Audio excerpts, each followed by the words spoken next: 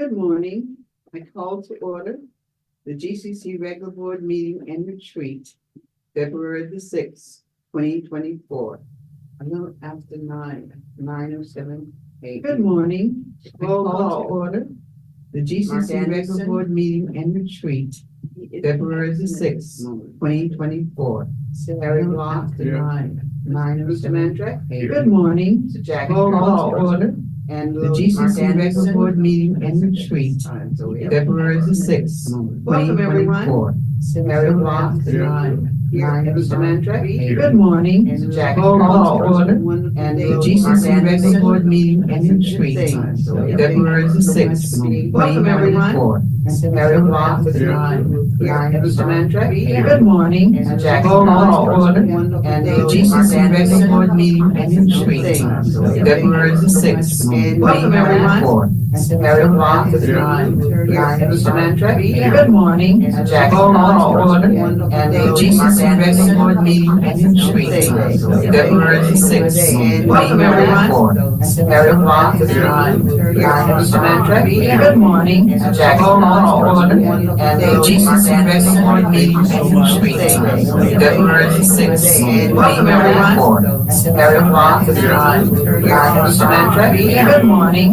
Call to order and the GCC regular board meeting and retreat, February the 6th, 2024. Harry Block to 9:07. Good morning. Call to order and the GCC regular board meeting and retreat, February the 6th, 2024. Harry Block to 9:07. Good morning. Call to order and the GCC regular board meeting and retreat, February the 6th, 2024. Harry Block to 9:07. Good morning. Call to order and the GCC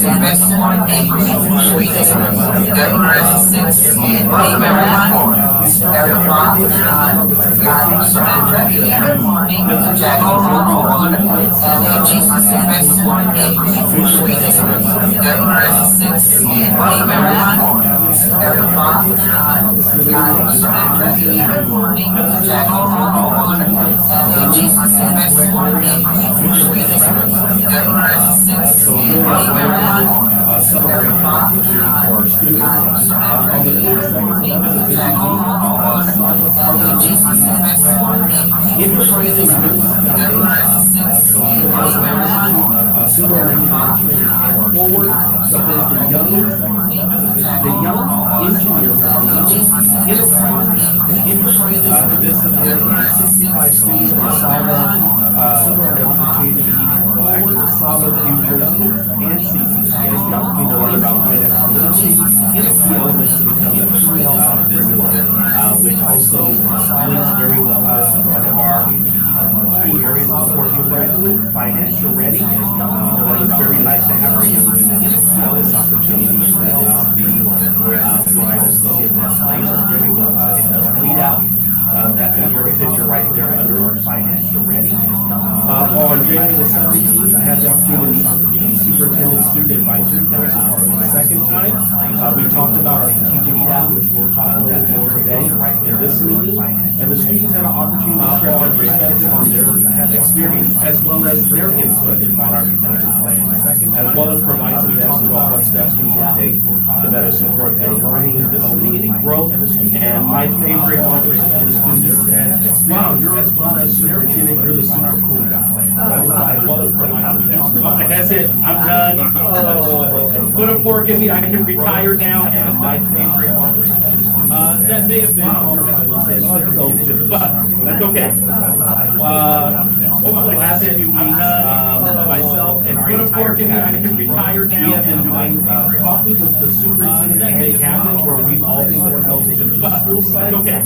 From mid-January to early February, the cabinet held meetings at the various school sites. And we'll talk a little bit more about that. I'm really happy, and I think it's kind of exciting. You can see there, Laura and Omar sitting with us from staff at TK8. We'll talk a little bit more about that. Down below, you'll see Max kind of exciting. That was yesterday, actually. So this is Laura and also President one of our staff members at CCC. TK8. We'll talk a little bit more really nice, wonderful opportunity to interact.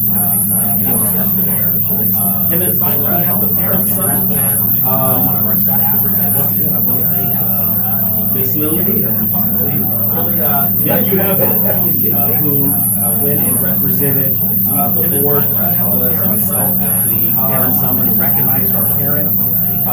Really also want to affirm Sergey, Lori, and Alicia, our community engagement team for really putting on a well board and event. I think our parent summit and recognized our parents. So with that really also want to affirm keep talking, Lori, and Alicia, community. So any questions about kind of some of the activities? But really, we have been really excited to see some of the things that have been happening here. With the graduation, I was amazed. I don't know if anybody else was. How many parents that student union building was full. I guess every student invited 7 or 8 people to be with them. I have never seen anything like that. And about 15 showed up. About 15 students showed up. So Yes, it was amazing. I went around and talked to as many as I could before we started. And they were just thrilled to be there. It was something to see. It really was. We're good? All right. So with that being said, that's the small report. And now we'll go into really the most, I just want to share just a little bit of what the day will look like for us. So we're going to start off with kind of the, usually we call this the superintendent's mid-year report, but really it's been the first 100 days. And so I want to share with the board how we progressed on a number of our goals that we outlined. We'll talk, Mr. Coy and Dr. Gold will lead us through the progress towards our 23-24 goals for each of our school sites. Mr. Elliott is going to lead us then through our LCAP mid-year update. And while that is something that we legally have to do, I think he's going to try to keep us legally compliant while, yeah, he has a lot. I think you have 50 slides, something like that. So we'll see how that goes. And then Elmira's going to do her annual budget update to see where we are in relation to the governor's proposal, as well as we will have Wells Fargo Bank that will come for a portion of that to do our investment overview. And then we will have from Community Strong Solutions, Mr. Richard Dana, who will come and talk to us about the community needs assessment. If you remember previous meeting, the board asked for us to spend some time on that. So I think we have some important discussions around that. Mr. Elliott then is going to talk a little bit about our facilities update as well as our growth. And then Mr. Taylor here will give us kind of the legislative and legal updates of where things are going. And we'll spend some time with our strategic plan and doing some work with that today. And then we will have our board self-evaluation, which is more of your work. I just received note that Mr. Anderson is on his way. Oh, great. Good. So he will join us shortly. Great. All right. So with that being said, it's a busy day, but I think it's going to be a very informational day and a great opportunity for definitely you as the board to interact with us, and feel free to stop us, ask questions, or tell us to go faster or slow down.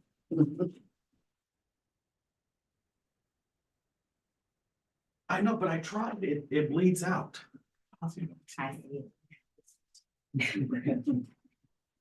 And really, I was trying it for Maury's sake.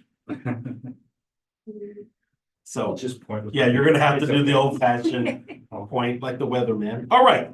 So I want to just talk a little bit about kind of what's happened for the first 100 days of the transition and where the organization is going, how we are progressing. And I give cabinet permission to jump in at any point to say, hey, what about this? Or maybe I forgot something, but definitely want to say that it has been very exciting to kind of document the first 100 days. So I started using our social media on day one of the transition to start kind of telling the story of what the GCC is, what we're doing, and how we're changing. So we start out really with 9 key focus areas to look at as a cabinet team and myself. We wanted to look at a strong commitment to excellence and results. We wanted to measure the important things What are we doing? Is this important? Is this key? We want to continue to build a strong culture around service, our core values of student focus, excellence, responsibility, valuing people, integrity, collaborative, and empowerment. We wanted to look at how we develop our leaders to develop people. Understand that leaders come from everywhere. We want to focus on employee engagement, retention, and recruitment as a strong corner piece of any key transition. We want to look at accountability, not only for ourselves, but also academically, what we're looking at. We want to align our behavior with goals and values as the organization. We want to really get better about communicating to all. So that we kept a sense of community as we went through the transition. And then we want to recognize and reward success as we kind of went through. So I want to just report out on a few of those. The first one was really looking at setting high expectations to achieve results while continuing to live our mission. This was the big corner piece of that goal, was the creation of our portrait of a GCC graduate. And the work that we said to look at how do we take and get a unifying message across the entire organization. I'm good? Okay, across the entire organization so that it doesn't matter if you're non-classroom based, it doesn't matter if you're an IB school, it doesn't matter if you're seat based. We all know that this is what we're here for. We're here to ensure that our students graduate, that our students are prepared, that they're academically ready, workforce and college ready, life ready, global citizens, productive citizens, and reflective citizens. And this work, you know, I tell the story of how it really started out as a very ugly drawing on my wall in the office. And I have to affirm Director Takoi for taking that and putting it into this format so that it's very easy to digest and see. And so this has been one of our biggest pieces that we have worked on over the last few days, weeks, to really coalesce the organization around a unified purpose. Our principals, our staff, our teachers have all really embodied this. It's almost like it's given them the answer to, so what does the GCC do? We do these 6 things. Yes. I appreciate the fact that wherever you go, and when you're speaking, you take that with you. You talk about the portrait of a GCC graduate. That's almost the theme for this GCC charter. Yeah. Yeah. So I just wanted to recognize the fact that you really live and embody that thing. Absolutely. And I think, you know, it's not just me, because if it's just me, then that's where it dies, but it's our entire team. So you'll even see, I didn't ask him to, but Mr. Elliott with all of his LCAP stuff, I'm like, look at here, he's aligned it all to the portrait of a graduate. And I mean, it's being explicit about it. So I definitely appreciate that work. And again, feel free as I go through this board to do just what Ms. Lilly did, chime in, and let's make this more of a conversation. We also really focus, and I won't go through all of these, but some of the big parts of this was academic expectations across all of our schools. Really being very clear that we have an academic expectation for our seat-based, our non-classroom based. It doesn't matter what your program is, we have an expectation that you're working towards academics. And so our cabinet team has been working very deeply at looking at what are some of those goals that school sites can really work towards to ensure that we're being very clear about what we expect academically for all of our students. The next area was really taking a moment to measure the important things, really tracking our progress to achieve results, really seeing what our mindset was. And so some of the things that we did during this time is we reviewed the effectiveness and the impact of our professional development contracts. And that work is still ongoing. And this year, Mr. Coy has been working more closely with some of those contractors to look and see, are you aligned with our goals and objectives? Are you aligned with our purpose? Are we getting the value that we need from your services? And so we look forward to bringing some of those discussions back to the board here in the near future. We have the development of our community needs assessment. I'm not going to talk much about that because you'll spend some time today really trying to understand where our kids come from. As much as a school district has the benefit of saying, I serve this neighborhood, we serve such a wide array. So where are our kids coming from and how can we better serve them? Because if we take care of some of their other needs, we'll actually be able to serve their academic needs better.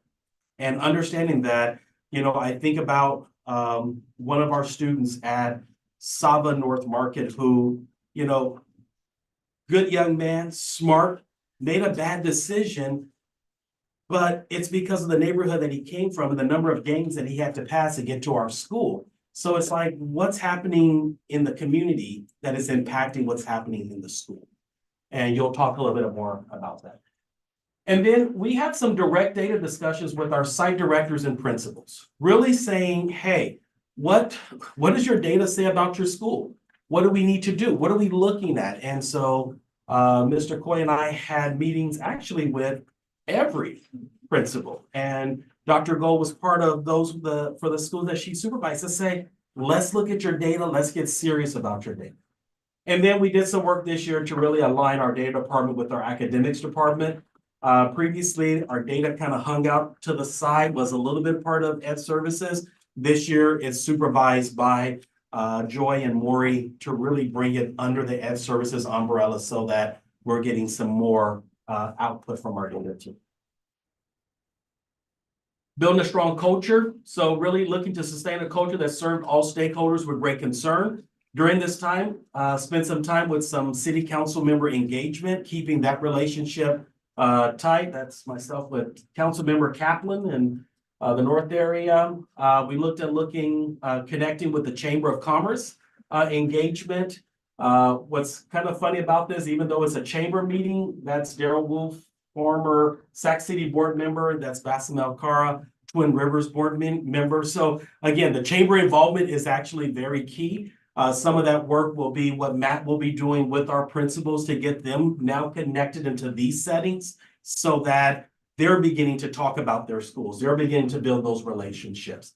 Met with our faith leaders. Our faith community is one that has always been a bit of a connection to the GCC, but they've never been engaged or asked to. Ms. Lily, you're probably looking, there's your pastor. Right there, right at the end, I believe. Right there, yeah.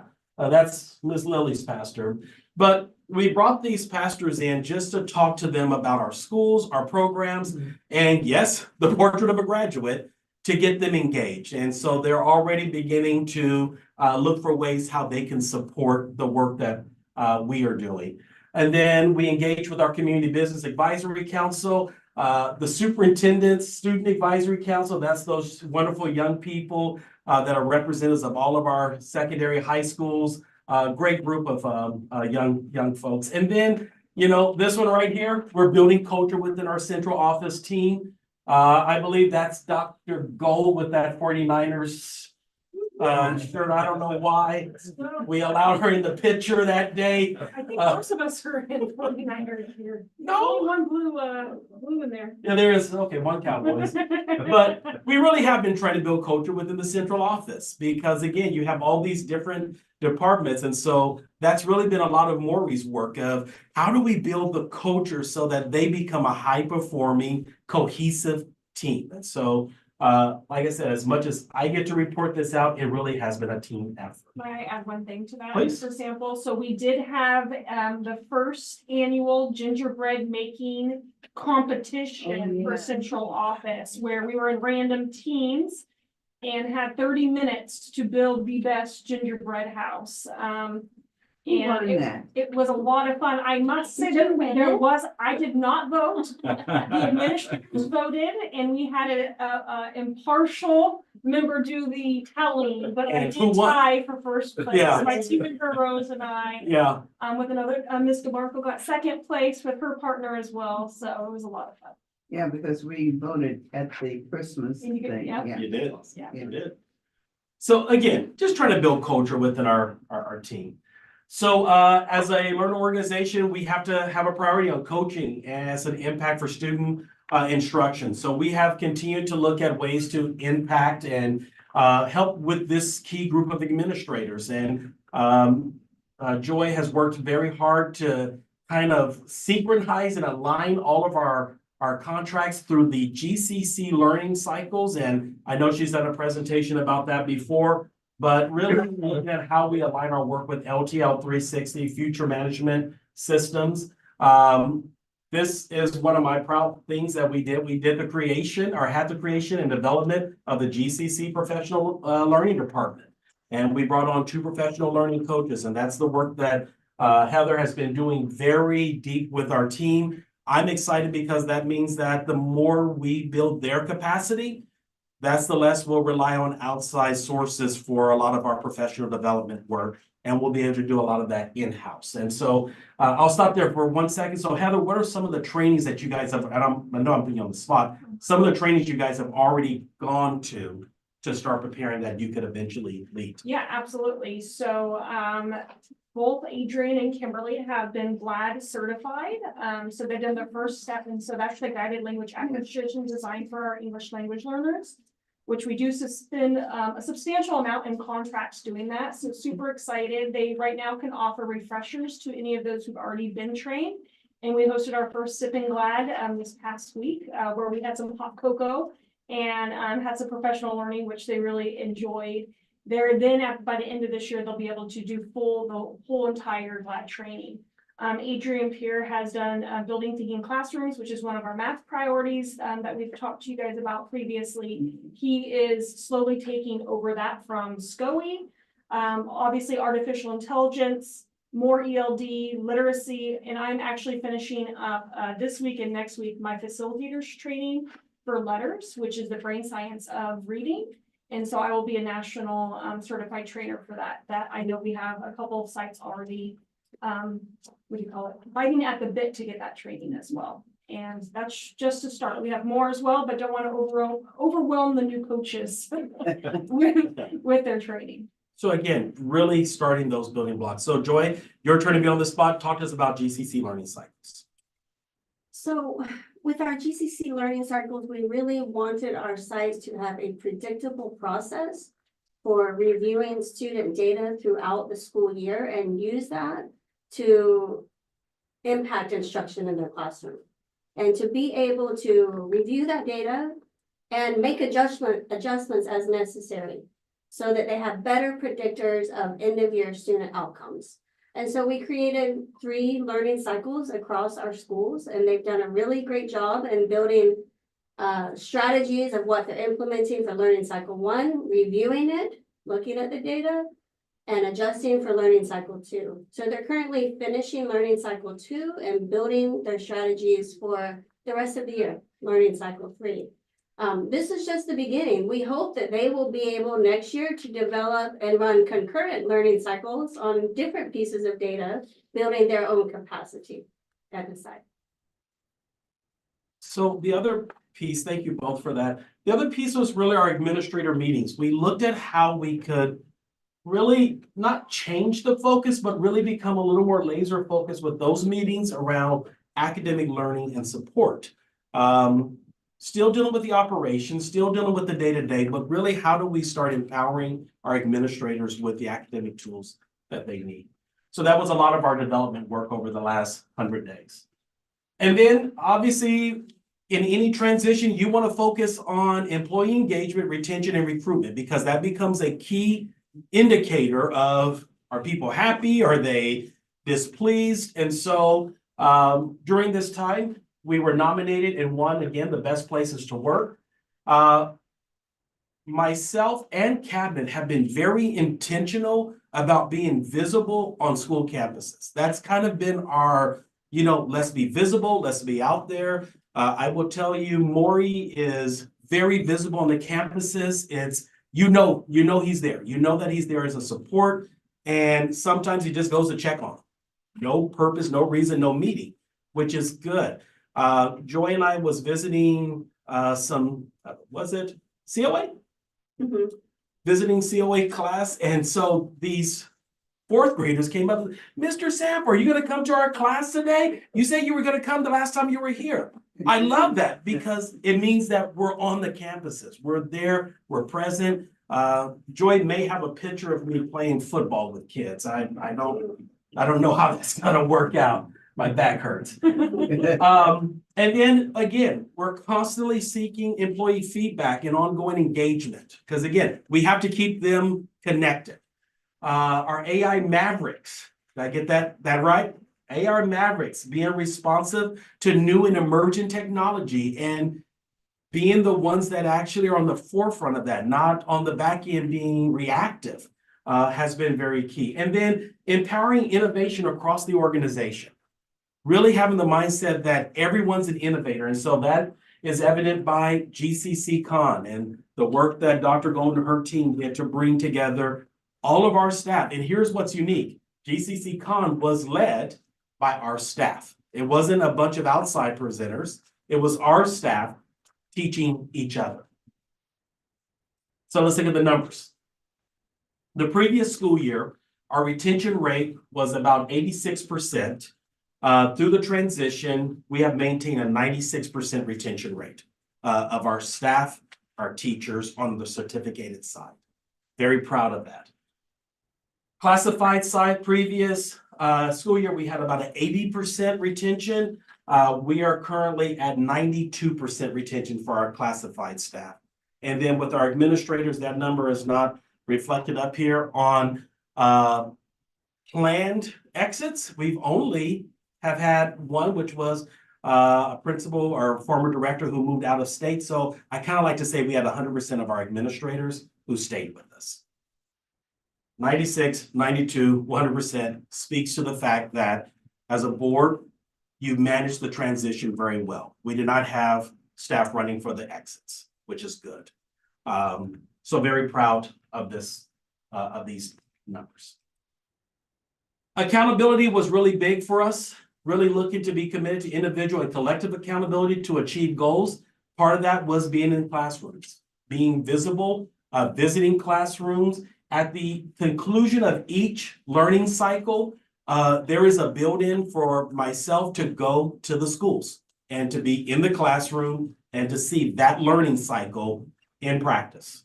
So if we're saying, hey, we want you to do the learning cycles, we have to build an accountability, and accountability has to start with me. So I have to be willing to go into the classroom and see that learning cycle happening and the work that's happening through it. And so this is from some of the visits, EPIC, COA, EPIC, and I think that's GIS. Also, we did the superintendent's fall tour, which was another opportunity for me to be visibly on the school campus visiting. Took some time to go to, at GIS, a digital literacy class, teacher librarian not needed, to really take the opportunity to sit there and be part of this class lesson that I learned something in. Our admin team continuing the learning walks so that not only our administrators are going to other school sites to learn from them, but our central office staff and managers and directors are also on the campus. Visibility builds accountability. And then, of course, looking at MTSS implementation across the organization, not just our seat-based, but also our non-classroom-based programs.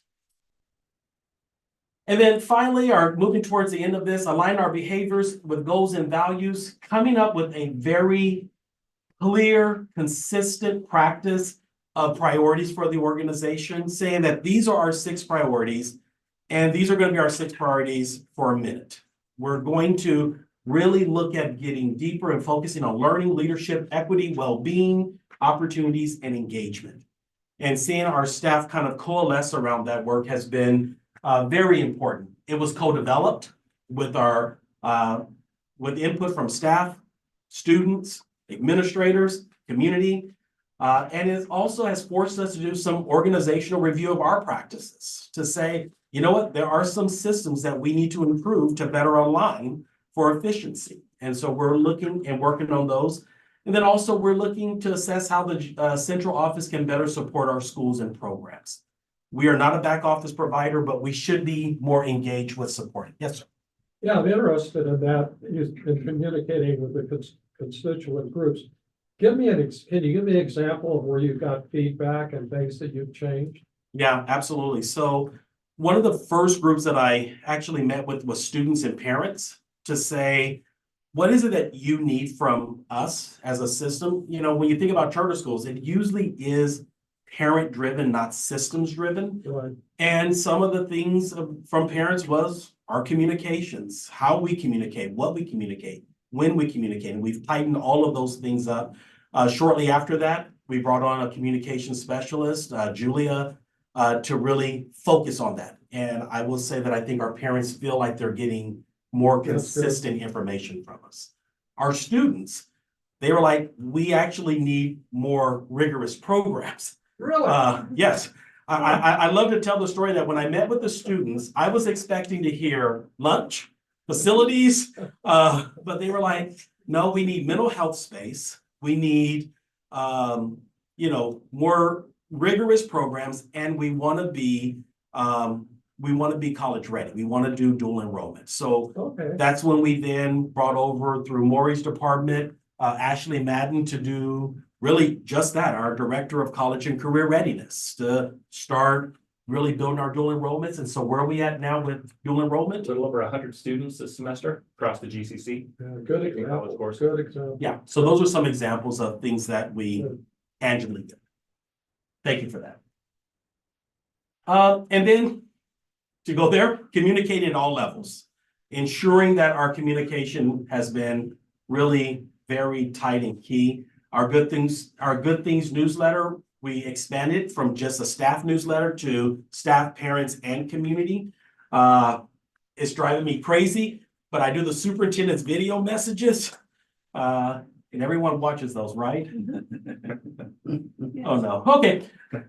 But really changing the way in which we deliver content and having a unified messaging with our community partners. We relaunched our website and redesigned it.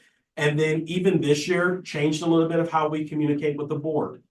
Instead of one kind of big newsletter, we have a board Friday letter that I think gives you the more information that you need. And then we have a superintendent's newsletter that gives a little more broader stroke. And then the redesign of our blueprint for excellence, which you have a copy of today in your folder. Finally, recognize and reward. We're looking to value this period of time, and we'll continue really valuing people working together to get the results. We've done a lot of student reports and board recognition, something that we have not done in the past, but really bringing our students to the forefront of our work. Our site administrators and site administrators are beginning to recognize their students. I think we have Principal Dillon, who's having lunch with some of her students. And there's another picture where Director Ash is having lunch with her students. Recognition of our parent leaders. And so that happened at our Parent Summit, where we recognized our parents for their work. And then for the first time, I'm so proud, we have a GCC parent that has been chosen as the Charter School Volunteer Parent of the Year for CCSA, and will be recognized at their upcoming conference in March. Again, first time ever, super proud of Miss Annette Turley, who is a grandparent at Higher Learning Academy. So we will be having her come to the board, and we'll do a official board recognition. And then, though it really wasn't on what I call the publicized plan, it was on the plan overall, and I call it the number 10, which was board and superintendent engagement. Coming out of the pandemic, it was very intentional for us to look for ways for us as the governance team to be more engaged. And so as you see by these pictures, we have had very high board engagement on our campuses, at our events, recognizing our students. It's very important for the community to see. And I will tell you, there are some things that was happening here that I can't talk about. And it may have been a slap in a card game, and anyway, we just won't go there. But I want to just kind of close off this moment by saying that this actually has been a very important piece for me, and I think for the organization overall, is to have such a cohesive governance team that I think really has helped us to manage the transition well as an organization, because we've worked together we continue to really have a singular focus for our students. So first 100 days, these were my 5 things that we talked about and that was kind of given as a challenge. Introduce the new superintendent CEO to stakeholders and share his background and philosophy. Done. Assess the organization's capacity and continued efforts in ensuring students are academically, emotionally, and socially successful and ready for post-secondary pursuits. While there's a check mark there, that's still a lot of our work that myself and the cabinet team is doing every day. Strengthen staff, family, and community engagement, enhance communications, as well as buy-in and support for our mission and vision. Done. Promote and ensure a positive, collaborative, and constructive climate focused on student outcomes. Done. And then identify, analyze critical issues in the organization that represent both barriers and opportunities for accelerating performance for all. That being said, are there any questions? It's a busy 100 days. Any comments? But I could not, and I have to say, while you're thinking of your comments, I could not have done these 100 days without this team. I need to make sure that that's really heard and understood, that it was not me alone, it was us.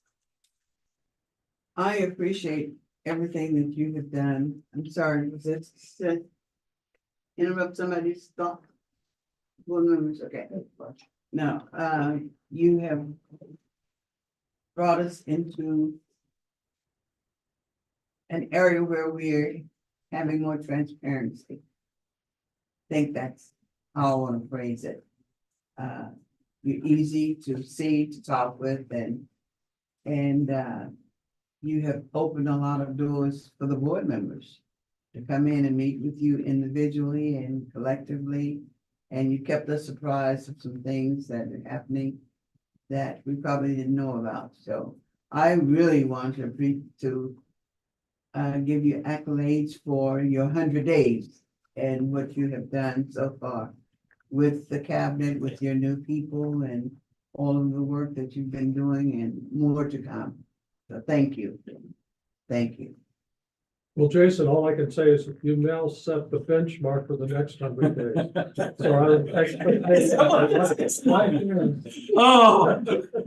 Oh boy. Well, I think with the team that we have, and so, Matt gets to be part of the next 100 days here. So we're up for the challenges. I was just looking at this board of superintendent engagement. At least I had different clothes on. Dang it. Well, no, yeah, you do. Okay. Yeah, I do, yeah, thank goodness. Well, I was just gonna say, I don't know if My GCC polo is pretty popular. yeah, that I'm like, do I wear anything but a GCC polo or jacket? Okay. Yeah. So thank you so much for your. Thank you. 100 days, and as Jack said, you gotta keep busy. You gotta outdo what you've done for the first 100 days. Well, and again, I think that the foundational work, and you'll kind of see that through the rest of today's presentations. The work that's set up as the foundation, we're building on as a team. So with that being said, leading from our first 100 days to the work at hand, we want to just kind of give the board an update on the progress towards our school site goals for this year that we have outlined. And again, as much as we're doing a lot of talking, please feel free to engage with us. So if you have questions throughout this, just go ahead and jump in, and Dr. Gold and Mr. Coy will for sure take those. With that being said. Good morning, GCC Board Directors, Ms. Campbell, Superintendent Sample, the Cabinet, Mr. Marco. Thank you very much for hosting for the retreat today. It's our pleasure to present to you our progress towards our goals for the school year. And the structure of this is taken from our GCC Blueprint for Excellence, where you'll find that we have goals and strategic plans.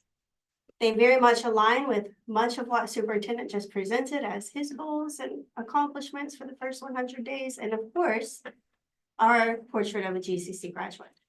So Dr. Gold and I will just take turns with each slide, and we'll just bounce back and forth, sharing what we've helped supervise and oversee and move forward at our sites this year. So starting off with student achievement, of course, very much aligns with being academically ready from our portrait of a GCC graduate. CCCS and Virtual Academy have aligned their CSI, or Comprehensive School Improvement Work Goals, with graduation goals.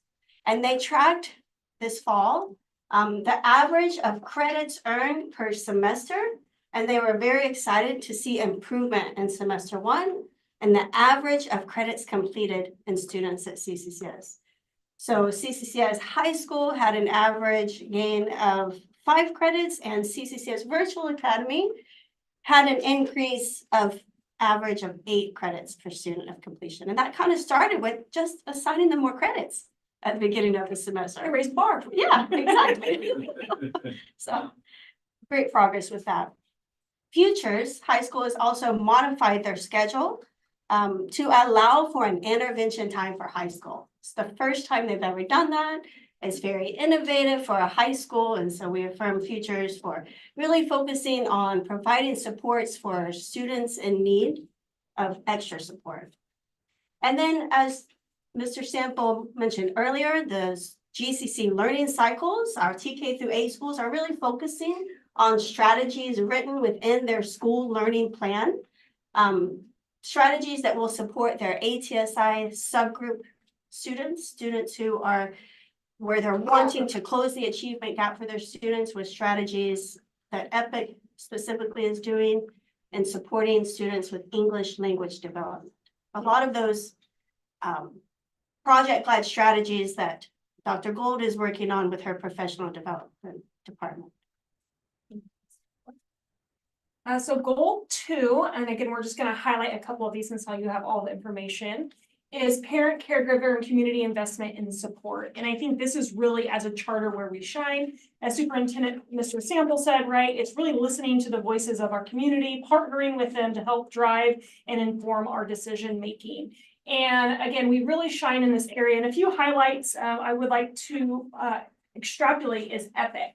So EPIC just really continues. If you guys remember a couple years ago, the attendance was at the lower end, and Dr. Kosh and his team is really focusing on engaging the community to increase enrollment at EPIC. And he has done that with his team. We're almost serving 400 students there now, which is absolutely remarkable. And that is just a testament to engaging his community. They continue to do a lot of multicultural affairs. They're doing promoting parent involvement. And so that's just really a testament of, you can see in his enrollment and growth that community members are really wanting to attend EPIC, and has a very positive reputation, and is probably one of the schools that the most parents travel the furthest, right, to attend is actually EPIC. Another one that we want to highlight is Higher Learning Academy, HLA. They have just really partnered again with Futures. They are doing such a great job. Again, a couple years ago, really wanting to make that one campus, right, with RDP. And so the administration team at HLA really partnering with Futures to make parents feel involved, really merging the communities. They've done a lot of work with equity. And then, of course, really want to give a shout out because they got their IB authorization this year with a lot of support from Director Takoy. And so really excited about the work that HLA and Futures are doing and partnering for their community.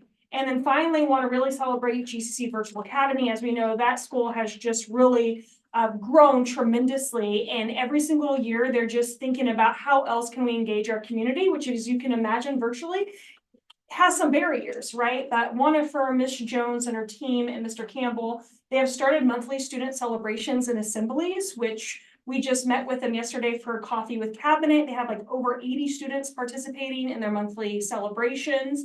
And then they're just very intentional about their re-engagement. They are partnering with families, are constantly on the phones with them if students are not attending or they're not meeting those expectations. They're really partnering with families to remove those barriers. So super excited to see the work that our GCC Virtual Academy is also doing.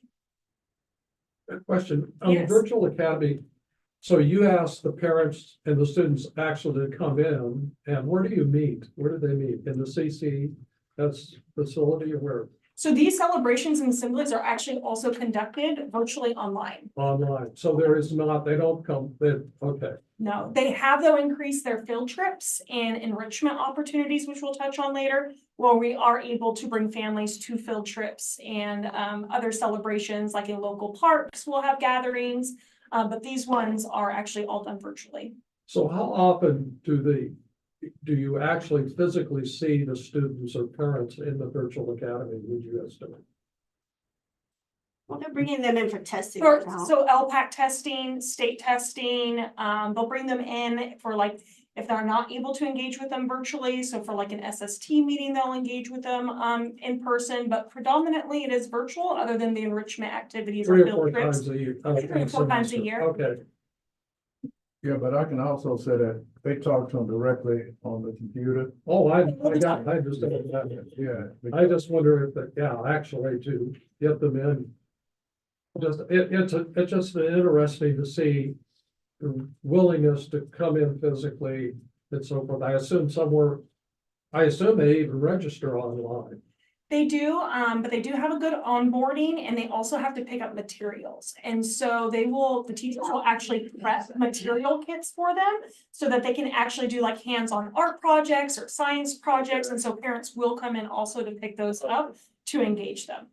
Mr. Campbell and I actually with Mr. Jones, Mrs. Jones rather, just did observations just this last week, where we popped into several different classrooms to observe their instruction, and we were just absolutely blown away and impressed by just the level of engagement. So would love to invite any of you who would like to experience that.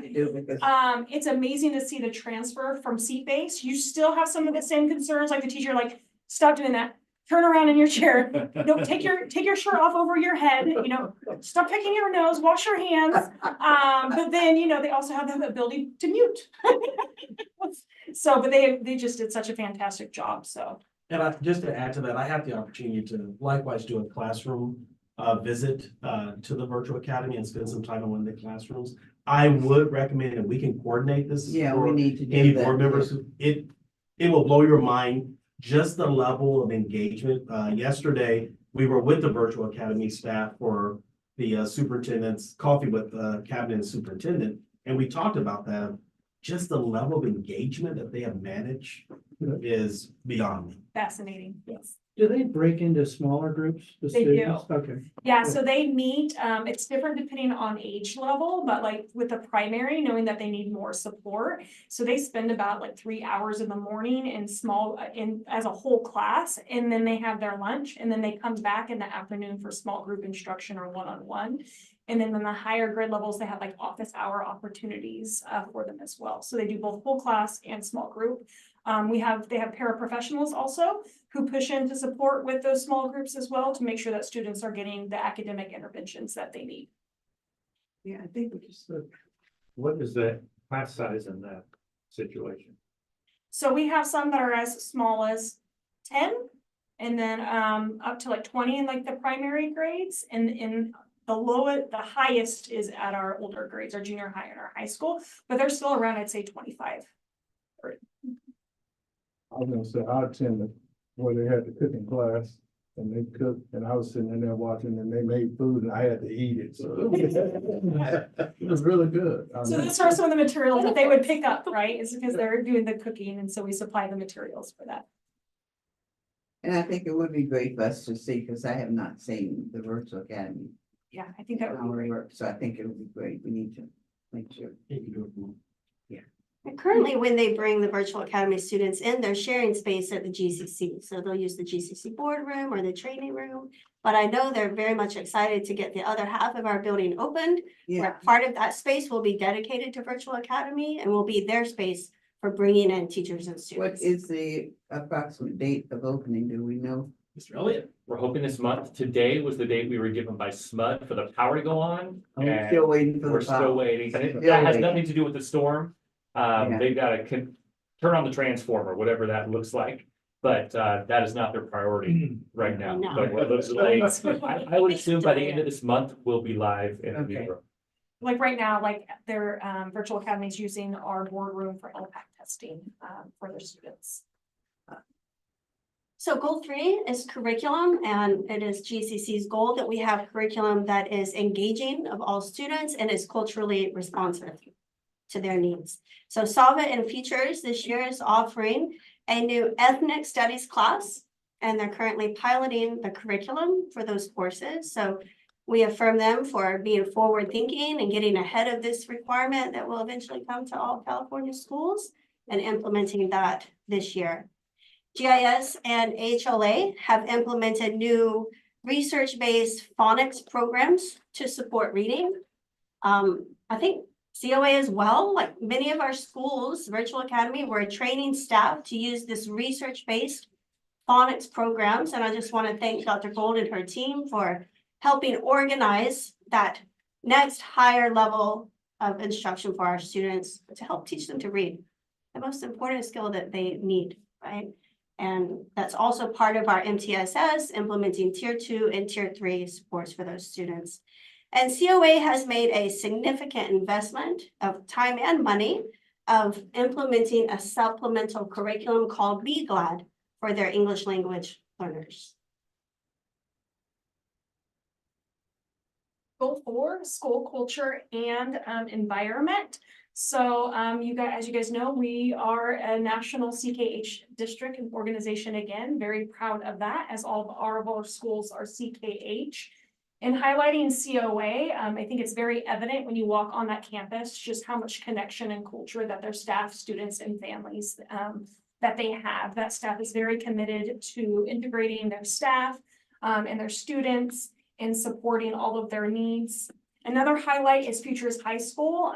They have really started one of Mr. Lubano's goals was to add more school spirit and connection to the school site, right? Giving something that students to be proud of, right? Going to a game and being like, yeah, I'm a Futures, student. And so one way he's doing that is through a lot of the student leadership and student voice, leading assemblies, also a lot of clubs. He's added golf and wrestling, cross country. To give you an example, last year was the first year for wrestling. They had only 5 students who were on the team. This year they have 20. And that's both male and female wrestlers. And very excited to announce that just this weekend, they had one of their final tournaments, and 5 of the 15 wrestlers are actually moving on to regions. One of them being their female wrestler who took 2nd place. So pretty cool to see them start to really build their sports programs and their clubs there. They've also hired a social worker, as Mr. Sample said. Students and the future students were very clear in their voice of really wanting that mental health support on their site. So they added an additional social worker this year. Also would like to highlight Higher Learning Academy for their work with PBIS as well as CCCS. So CCCS is in year 2 of PBIS, which is a research-based positive behavior intervention support, which goes with our MTSS support. And so HLA just really recognizing the need to provide more consistency with their behavior has entered into PBIS year 1 and are doing great work with that. Also excited to announce that Omira just signed yesterday that Placer County reached out and they are supporting us with a grant to pay for both HLA, CCCS, and Futures, also as year 1 of PBIS, and paying for their PBIS training for the next 2 years. So did not say no to those funds at all. Any questions for this one? Goal 5 is related to our portrait of a graduate, creating workforce and college-ready students. As mentioned by Mr. Elliott, that all of our high schools have expanded their dual enrollment for our students. Not only that, they've also increased the CTE pathways and the amount of students who can participate in the CTE pathways. And the TK8 schools are excited to have the support of Ashley Madden, who is helping push down career tech education at the middle school. And eventually her goal is to the elementary level. What does it look like? What does CTE look like for an elementary student? And this is all to inspire them about what they want to be when they grow up. That's the $1 million question to our little ones. What do you want to be when you grow up? Knowing that and helping inspire them to get there. And along the way, giving them the skills that they need to be successful there. Epic is excited about their graphic design course that they've added to their middle years program through their art teacher. And GIS is incorporating engineering and computer science through Project Lead the Way. So goal 6 is high quality staff. And as you guys saw in Mr. Sample's report, that we have done a really great job at retaining our staff in our organization. And as we know, the more we can retain staff, right, the greater impact that we're going to have on students due to consistency, also us being able to build the capacity. So the highlight here is CCCS. We're early adopters of our MTSS work. I call them the trailblazers. Had an idea and Ms. Briones ran with it and has been doing great. And so this year they have really been investing in building their staff's capacity. And it was actually their staff who said, hey, you know, I think we need more time to collaborate and really discuss data and the impact on students, and which was great for them to actually ask for that rather than, you know, being top down. And so they have implemented this year where they have PLCs that they are leading to really focus on their data and make data-driven decisions, or informed rather. They've also added science, art, nutrition, writing teacher, writing labs as well. So they're increasing the amount of live classes that they're having. Also want to highlight SAVA.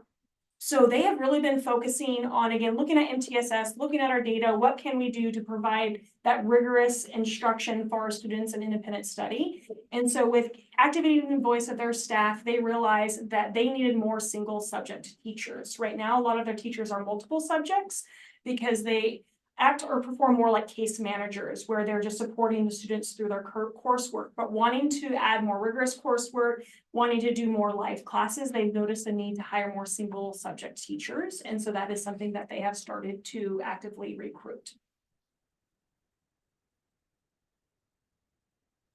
And goal 7, GCC has a goal to expand opportunities for our students, but at the same time, be fiscally sustainable over the years. So this is, as Dr. Gold mentioned earlier, EPIC, their enrollment is above their projected enrollment. They're really excited to be over 400, like for the first time ever at EPIC. And for some of our schools, for all of our schools, we're going into open enrollment, but some of them, this will be the first year they've ever had to do a lottery or maintain a wait list. And that would include EPIC and Higher Learning Academy. This will be the first time they've had to do a lottery or order their wait list. This is important because with more students, we get more money, which means we get to provide the support staff that they need and expand the opportunities for their programs. COA is also planning to grow their enrollment as they add the CalFit by about 150 students. I believe Mr. Elliott will share more about that later today. And very notable on this slide, kudos to SAVA, who's received over $1 million in grant awards this school year alone. So it's that type of supplemental funding that helps us prioritize the programs that are of interest to our students. So kudos to SAVA for that. But we're very happy that overall GCC is at a very stable place fiscally. We are planning for the future, thinking about how those one-time funds will end and how can we be responsible in staffing for the future. But we are also very close to 6,000 students across our organization, which will be the first time we've made that benchmark. For sure. And of course, we can't, oh, go ahead. Just a quick question. How many students are we talking about on the wait list or have to participate in the lottery for EPIC at Higher Learning? Well, we're not sure yet how many that will be because we have to get through the open enrollment period, which started February 1st and will end the last Friday of March. And then we will see. But from what they know right now, their current students have all re-enrolled, which means they're already full for next year. So anyone who applies is essentially going to be on the wait list. Do we have space? I mean, obviously we need staff, but do we have space to accommodate them? And I think a little bit later on in Mr. Elliott's presentation, he's going to talk about our space needs and plans there. So That would be, yeah, that would be a topic, I think, for us to discuss later. Yes. Yeah. In some schools, yes, other schools, no. Mr. Elliott will just discuss that. It's a good problem to have. It is. It's a great one. Yeah, it's a good problem in one way, but in another way, if we don't have the space, what do? We have to figure out how to accommodate and where do we find the space? We absolutely believe that our schools are where we want them to be, that we are the best place for their students, and it's our goal to find space and offer space to all the students who want to be at our schools. And again, and I think we do have some creative solutions that we'll share with you. Okay, we'll wait. In our We've been facilities planning. update today.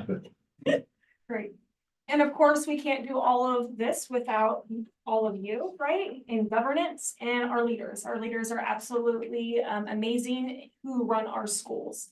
And so some things that we're doing, which we believe in, right, is growing our own. So to highlight this for GIS, right? So we have Miss Dillon, who was a school counselor and then worked underneath Mr. Coy and is now the principal. But also she has 2 new VPs and instructional coach. And those VPs were instructional coaches. And so, you know, I get the opportunity to lead all of our instructional coaches in the organization. I had to start an onboarding because all the coaches end up moving into leadership roles, which is again, a great problem to have. Creates a little additional work on that onboarding, but I think it's just so fabulous to see our leadership really growing at all of our schools. Sava highlighted a little bit earlier, like they've been very intentional this year at increasing their educational partners, right? So connecting that to CTE pathways, like their partnership with SMUD.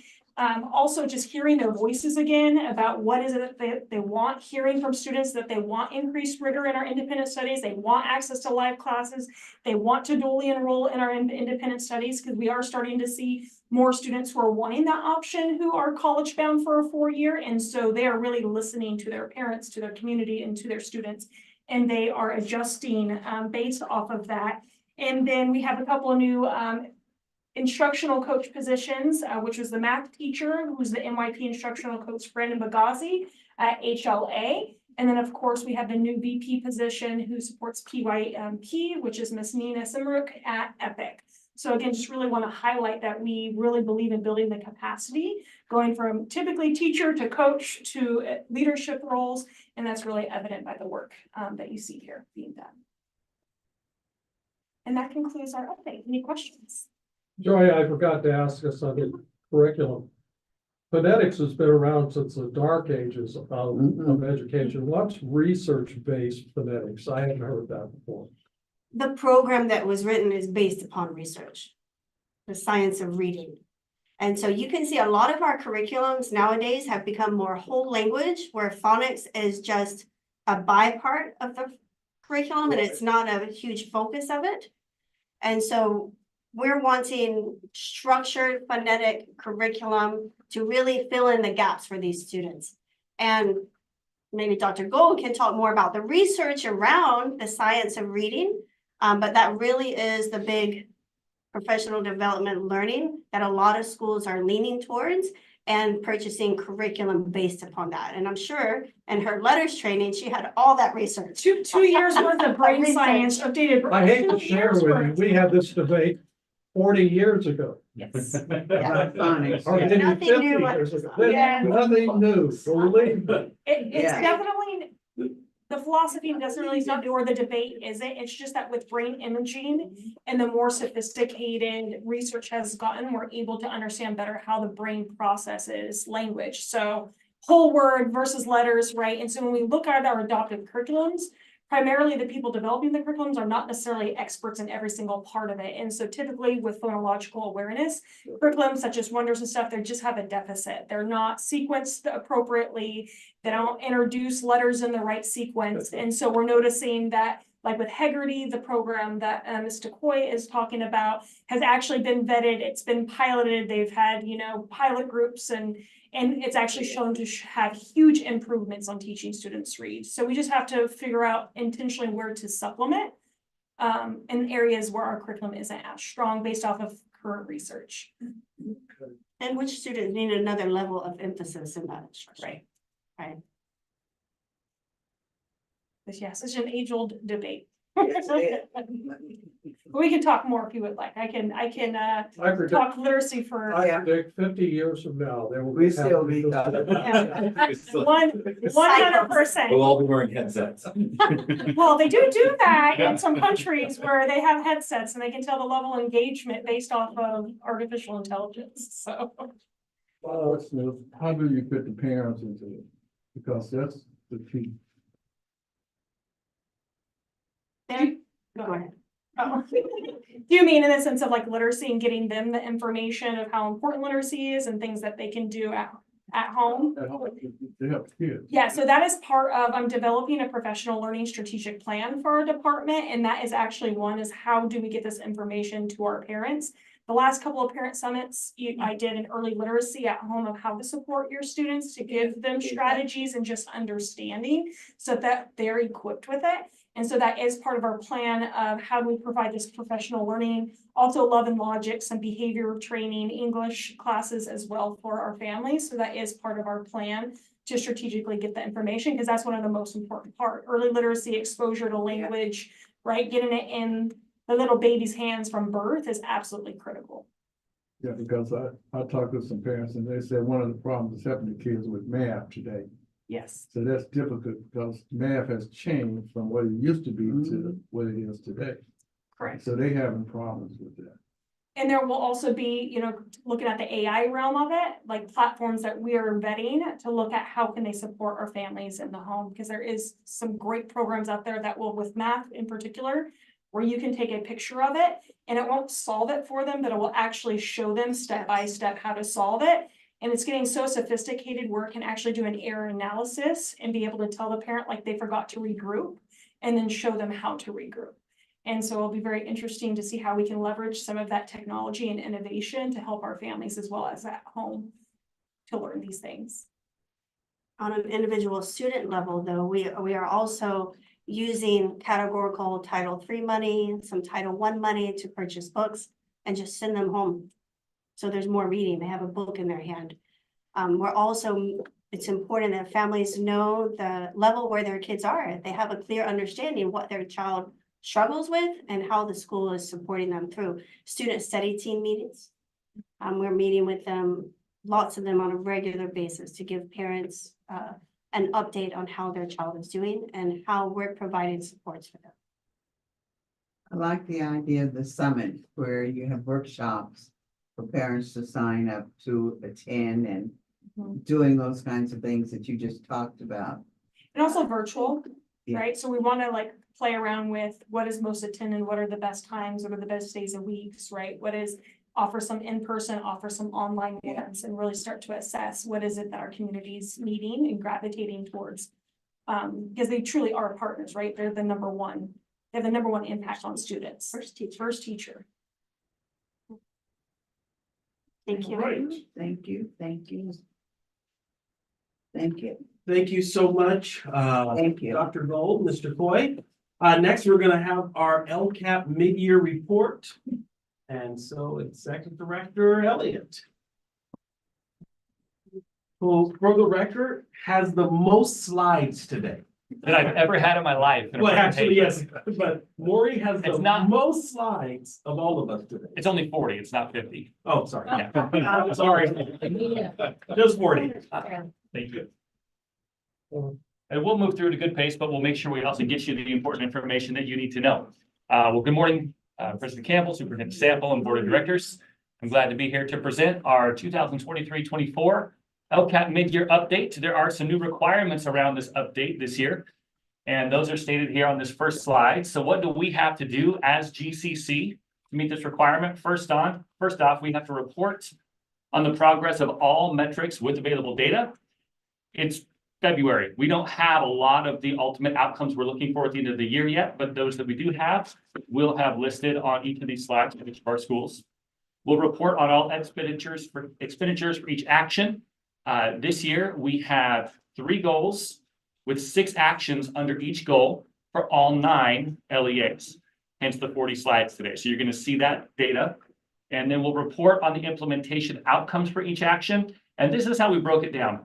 If you look on the bottom right of your screen, you'll see a little box, and every action will have a little box, just as you see there, with the details of what we have spent and what we have left to spend.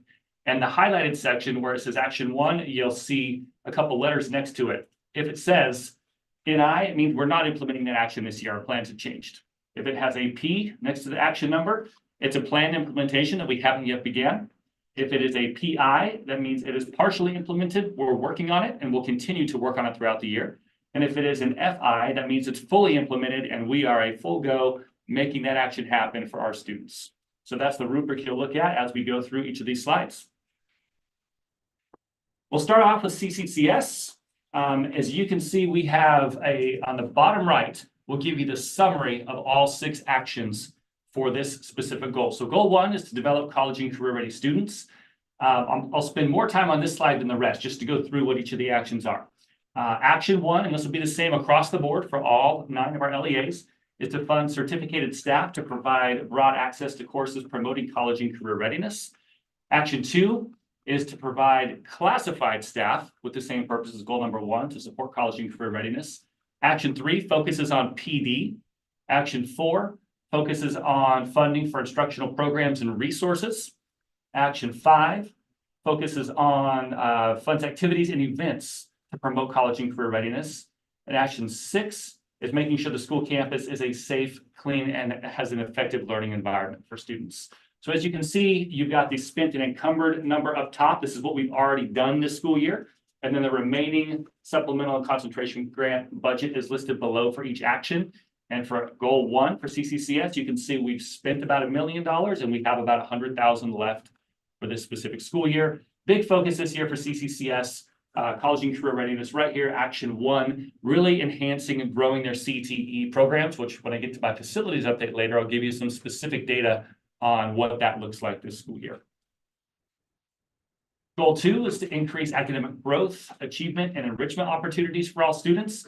You'll see a pattern. Our action 1 and action 2 are similar across all of our goals. It's funding certificated staff and funding classified staff. Goal 3 also focuses, or action 3, excuse me, focuses on PD, resources to support academic achievement and intervention classes. Action 4.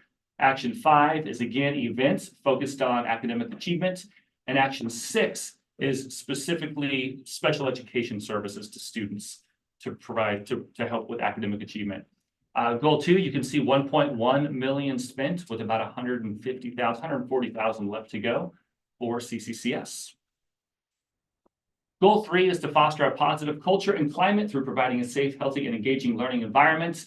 I won't read through them all this time, but you'll see the pattern of all the actions. We've kind of made them the same across the board. We have a lot left to spend here on goal 3 for CCCS. And if you see a lot of dollars in certain buckets, remember this year we are really spending down the last of our COVID one-time dollars. So it doesn't mean we're not doing something. You might see that, let's see, a good example would be, action 4. There's still $115,000 remaining, and that's partially implemented, but we're doing a lot of work in that area. We just may be using those other resources to accomplish that same goal.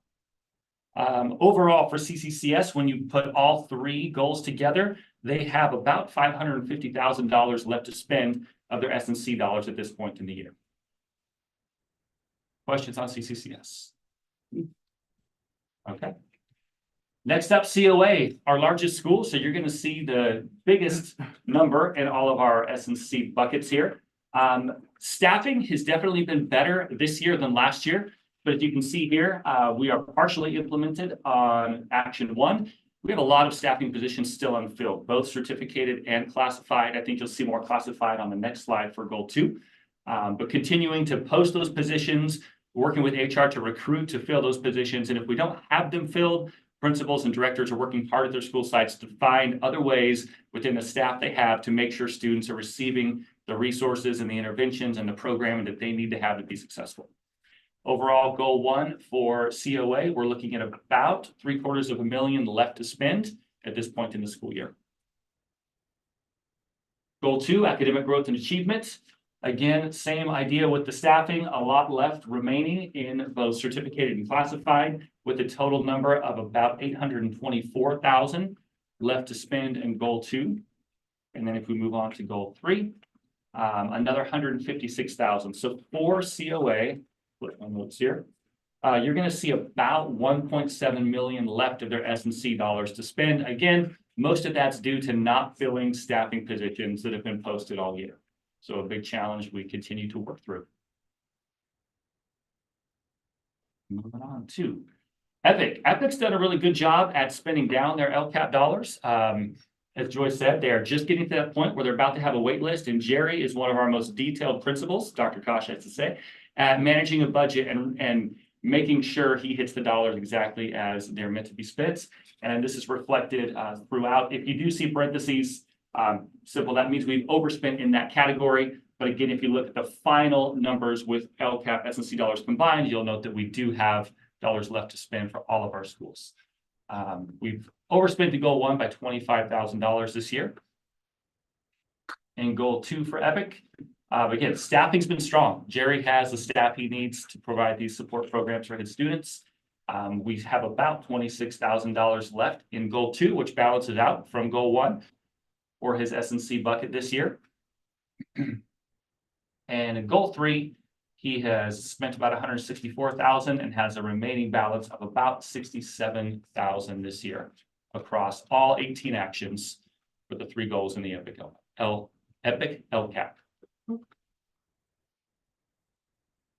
Moving on to futures, Vicente has been able to staff quite well this year.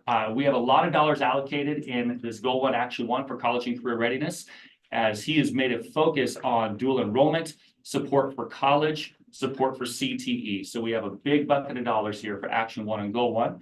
And as Heather and Joy spoke to earlier, they've seen some big outcomes throughout the year in the number of students taking dual enrollment, the number of CTE classes being offered, and overall just enhancing the opportunities for students to become college and career ready.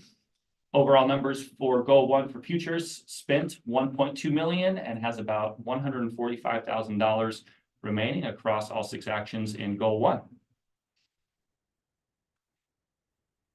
Goal 2, increasing academic growth and achievement for students. Spent almost all of this money for goal 2, nearly $1 million spent in this category with only $12,000 left to spend.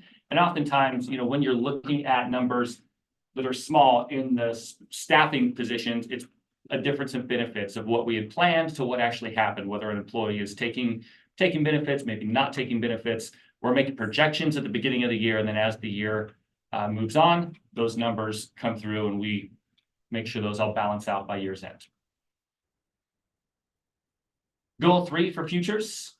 We have spent nearly almost $500,000, $433,000 across the 6 actions in goal 3, with a remaining balance of about $70,000 left to spend to promote a healthy and safe environment for our students.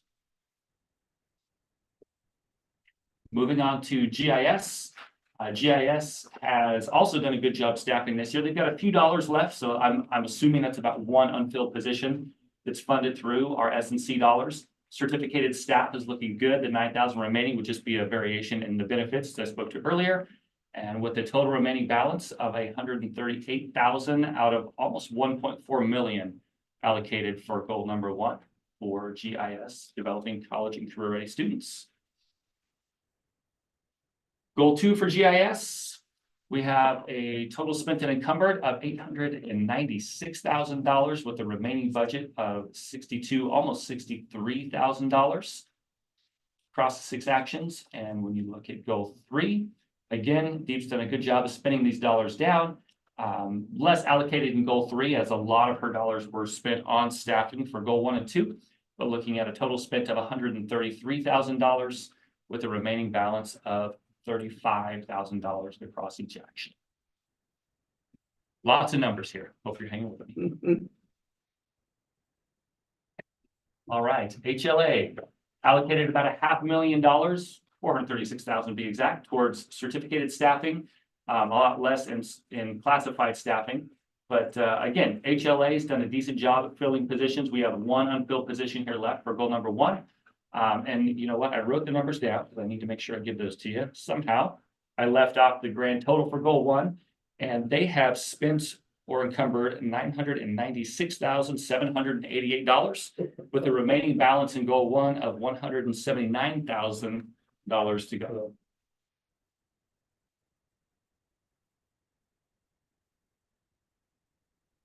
Goal 2, significantly heavier in classified staff for HLA. They have a lot of different intervention programs, paraeducators to support students. That's a big piece of their support program for students right there, and it's reflected in those dollars. Overall, they have spent 1.3 million in goal 2, and they have 269,000 left to go for this school year.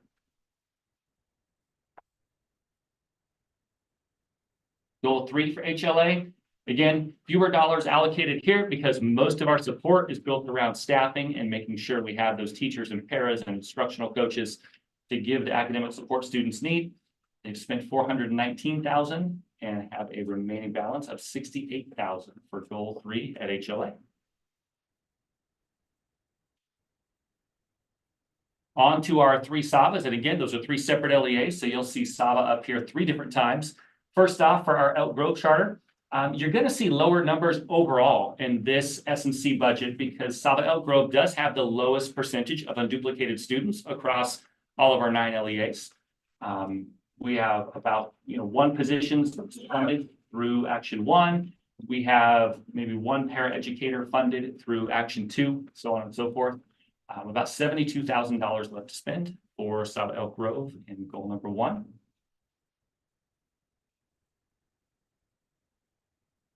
Goal number 2, about $500,000 in certificated staff, and those are all full. Again, the difference here just being the variation in benefits.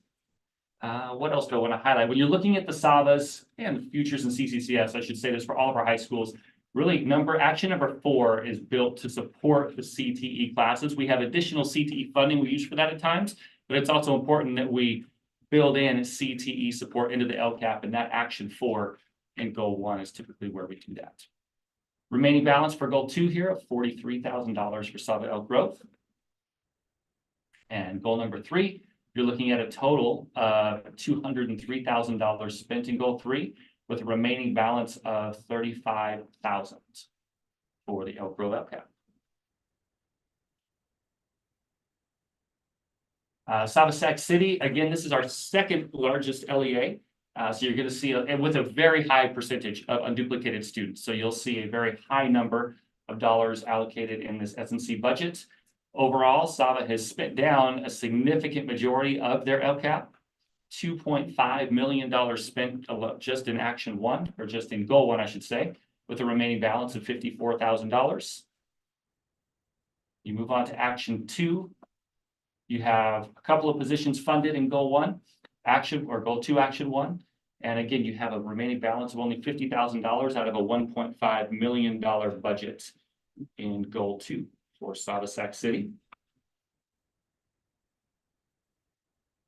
And for Goal 3, you have $150,000 spent and $115,000 left to go. So overall, with a S&C budget of nearly $4 million, SAVA Sac City only has about $200,000 left to spend for the school year.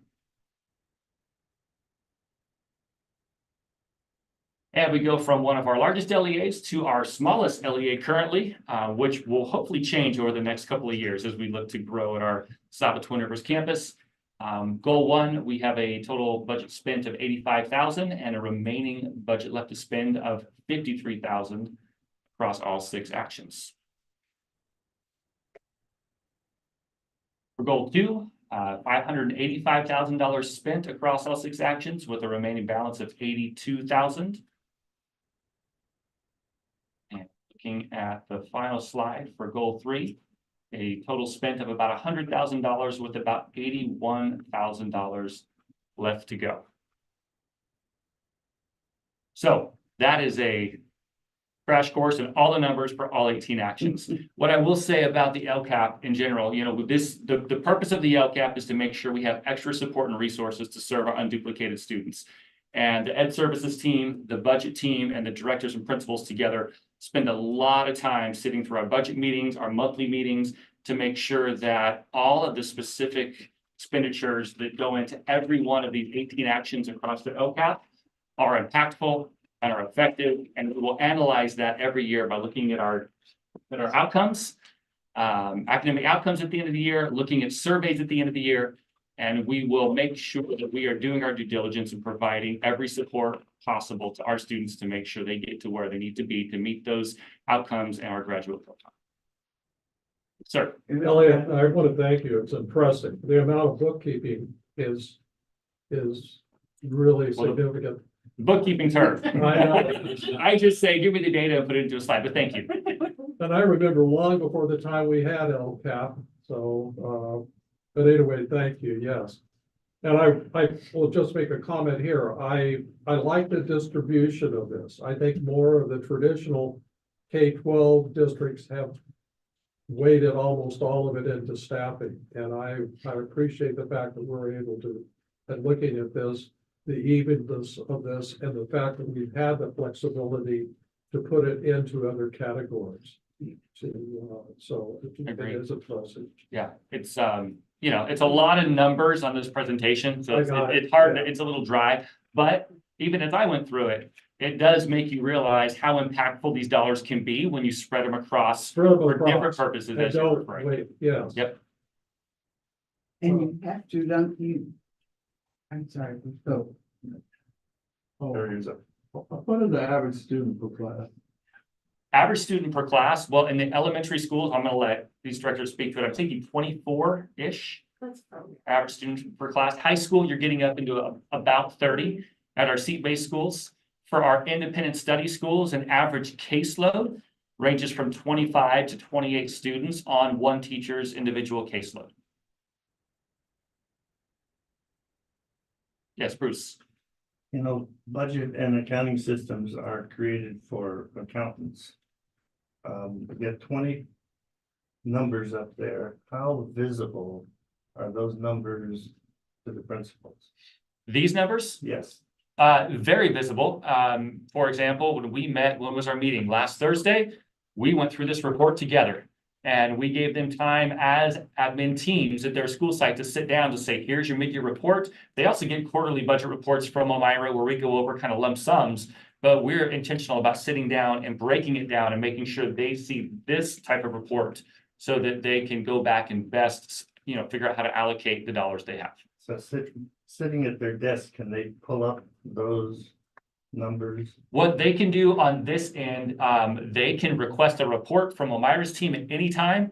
And it's a pretty simple spreadsheet showing the 18 goals. I mean, the way she presented it to me when I asked for this presentation, it's 3 columns. It's what your budget was at the beginning of the year, what you've spent, and what you have remaining by goal and action. So principals absolutely have access to that anytime they want, just through an email to the business services team. Yep. And I think you answered my question because all of those action items are mandated. Are they, each school has to have something in each of the action items? We create these action items. We create these goals, we create these action items. And so as a team with the principals included in that team, we say we're mandating this action by putting it on this document and getting feedback from our stakeholders. And once it's here, we need to do it. Now, there is some flexibility. If we realize one of our actions based on data from the previous school year is completely useless, we have the ability to update that. I mean, that's why you might see, you didn't see it here, but if I had an NI and not implementing, it's because that was not an effective action. Does that answer your question? Yeah, I think. Okay. And you know, also the work, and you kind of see the badges and everything on this presentation that Maury and the team is doing is we're aligning. So we don't want staff to feel like the priorities are extra, the portrait of graduate is extra. It's all aligned so that it's not a bunch of various different projects and things. And I just want to add, as you recall, when we had categoricals, that was taken away and swept at one point. when Yeah, This okay. model was created, Okay, and that's to give local governance or local control of our sites to be able to say, okay, these specific buckets don't really fit with the need of the site, right? What are the needs? And every site's gonna look a little bit different on what buckets they have, depending on their demographics, depending on their dartboards, depending on how to best fit that portrait of a graduate. And as Omira said, categoricals are back. So Yeah. let's be honest, Now we have- categoricals, they're back. But the state mandates 10 LCAP priorities. And those are the priorities we have to build our plan around. Yeah, that's, I And think that's what I We was use trying to those, get. so in our plan, all of these actions are in line to those LCAP priorities given to us Yeah. by the state. But we try to be strategic, because how many goals and actions did we have before we revamped it? Good point. Before, last year, I think we had across the GCC somewhere in the realm of 200 to 300 actions for 9 schools. So we did a lot of Okay. work with working with our principals and teams to create a consistent 6 actions that are specific but broad enough to meet all their needs. So Maury led us through an activity where they took all of their actions and could they align it into one of these 6 categories? And then we realized, oh, we forgot transportation, right? So where would that fit in? Just so that we have better alignment and transparency. So what Futures is doing for goal 3, action 5 is going to look different than what GIS Right. is doing, I understand that, but it all but it fits in the still bucket. has to be, Yep. yeah. Okay, All right, thank you very much. thank you, thank you. Thank you, How Maurice. many staff? do you So think board, just we added to have, this? a 10-minute break in here if you need that to catch your breath for a moment. Yeah, but we have guests now. Yes, we'll so- get them set up. Okay, all right, so guys, let's take a quick break while we get ready for our next speakers to come in. So we'll be in recess for 10 minutes. Recess for 10 minutes.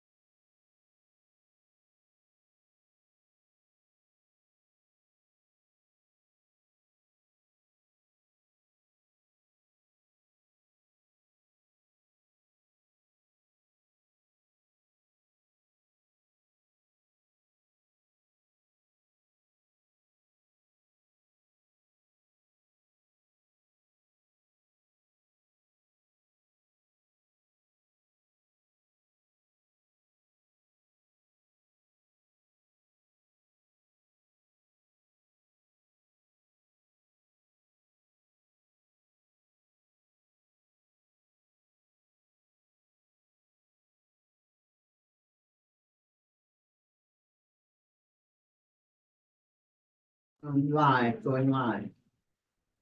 All right, thank you, Madam President, and welcome back board from our recess. We have Tyler and Kelly who are here with us from Wells Fargo Investment. And so, Elmira, Mark, is there anything you want to preface before we hand it over to these gentlemen? All right. Take it away, Kelly. Thanks, guys. Thanks for having us today. Again, my name is Kelly Huff. I'm the relationship manager for Gateway at Wells Fargo. And this is Tyler Flanagan, the portfolio manager for Gateway. I think we have about 10 minutes allotted to talk about the economy briefly, and then talk about the specific portfolio for Gateway for a few minutes, and then answer any questions.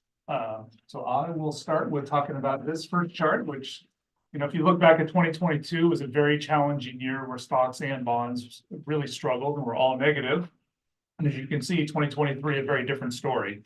US large cap equities up 26%, international equities 19%, mid cap, small cap, right at that 17% number. Pretty much all equity markets, double-digit returns in 2023.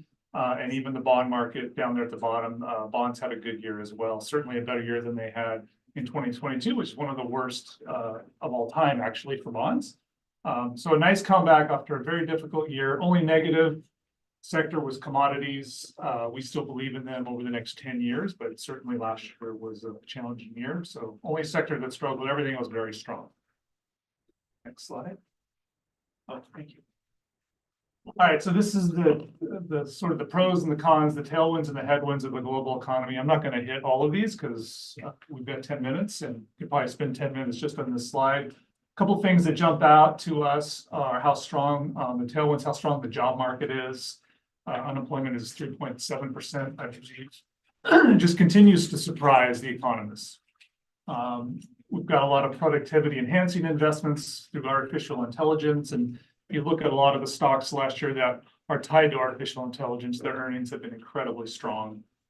Other things, supportive infrastructure and investment from fiscal stimulus. So we had an infrastructure bill, we had a CHIPS Act, a lot of investment into the US economy by the government has helped, along with some of the artificial intelligence. So those are the pros. On the headwinds. Rising debt and increased distress borrowing, particularly among lower income households. I think there was an article out today talking about the defaults and some of the high credit card balances getting, you know, to really high levels. It's becoming a big concern, and that's oftentimes a leading indicator of an oncoming recession. So we'll see how that plays out. This is a mouthful here. Lagged effect of global central banks' monetary policy tightening and rising real interest rates. What that really means is that as the Fed and the Fed throughout the world have been raising rates, it takes a while for that to fully go into effect, sometimes up to 12 to 18 months.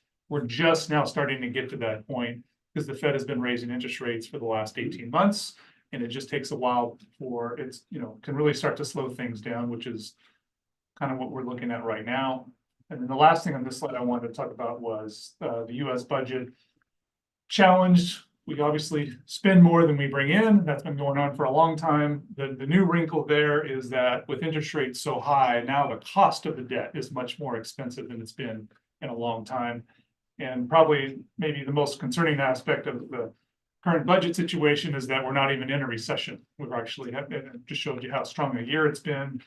So some of the stuff we're seeing you would normally see during a recession. So plenty of headwinds, still tailwinds, and that's kind of the tug of war that's going on at the moment. Next slide. Do we do Q&A on that, or Oh, we can stop there. any questions? What about rising corporate debt as well? And the refinancing of some of that debt, that's definitely something to be concerned about as a headwind. That is one of the ticking time bombs potentially out there, is that interest rates are so much higher than they have been for a while. A lot of corporations were able to have easy access to capital. And that certainly has changed. A lot of that debt is starting to come due this year and next year. That should be on the headwinds. I agree. But it's definitely something to watch as we move into 2024 and into 2025. Now, Fed's talking about lowering rates. The question is when and how much. But that is certainly something to watch. I agree with you 100%. So with that, our guidance over the past really almost 2 years now has been to really be overweight, large cap, large S&P 500 type companies with stronger balance sheets, and really underweight your smaller companies, like small cap companies themselves because of their borrowing costs. So that's been a tactical position that we've taken really pretty firmly over the last 2 years, which has helped the portfolio too, because a lot of people have been jumping into that trade as well. About the current actions in the Middle East, how do you factor that in, especially with shipping and oil prices? So that kind of the three things that I think we're watching right now, that's definitely one of them, because that can affect supply chain issues. And that's just another one of those things that's kind of being factored into the possibility of inflation being stickier too. And so because we had so much price movement because of the supply chain last time, any more disruption to the supply chain could continue to make the inflation more persistent. And so that's something that you counter with, okay, what's the Federal Reserve going to do if something like that escalates? And do they keep interest rates higher for longer if inflation starts to pick back up? And that would be a risk factor that we see on the portfolio. I would just add that these headwinds and the two you have brought up are one of the reasons why we at Wells Fargo were cautious and expecting a slowdown in the first half of 2024. Now, we and a lot of other economists expected it to happen last year, and it did not. Yeah. But we're continuing. So we think it will be a cautious slowdown the first half of the year with the recovery towards the second half of the year. But you're right, these headwinds and risks just keep piling on top of each other. Yeah. Any other ones? All right, I'll just hit kind of our forecast. So a lot going on this slide. Wells Fargo's forecast for global GDP this year, 2024, is 2.4, inflation 3.3, US GDP growth 1.3, so a small number, kind of back to that slowing down first half with the recovery in the second half. CPI is one of our measurements of inflation. The Fed's been trying to target 2% to get us back down there, so we don't think we're going to get all the way there.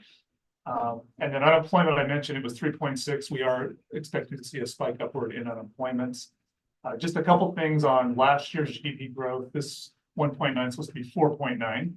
So third quarter last year GDP growth was 4.9, and fourth quarter just came out at 3.3. So the second half of 2023 was quite strong, and that's one of the reasons why you saw the market lift, especially the last 2 months of the year. A lot of numbers. Any questions on any of these numbers?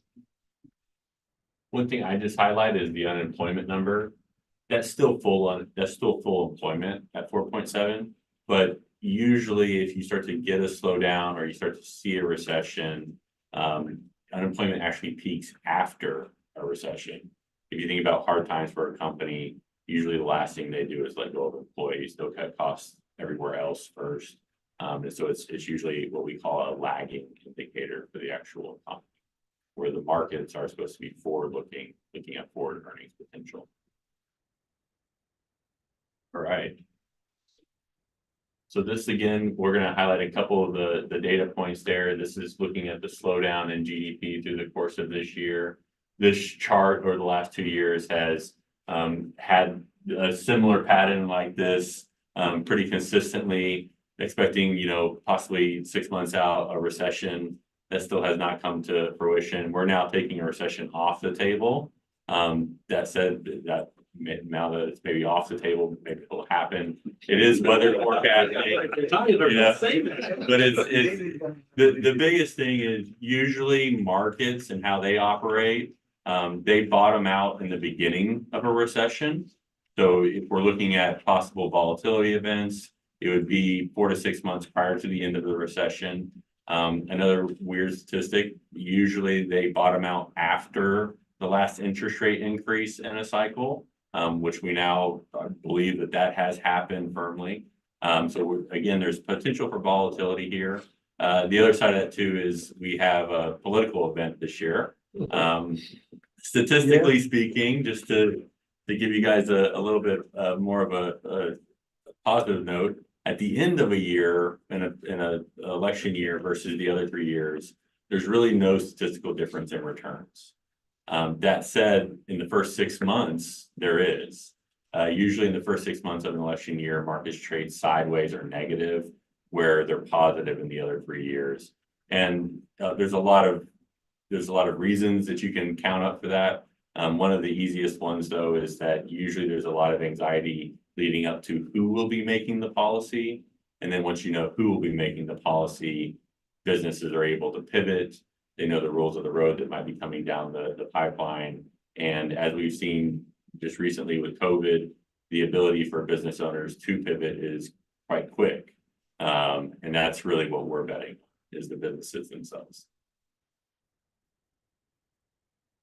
The other part of this, we'll kind of go through where we are with CPI. The biggest thing I want to point out with CPI is this is what we're trying to avoid, is the 72 to 82 timeframe where it re-peaks. That's why the Federal Reserve is keeping their language the way that they are. And I'm in firm agreement with them that they should, because that would not be a good case scenario. So that's what they're really trying to prevent. And then this is where we are in the current cycle. You can see it really peaked back in 2022. But the largest component of it, which is the services component, didn't actually peak until early 2023. And those are more things like rent, travel and leisure, healthcare. Those type of things are repriced once every 12 to 18 months. And so that's why there's a little bit more of a lag effect there. And then this is where we are from the employment situation. Again, that 3.7%. Again, unemployment being low isn't actually a good thing when we think about potential for a recession, because it's usually lowest before we go into a recession. So those are things that we're obviously mindful of, but we're still in a really, really strong job market, and we'll continue to see U.S. Participation rate go up slowly over time as well, just because of demographics within the country.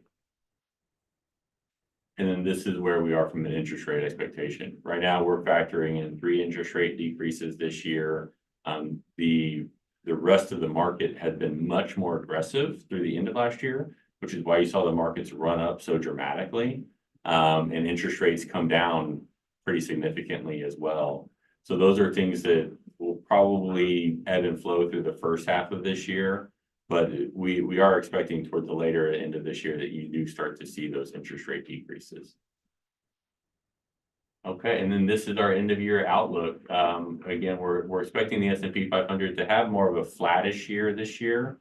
If we compare our numbers to across the street and other economists, we're definitely more bearish is the term you'd use. We're not expecting as much growth from the S&P 500. That said, again, as we get through the middle of this year, that'll probably be a better indicator of where we'll be toward the end. But across the street, a lot of firms are projecting more of 5,300 to 5,500 range. So there's definitely some optimism that is out there. Okay, and then the last, this will go through kind of our estimates versus consensus, but the last portion I want to cover just where we are currently in the portfolio. So this was a dramatic change as far as what we've seen over the last 2 years. Really beginning, I think it was in April of 2021, or no, yeah. Maybe I think it was July of 2021.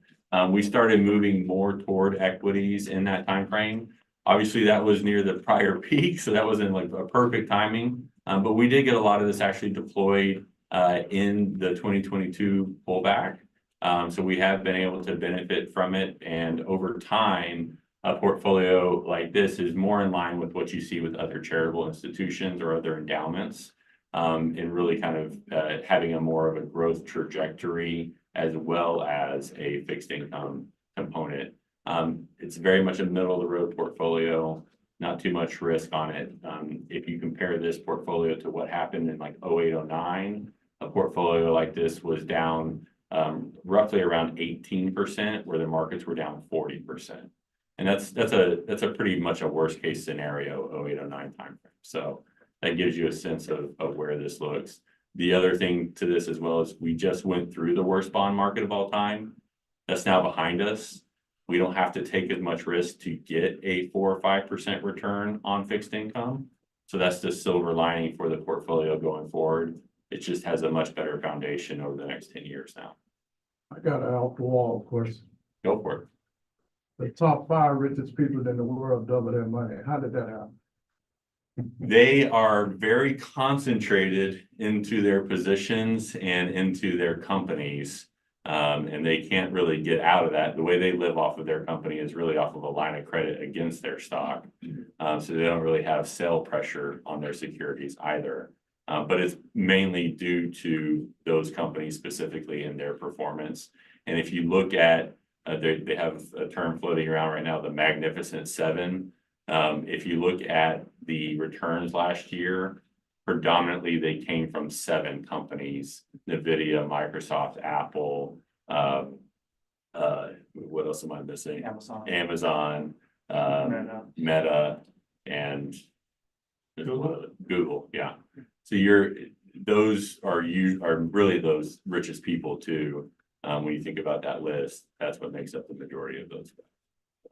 I think, Go ahead. I think another positive indicator where we're going is, at least so far with earnings, about almost 70% of the companies that have reported are meeting or exceeding their Yeah. projections. So, which is a real positive thing, because that's a thing that can really affect the market, as far as the knee jerk. The consumer has stayed very, so, and there's going to be challenges on that, talking about the debt cycle and where we are.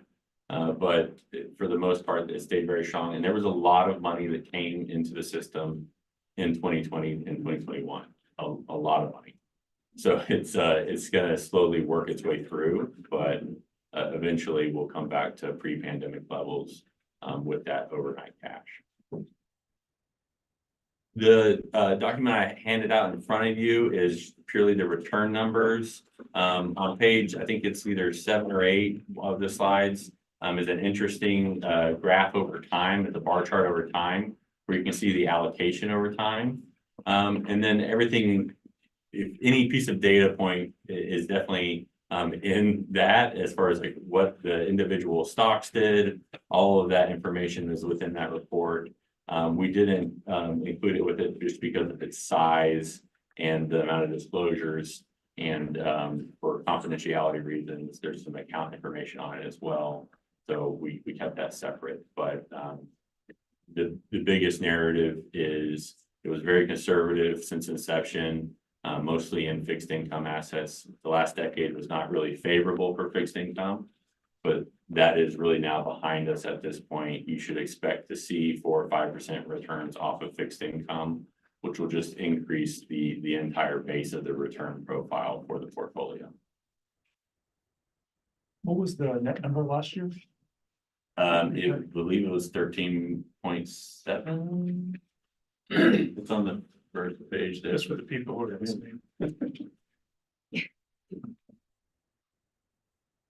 13.52. And what we saw gross on your portfolio was a little bit north of 14. And if we compare that to our just models of indexes, they were about 13.7. So we're really keeping pace really well.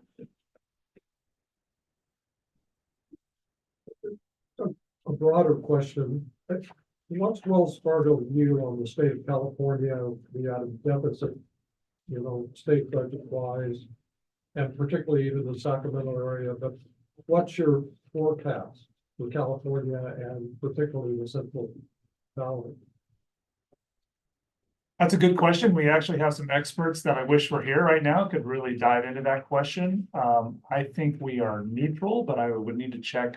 I'm spending so much of my time answering the federal concerns that I haven't been spending as much time answering California. I can say from a debt perspective, there hasn't been a lot of downgrades yet. Okay. So it could be, obviously the budget situation is getting worse, so it could be the calm before the storm.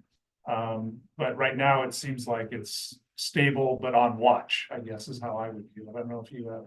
Our next item is a budget update, so your time. we've seen it, it's very like the department specific as far as where I've seen like certain issues, as far as on the budgeting side. But just historically, California does boom and bust more aggressively compared to other states. And so that's something that if we're just thinking about past recessions or past slowdowns, usually California does fall a little harder. So, but they recover faster. I'll see if I can get some more specifics and send it to Amira, and she can send it out to everyone on Appreciate it. Wells's positioning on California. Let's put it this way, when we get concerned, I know, so we're not there yet. Because when things start happening, then they start sending us too much information, but Yeah. let me see what I can find and I'll forward. I it to her. appreciate it. Yeah, absolutely. Good question. Okay. Any other questions for Kelly and Tyler? I think one of my questions is kind of with what you said with California, because as we were looking at our leases, right, and the amount of money we're spending on leases versus looking at acquiring, right, more real estate, that's one of my curiosity, right, when you have the supply, the demand, the interest rates, if we're looking at acquiring real estate to increase our assets versus leases, what does that trajectory look like in the next? There's a lot going on there. There's a lot going on there. Yeah, so I'll just gather everything we can find on what Wells's thoughts on that and send it to you guys. I mean, we got. Yeah, I think we would love to talk more offline about that too, because that's something where it just depends on the type of property, and you're gonna see a slowdown in real estate really for the next 3-4 years. And you just shouldn't expect the same type of returns off of real estate that you saw last decade. They were coming off of all-time lows in 08, 09. And with low interest rates, we're in a completely different environment now. And it does tie back to rates and how aggressive the Fed is in starting to lower them in 2024. Thank you, gentlemen. Appreciate it. Again, I think it goes without saying, we always appreciate our partnership with Wells Fargo and the work that you guys have done over the years for us. That's been a great collaboration, so we do appreciate it. Thank you, Jim. Thank you, everyone. Okay, so while we are still talking about the joys of budget, we're gonna have now our budget and fiscal update from our CBO, Omira. And Omira has promised us that she will get through her 30 slides as fast as Maury did. Mine are like 50 slides. Oh, she has the 50. Oh, I have the most. it's those CBOs. But you know, I talk fast, so. All right, so we're gonna go over the budget update. So you guys got a little perspective on the global economy. I will delve into our state. They talked about global, federal. I will talk more about state and then specifically to education. So some of the things on our agenda are governor's January budget update, federal and state funding for K-12, enrollment in ADA, our MYP, and our reserves. All right. Oh, what happened?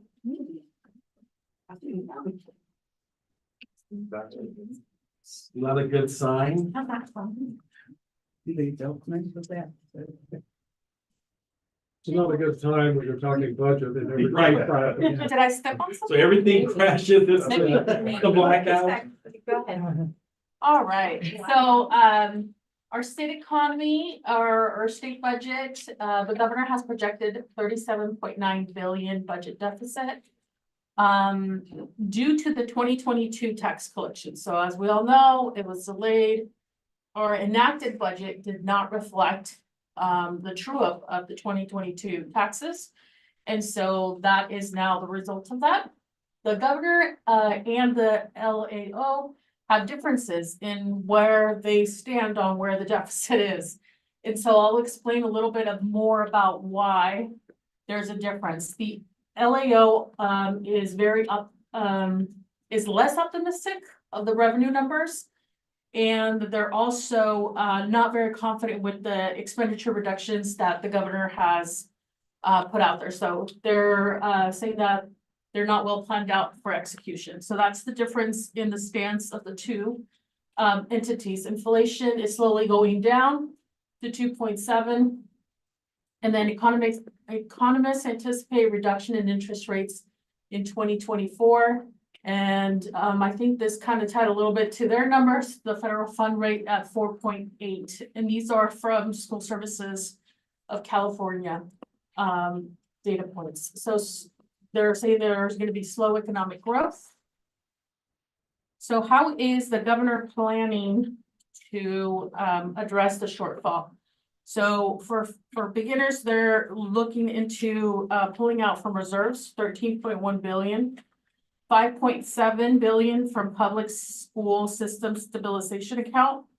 They're looking into borrowing, reduction in non-Prop 98 areas. So I'll talk about those in a little bit. Funding delays, deferrals to payroll, looking at the University of California and California State Universities, probably reductions there. And then tax revenue proposal. So this is how the governor overall for the state budget is thinking of balancing our budget. There's no longer a recession being forecasted for 24-25, but most economics, and as you just heard from Wells Fargo, there is notable risks to the state budget, right? So that is that slide. So this one kind of gives this slide. I really like this. Is from School Services. Shows us where we were at enacted. So in July is the blues. The middle is LAO, and the green is the governor's budget. So it kind of gives you where we were projected at adopted budget and where we are at the green currently. So the difference between, I guess I'll just point in this slide here, there's about from the LAO to the governor's. And in 24-25, there's about 5 billion and 4 billion here in differences. So that's partly where you see the differences in the personal income tax. As you can see, those are very big buckets compared to the other two, and they're pretty consistent in the corporate tax and in the sales use tax. Obviously, there's some proposals from the governor that they assume that they'll have more money in those buckets. Okay. So just kind of showing you the difference in the two, LAO and governors, and then compared to our adopted budget. This slide was pretty interesting because we're losing personal income tax. So we have a lot of people in California moving out. Our median home prices are pretty high compared to other states, and we're losing Californians to the states on the right-hand side of your screen. So that's just a good information slide for you. Who's moving to North Dakota? I don't know, but there's some people moving there. My house for. Joy's moving to North Dakota. I might- North Dakota. Hey, I have a daughter lives there. Oh, sorry there, Mark. I lived there for 3 years. I lived there for 3 years. I taught school in North Dakota. Had a ball. Loved every minute of it. Oh, we may go back. It's cold. All Yeah, it's right. cold. My child was I'm born gonna get in. my next steps. I don't know, I feel more secure when I have paper in my hands. So what's happening to Prop 98 and how is the governor balancing Prop 98? So currently, he's not proposing any cuts or deferrals, which that could change. But as of now, he's not proposing any cuts or changes. Or deferrals, I mean. COLA has been reduced from 0.76, reduced from 3.94 to 0.76%. And it's not due to the state revenue shortfalls. It's due to the reversal in price increases that occurred in 2022. So that's, and then revision to historical data points. So that is what's causing the COLA to come down.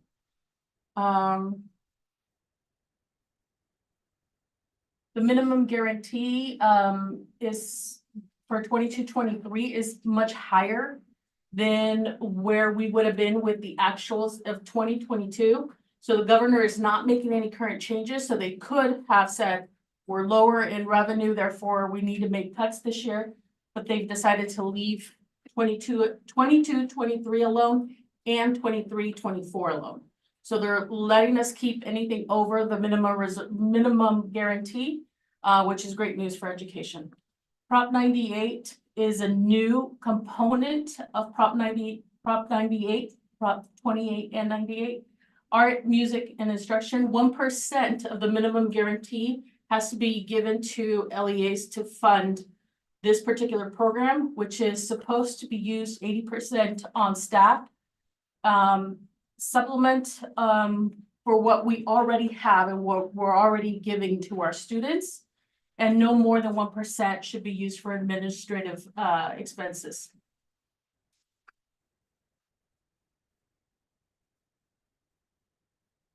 Okay. This one is a slide just to show you kind of what the governor is doing to kind of give us back on base to what they're going to fund us now. So here is where we were in 22-23, and this is now where they're projecting us to be in the 24-25 year. So it gives you a little bit of insight of where we will be in the next year. Okay. Prop 98 governors versus the LAO. Again, this is just a slide showing you the difference of where they're at in terms of the buckets of dollars from one entity to the other. It tells you here there's 4.5 billion difference in the minimum guarantee between the LAOs and the governors for the current year. So 3.6 billion in the current year and 0.9 billion in next year. So let's talk about what's happening with Prop 98. So Prop 98, 11.8 billion drop in 98 revenues from 22-23 and 23-24. This is due to the tax situation, right? We're backfilling expired one-time funding. So all the one-time funding that was not used that had to get sent back to the state, we're using that to fund part of current year COLA. So instead of reducing our revenue this current year, we're offsetting it with one-time dollars. Program cost increases of 0.76 is causing this deficit. An unexpected deficit from 22-23 stemming from the costs associated with the augmentation, the COLA augmentation that we got last year. So last year we got a really big COLA. We're using a lot of one-time expenses. Reserves are one-time. The carryover or things that were not used, expired one-time funds, is all one-time dollars. So relying on one-time funds, again, this is just kind of emphasizing that they're using one-time funds to cover the LCFF. They're using 5 billion, 2.8 billion in 23-24 and 2.2 billion in 24-25 of reserves. These are our funding factors. So that's our base numbers from prior year. And then you can see what we're getting in COLA, not very much per student. And then you can see our revised numbers in this column. Our GSA is grade span adjustments. So we get additional dollars for those grade levels. And then this is our adjusted number. This is our, these two numbers make up the numbers that Maury talked about. So our supplemental grant and concentration grant are our dollars that we use to fund our LCAP. So those are those dollars that are used for our unduplicated students. And then of course the new TK add-on. These are other assumptions that they give us to build our projections. These are going to be assumptions that we're using for second interim and our multi-year. So we're going to reduce our COLA to 0.76, which is their revised COLA number. California price index, they talked about federal or gross domestic product in the other slides with Wells Fargo. But this is for your books, your supplies, your services that we have to add the consumer price index percentage. So all your expenses go up by that percentage. Your STRS rate has maintained flat. PERS continues to go up, looking all the way into 27-28 up to 30%. So that's quite a bit of money that we put into that retirement pension. Unemployment has dropped. I don't know if you guys remember, but it was as high as 0.5, then went down back to 0.2, and it's now back to historical 0.05. So that's good news. Our California lottery allotments have stayed the same across the years. Our mandated block grant is increased by the COLA. So you can see those numbers increased just a little bit, and we would be on the bottom half of the mandated block grant. So we get the charters rates. Minimum wage has been increasing about 50 cents every year, which also impacts your exempt minimum salaries to the monthly. So we always have to look into ensuring that those are where they need to be. So I work closely with human resources, and they ensure that our salary schedules are meeting these requirements. Mandated block grant. So these are the same rates we saw in the earlier slide, but there will be a new requirement, a new mandate that is to screen students in grade K-12 for risk of reading difficulties, including dyslexia. So there's going to be an increase or an add-on of 25 million ongoing for mandated block grant. So that's statewide, obviously. So we'll kind of see where those numbers kind of lead us, but this will be a new requirement for the 25-26 year.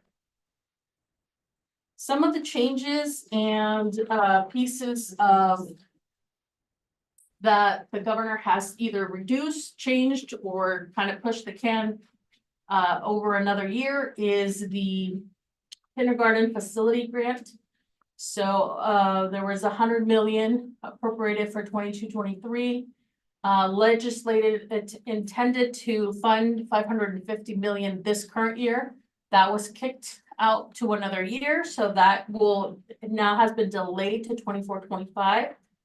And in 24-25, they were proposing 550 million that then will also get pushed out another year. So they're just kind of kicking the can to try to make room for the current year's issues. The other program that's impacted is school facility programs. For the current year, they've reduced our appropriation from 2.1 million to not million, it's billion, and to 2 billion. So we lost about 100 million there. And the other 875 million that was going to be proposed for 24-25 is they're still intending to fund that, but that could change. So these are things that they're trying to see, okay, where are we reducing? And the proposed reduction of appropriation for 24-25 has been reduced to 375. So that 875 actually has turned into 375. So there's reductions, deferrals of dollars on that slide. So they also talked about ERAFT and charter schools. So currently ERAFT just goes to the cities, counties, and special districts. That's going to be shifted to K-14. Charters are included in that. And then it's dollar for dollar general fund savings when test one is not operative. So basically what this means is we're going to get more money in a bucket, like a property tax bucket, and then the state aid gets reduced. Overall, there's not a change in what we get in LCFF. It's just, so the LCFF is 3 components. You have property tax, you have EPA, and you have state aid.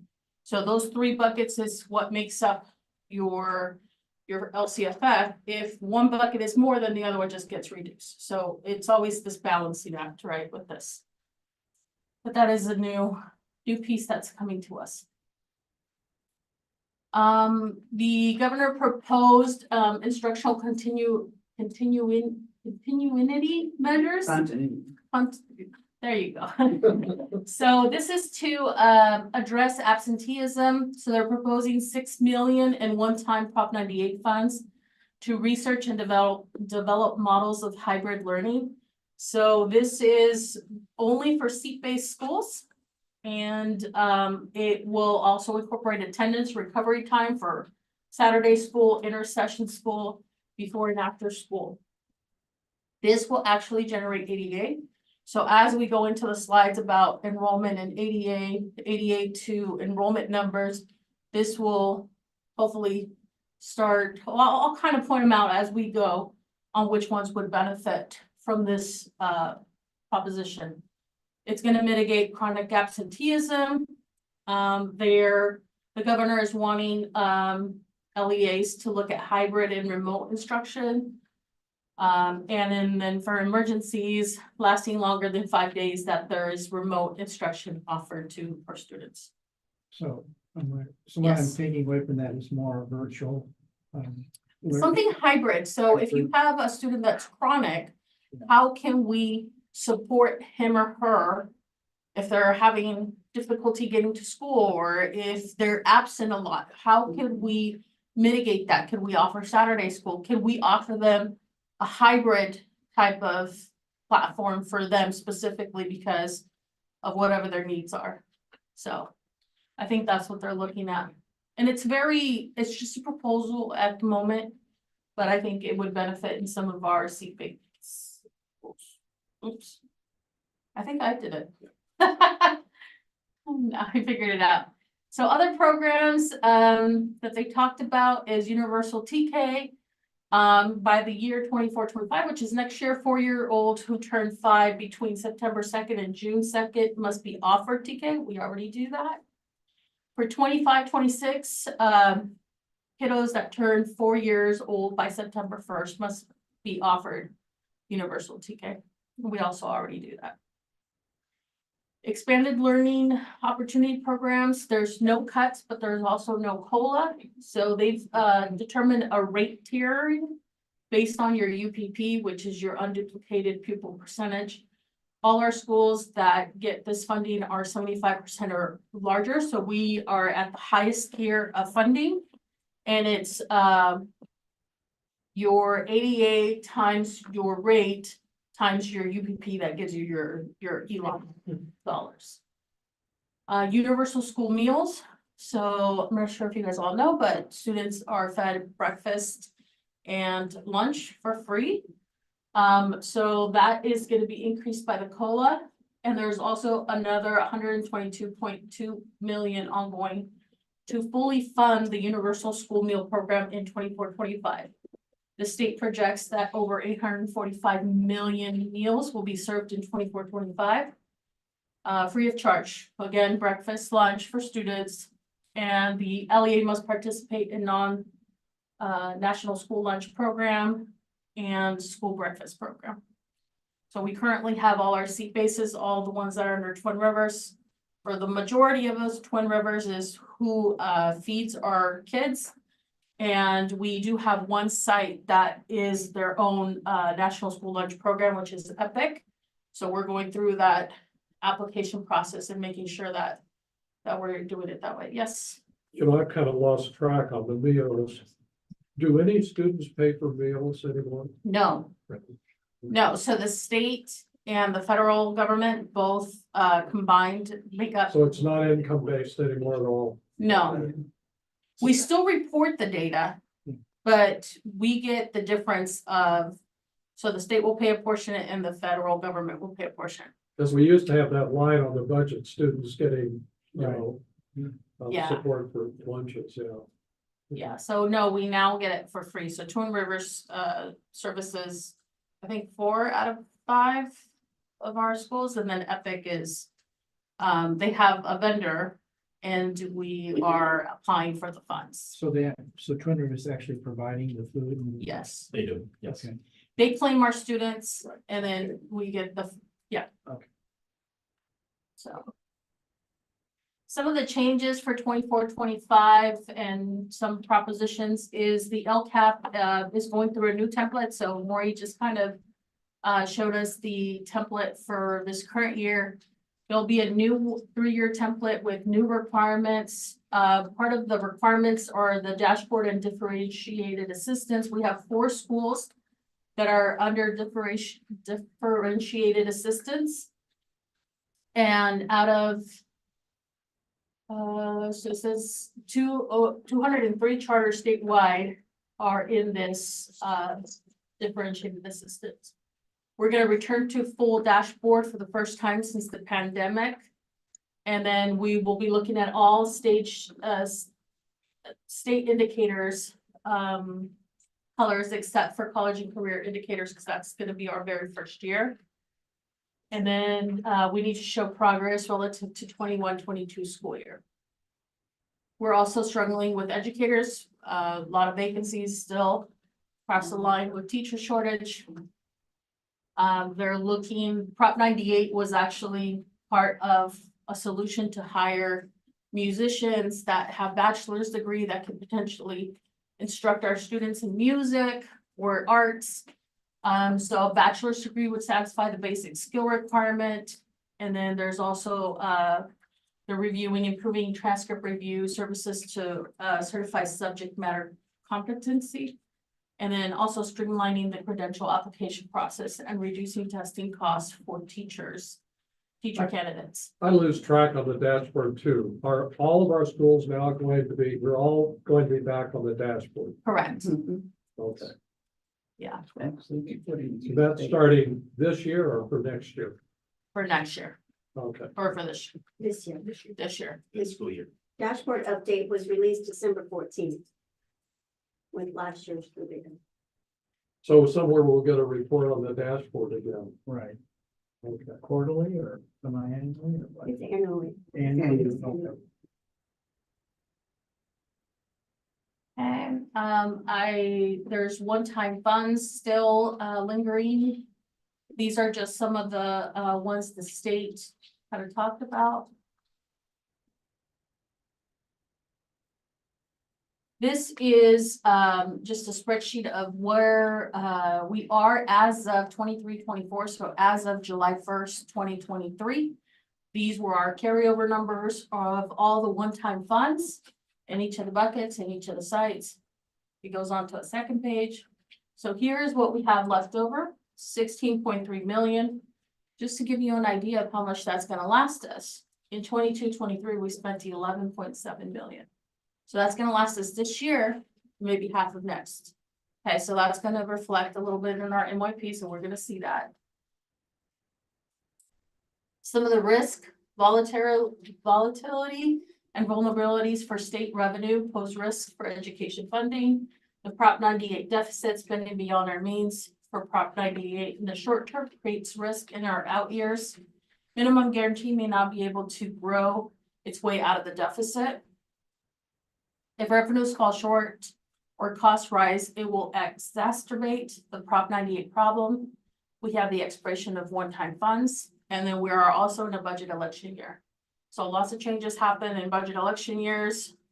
So like Wells Fargo's representatives kind of talked about the anxiety of what that causes and how that impacts. It kind of impacts everybody when that's happening.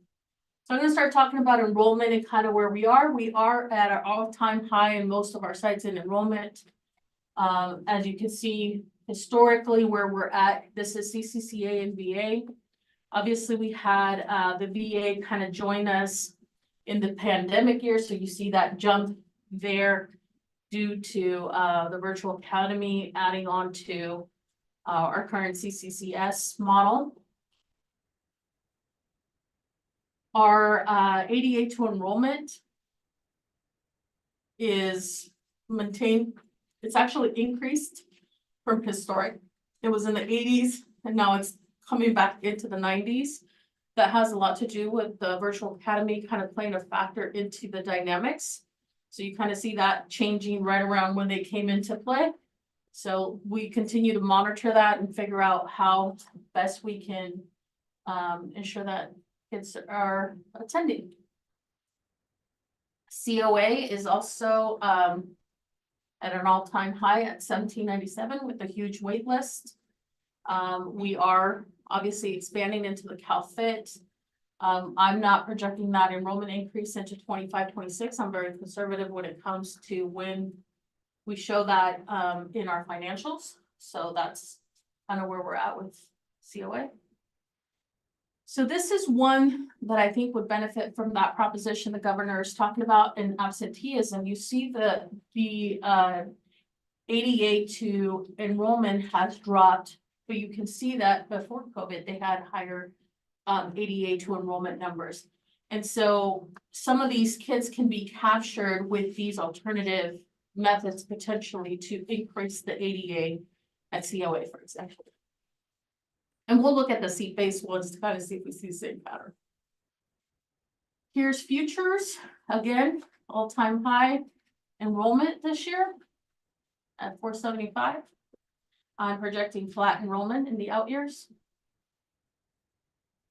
We are looking at potentially development, but at this point it's still very in the planning phases, so until I know more. Again, you can see the trend that I'm talking about, lower ADA to enrollment numbers and then much higher prior to COVID.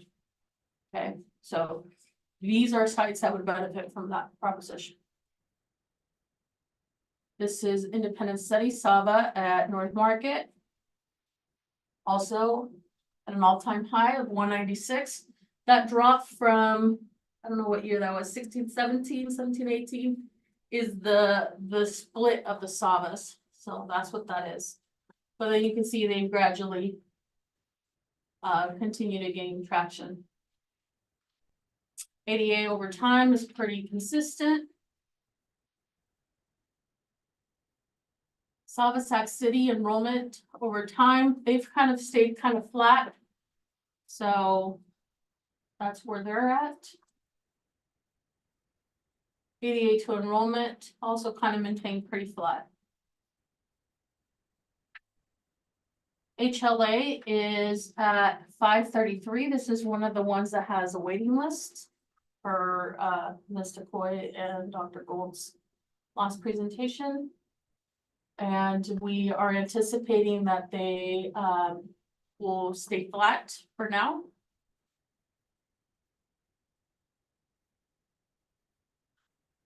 This one has low, also from the 22-23 down to 24-25, low ADA to P2 or P2 to enrollment numbers. And prior to COVID, some years were still in the 80s, but working to figure out how can we capture those kids and ensure that they're getting the education that they need. GIS's enrollment is at 592, also all-time high. They have a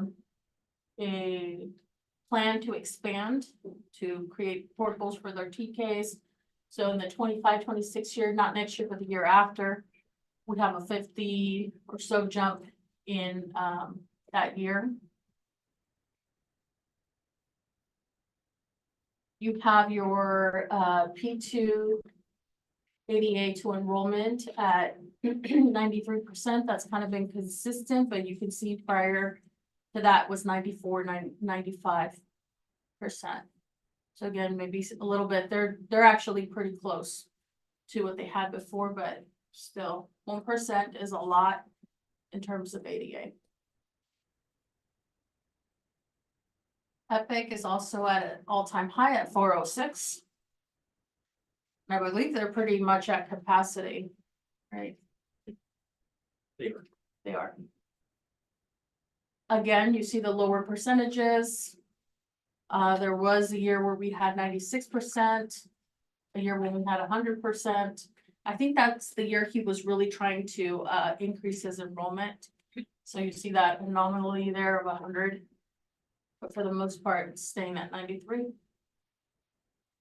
Salva Elk Grove is at 372. Also, for that particular site, all-time high.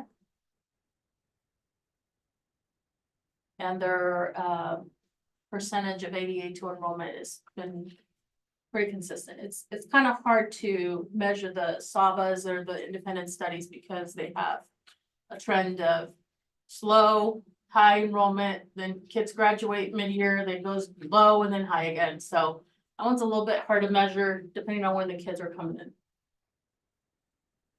These are the multi-year projections. A lot of these we already went over. Some of the California price index, there's that 2.86. The numbers on the statutory COLA actually are shifted one. So they're in the wrong columns, but the 0.76 belongs in 24-25, the 2.73 belongs in 25-26. That was just a typo. Everything else we've kind of talked about already. We do have a 5% economic uncertainty. I do project 3% on our health and welfare, and also our step and column here. Actually, I don't have the health and welfare on here. Minimum wage, salaries, Medicare, all those other components. So now we're going to talk about our multi-year projections and kind of where we're at. And for that, let me look for my slides for talking points.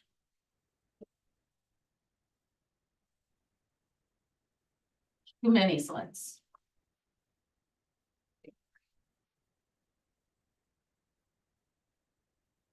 So for CCCS, we have about a decrease here in expenditures, or an increase here of an expenditures of 500,000.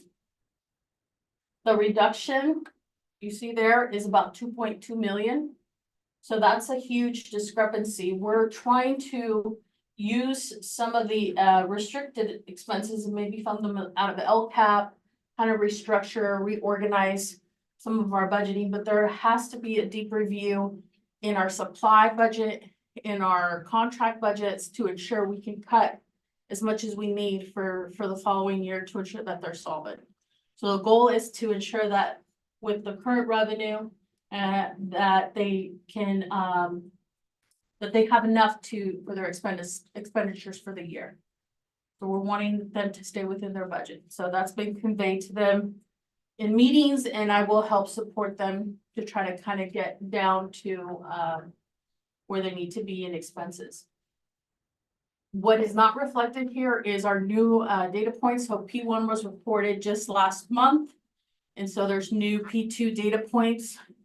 So we do have an increase of about 165 in our LCFF revenue. So this number will increase about 165,000. That's also including the COLA drop. So it's the increase, the net effect of the increase of the P2 and the drop of COLA.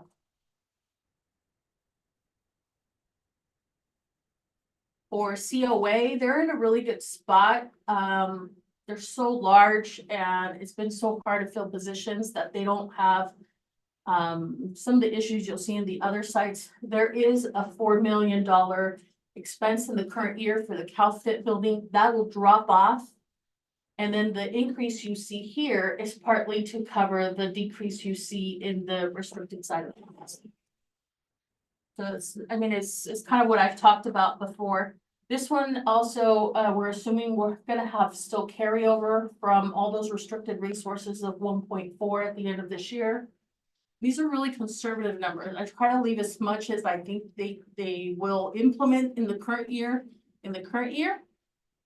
but that is some estimates of what I think maybe some of their block grants will carry over. Futures is also in a very good place in terms of where they are at. They have a decrease in expenditures of about 1.2 million. And then an increase on this side of about 1.5. So they have enough to absorb any salaries or any FTE that potentially could come into play. Salaries, so they don't have to cut, but we will be looking at 4s and 5s, supply budgets and service budgets to see where they can lean out. For Sava Twin Rivers, there's about 900,000 lost in the restricted side. You have about 600 that's absorbed here. So there's about a $300,000 cut that needs to be made. Savas have a lot of restricted dollars. I think one of our executive directors mentioned earlier, there's about $1 million in Sava CTE dollars that we received. And so Sava always has money to kind of get them out We look for CTE teachers to fund out of those funds. And at the end of the day, it's really a wash, so. For the Savas, I'm not worried just because there is such an emphasis on CTE. The governor continues to have that as their focus. So. That's where I'm at with the Savas. So we have a decrease of 2.4 in the restricted side and an increase of 1.7 here. So there is a difference of about 700,000. Again, I'm not too concerned about that because there is one-time dollars that I don't account for. We obviously have to apply for the CTE dollars, and until we get awarded, I don't account for those, so. But there's no news of them going away anytime soon.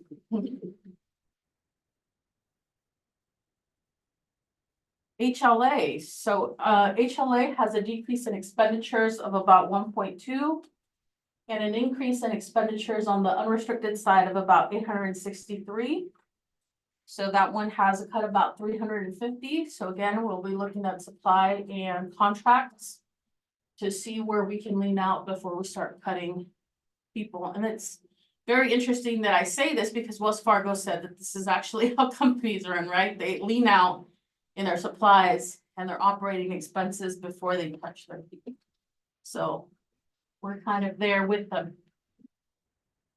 For GIS, there's a decrease of about 1.5 from the restricted side that's lost. Some of it is being picked up here, 900,000. The difference is we've been looking to see where we can cut, and we will continue to work with the site to ensure that they get there. Epic is doing really good. They have a drop of about 950,000. They have an increase at the top about 720. And so they have about $230,000 deficit from expenses in the current year to next year. And then Sava Elk Grove, our last one. There's a drop of about 1.2 million in the restricted side in expenses, but we're absorbing about 900,000 in the unrestricted side, which is a difference of about 300,000.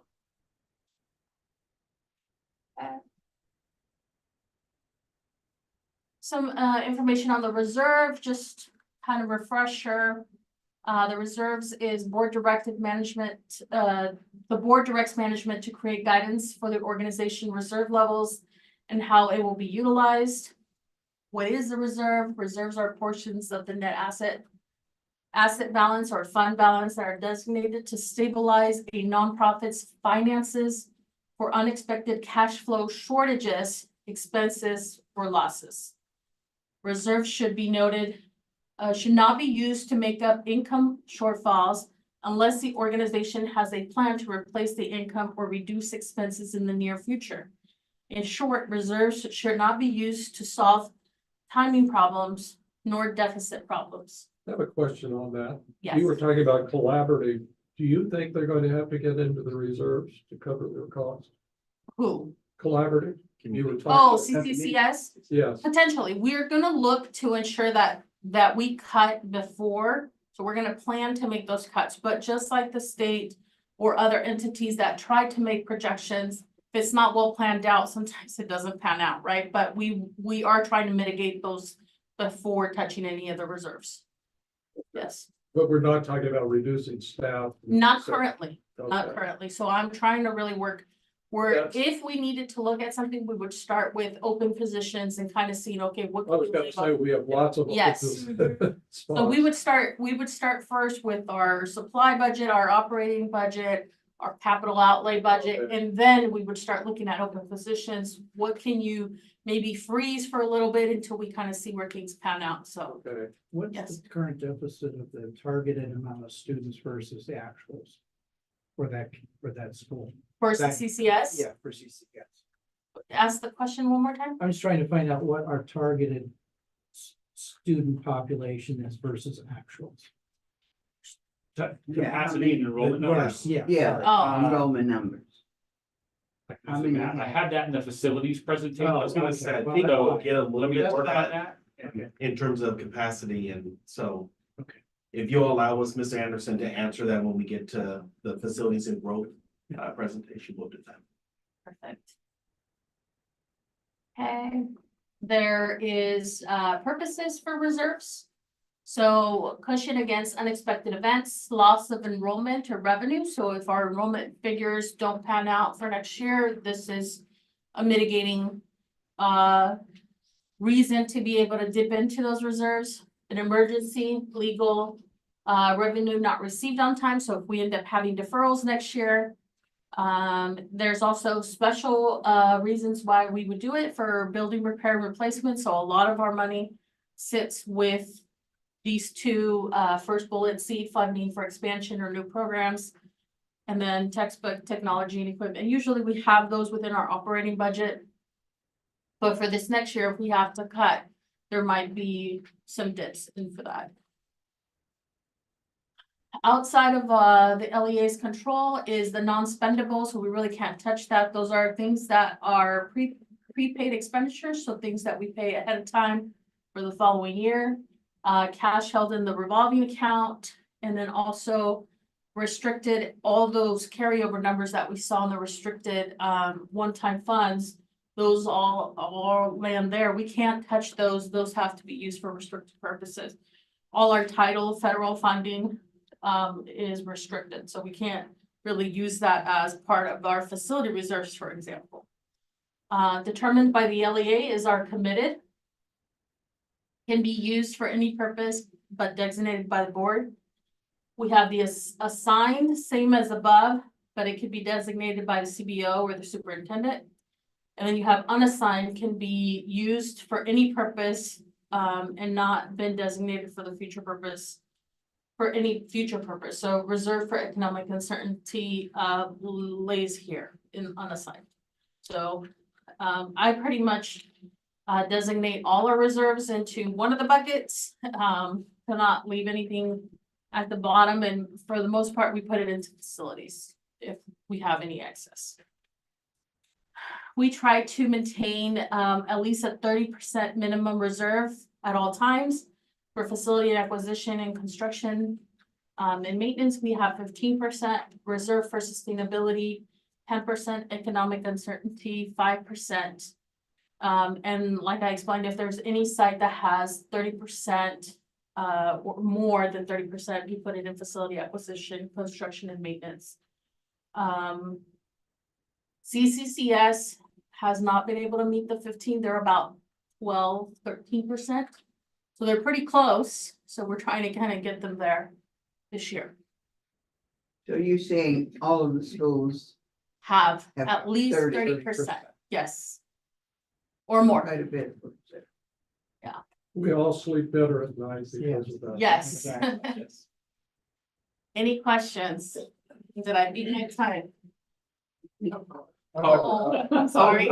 I think Mr. Block has.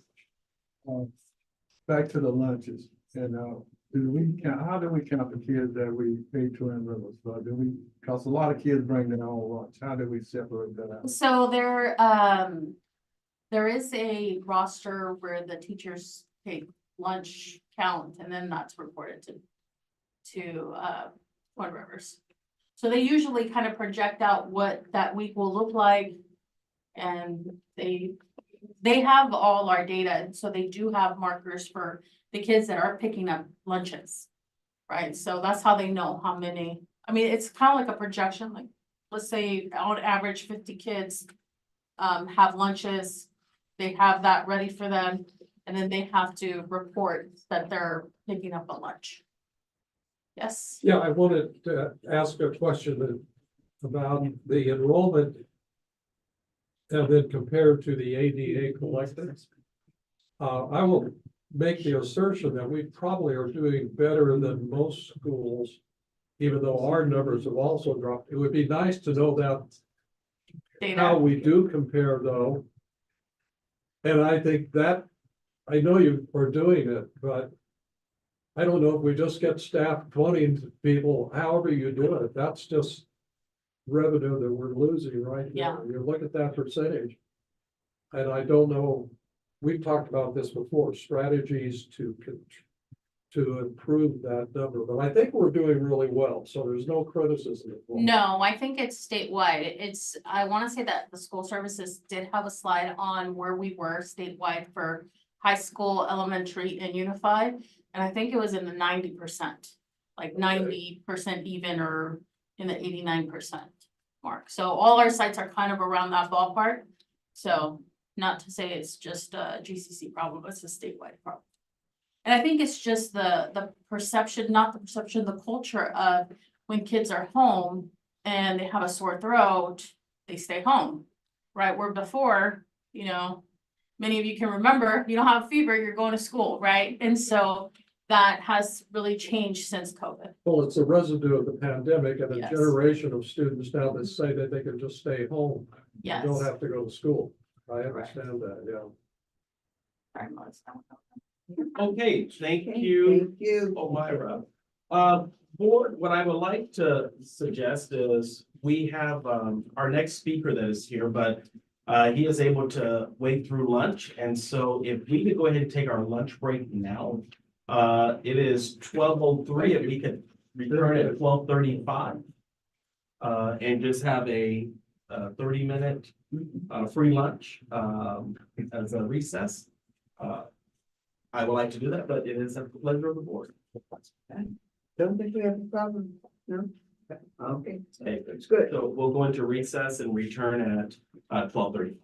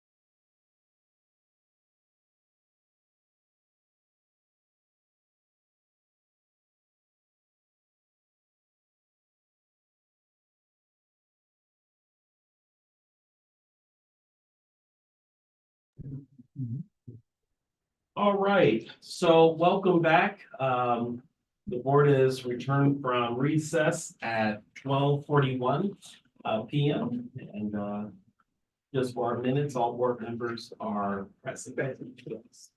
Okay, so thank you so much. We're going to continue with our next study session item.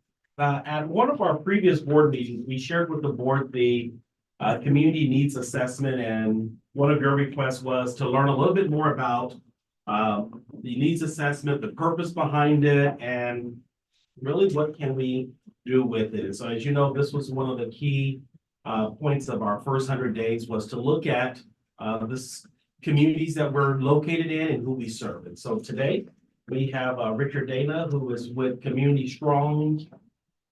Yes, Community Strategies. Community Strong Strategy. There we go. I'm like, all the words. I'm like, wait, I felt like I was messing it up. Community Strong Strategies. Richard is a partner, but also very knowledgeable, built into all of the community work here in the Sacramento area. So Thank you, Jason. So yeah, as Jason mentioned, Richard Dana, Community Strong Strategies. Just a little bit of background on me, because I think it's important for what you're going to hear today, is that I've spent most of my career early on deep rooted in communities such as Del Paso Heights here in the Sacramento area, and had a really had a very wealthy sense of knowledge that grew from that community work, working very closely with the schools out there, the families, the youth, and building out economic development opportunities for folks.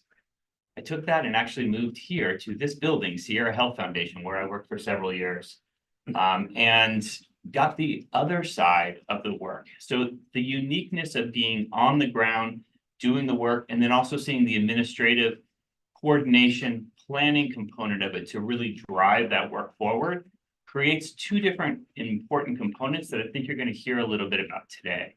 When you kind of think about how to utilize a community needs assessment and how to really push forward the best opportunities for your students, it combines your work as a board and also then the staff, right, who have to implement it and do the work themselves.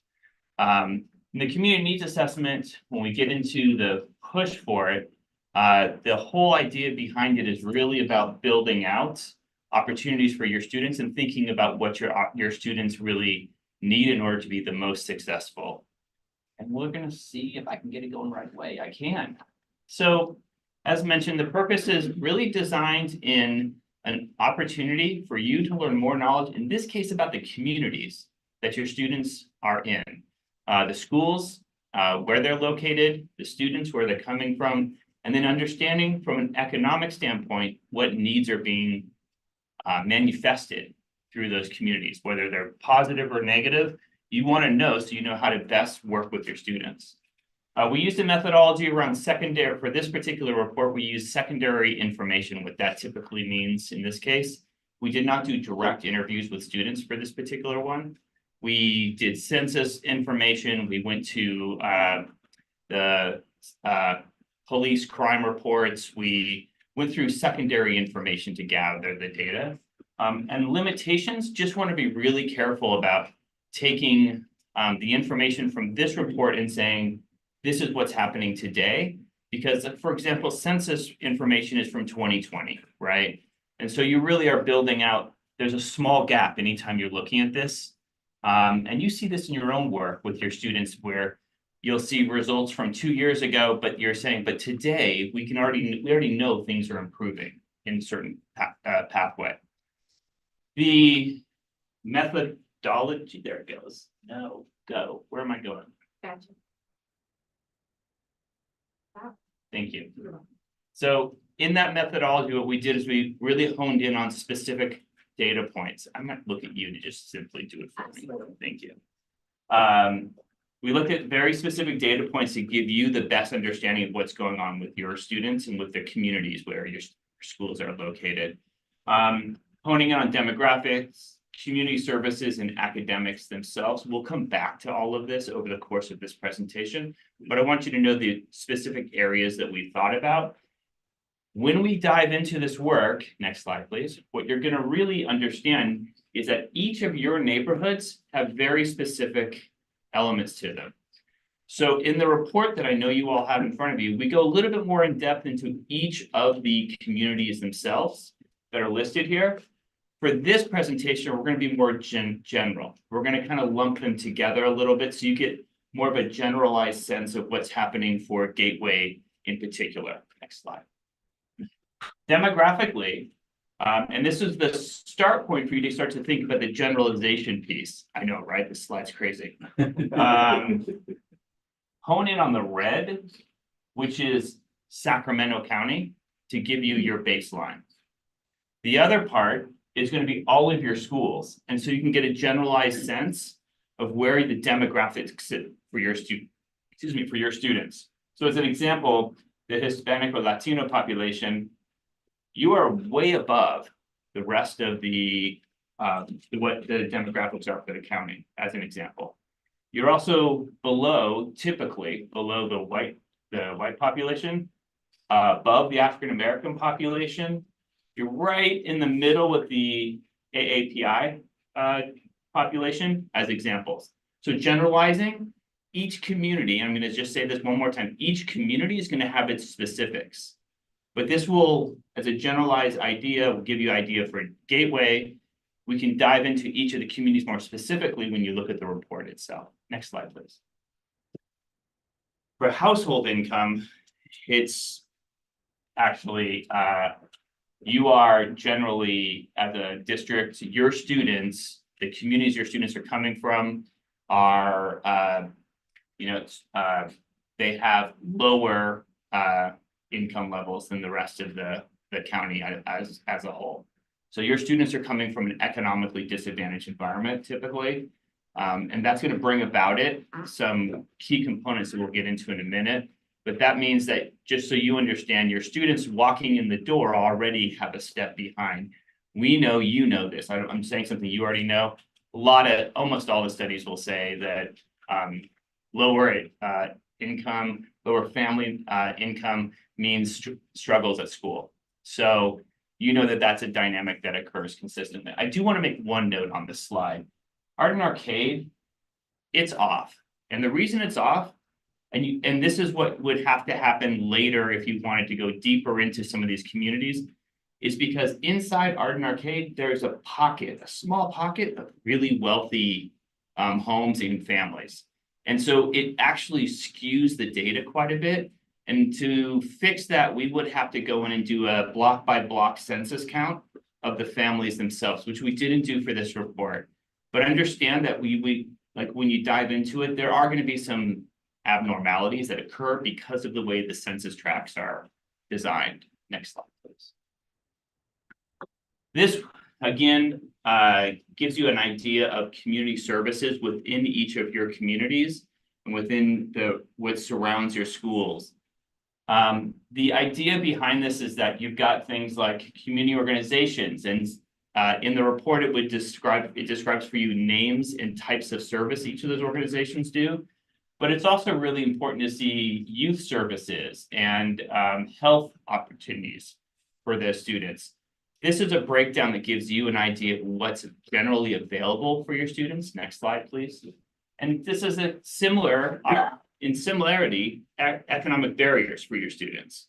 So when you're talking about the, affordable housing, pretty consistent across all of your communities. Or food insecurity up here, there's transportation barriers, there's all sorts of things that are happening by community. And this will help you to identify and think about your students' gaps. Next slide. So we're going to dive a little deeper into the actual data itself, where the barriers exist. So free lunch program is a really common tool used to show where the students themselves sit in terms of income. And you can see that across the board, Gateway is higher than the rest of the county, which tells you where your students sit income-wise. Next slide. Violent crime rate.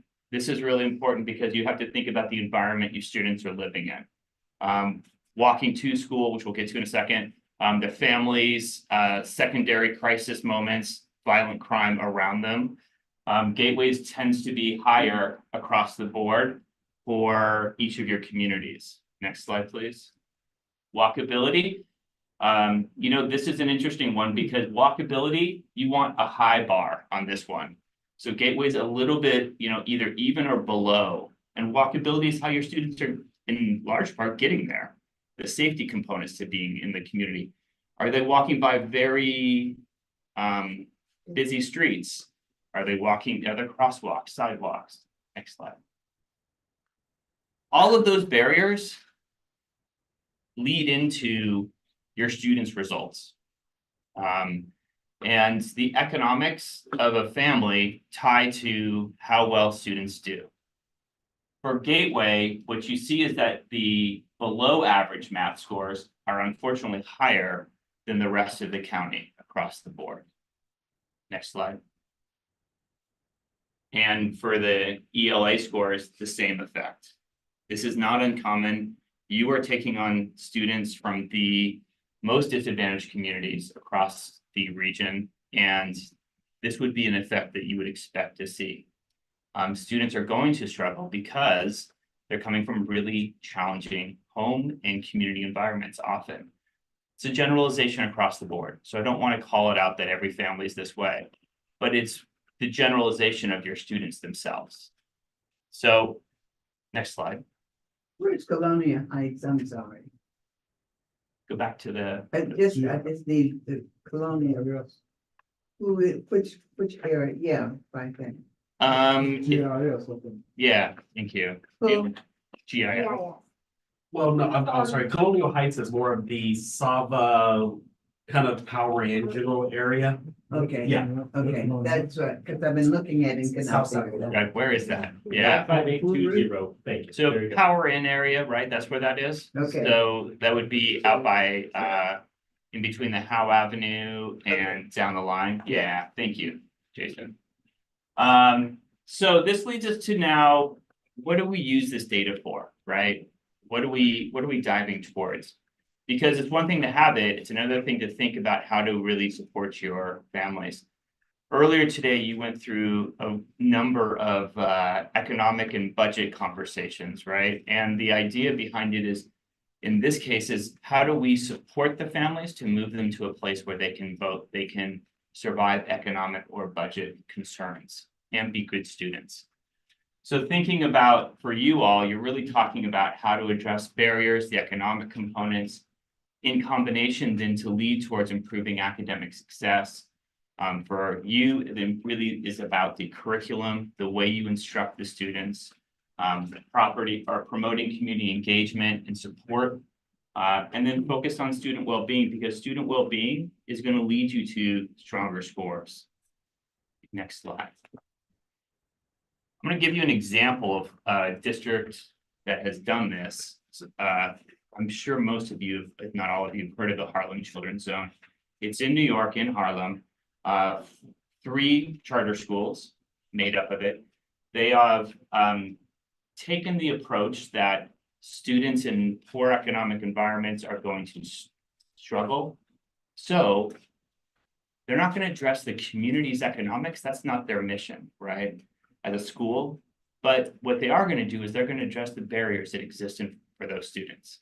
And they're going to think about implementing strategies to lift those students' day-to-day concerns so they can be students themselves. I'll also, you can say there, it's okay, you can go. Yeah. I'll also note that they are master communicators and fundraisers to make this work. Yeah. This is what their push is within this realm. So they have areas like health clinics, right? Social services. They work with both the students and the students' families in this work to make sure that the home life is as positive as possible. After school programs, college admissions, extended day charter schools. They have various academic components and health components combined within what is a small geographic area. We get that. Harlem is not as big as what Gateway is looking at, nor are they as many schools as Gateway is looking at. But it definitely gives a characteristic of how it is that they've been able to think about their students' well-being. Next slide, please. They do that by using, for them, it's the community. For Gateway, that could be your schools as the community zone, right? But they're using a community to locate the areas. And then what it's done is in 2009, a study was completed in which they showed that their students in 6th grade were in the 39th percentile for both ELA and math. But by 8th grade, they were far above that, 74th percentile for ELA and 53rd percentile for math, because of the services they had supporting them through this process. That's not a one-time blip though in years, because then in 2019, they still had this push and they were far exceeding the New York State standardized testing numbers. I actually put this particular quote up here because I wanted to note their fundraising capacities to do this work was about their philanthropic approach to it. So Bloomberg Philanthropies, where that quote is from, they've provided them with $100 million to continue the services themselves. So they receive the support for their ADA, for their schools, their instruction, and they also then combine their school support for their students with philanthropic donations. Next slide. That brings us to recommendations and what to do now with this information and looking ahead for all of you. This is it's important to take the step backwards when you see these numbers and think about your mission, your vision as a school, as an entity, as a board, but also then where to cite your students' growth and necessities to achieve what you all know your students can do. Thank you. You're really good at this, by the way. I'm not even saying anything. I'm just like turning. So the first thing is something that you all know right away, a strategic plan, right? The strategic plan is going to be inclusive of the things that all school districts need to have. Your academic components for your students, your staffing plan and movement forward for your staff, your opportunities for success, both leadership and staff themselves. You need to have facilities engagements. You need to have all of those things inside of your strategic plan so that and of course, what we heard earlier, the financial stability components, right? All of that has to be inside there.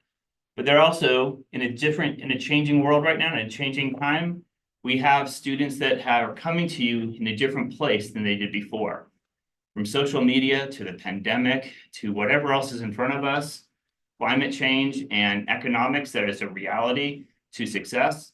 We're sort of looking at different ways to embolden the student to be as strong and successful as they can be through your strategic planning. So you can map that looking ahead.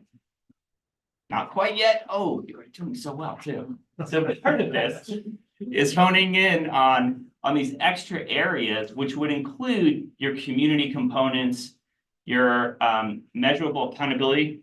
You already have some of this, but your measurable accountability in this case is not just your test scores or not just your student success, but also your engagement with your students. And then your sustainable movement. Now you can go. Thank you. So when you're thinking about the community engagement and support component, this is really about taking those numbers, where your schools are located, recognizing where your students are coming from, maybe doing a deeper dive on the students themselves to understand their family dynamics, and then build out the supports that are needed within that school zone for your students. That could be extra healthcare on campus. That could be extra academic pieces or violence prevention services.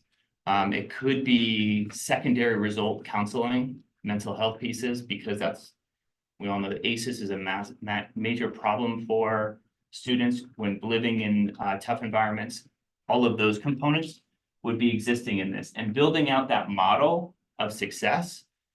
I'll note too that you have multiple strengths in all of these communities. These are not void of strength in any way, shape, or form.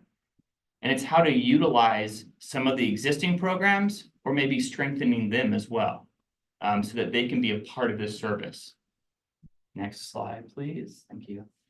Enhancing the fundraising is kind of what I was talking about before and what it is that you see with Harlem Children's Zone. It's not about this, just the stability for the district, super important, obviously. But it's actually about taking what assets you have, which would be in this case, your philanthropy work around your Gateway Foundation, and building out a model and approach for Gateway Foundation to be one of the support mechanisms for long-term success for this kind of work. This is a very crucial component to this work. In particular, when you think about model for sustainability, that's how you turn the work around social services into support for your schools.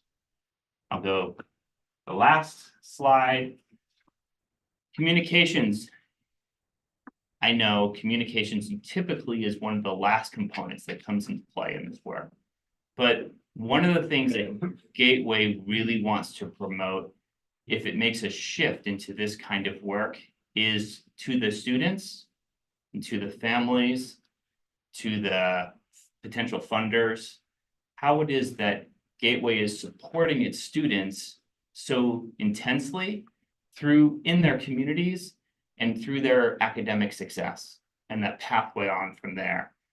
Additionally, what it can do is it can take your schools and align the vision and mission together across the board. So there's a commonality in its theme, in its communication stream, and its conversation with partners across the board and families. And that's something that Gateway could really use within the larger strategic planning process.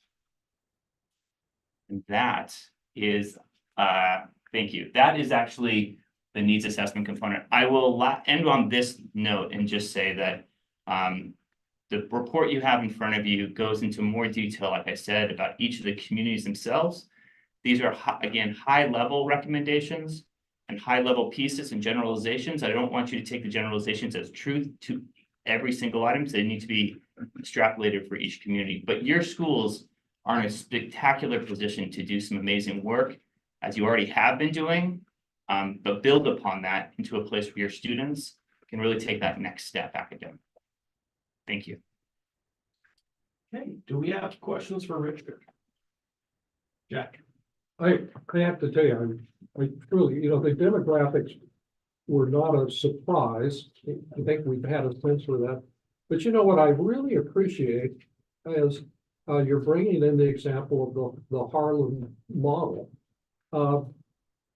Because, we've kind of been thinking about it before, but I've not seen a detail like that and the type of strategy that they use. They're a much more confined area. We're much more spread out, but there are pieces to it. And it, really feels good to use our foundation to say, this is what we're really aiming for, to really serve the community. We can't do it with state funding because we're barely keeping going with what they pay us to keep the schools open. But if we could do something with our student population and with their parents, I really appreciate that. No, thank you. And I think you're right, Jack, that the model itself that Harlem Children's Zone put together under the Obama administration, they actually put together a federal funding source to replicate some of that.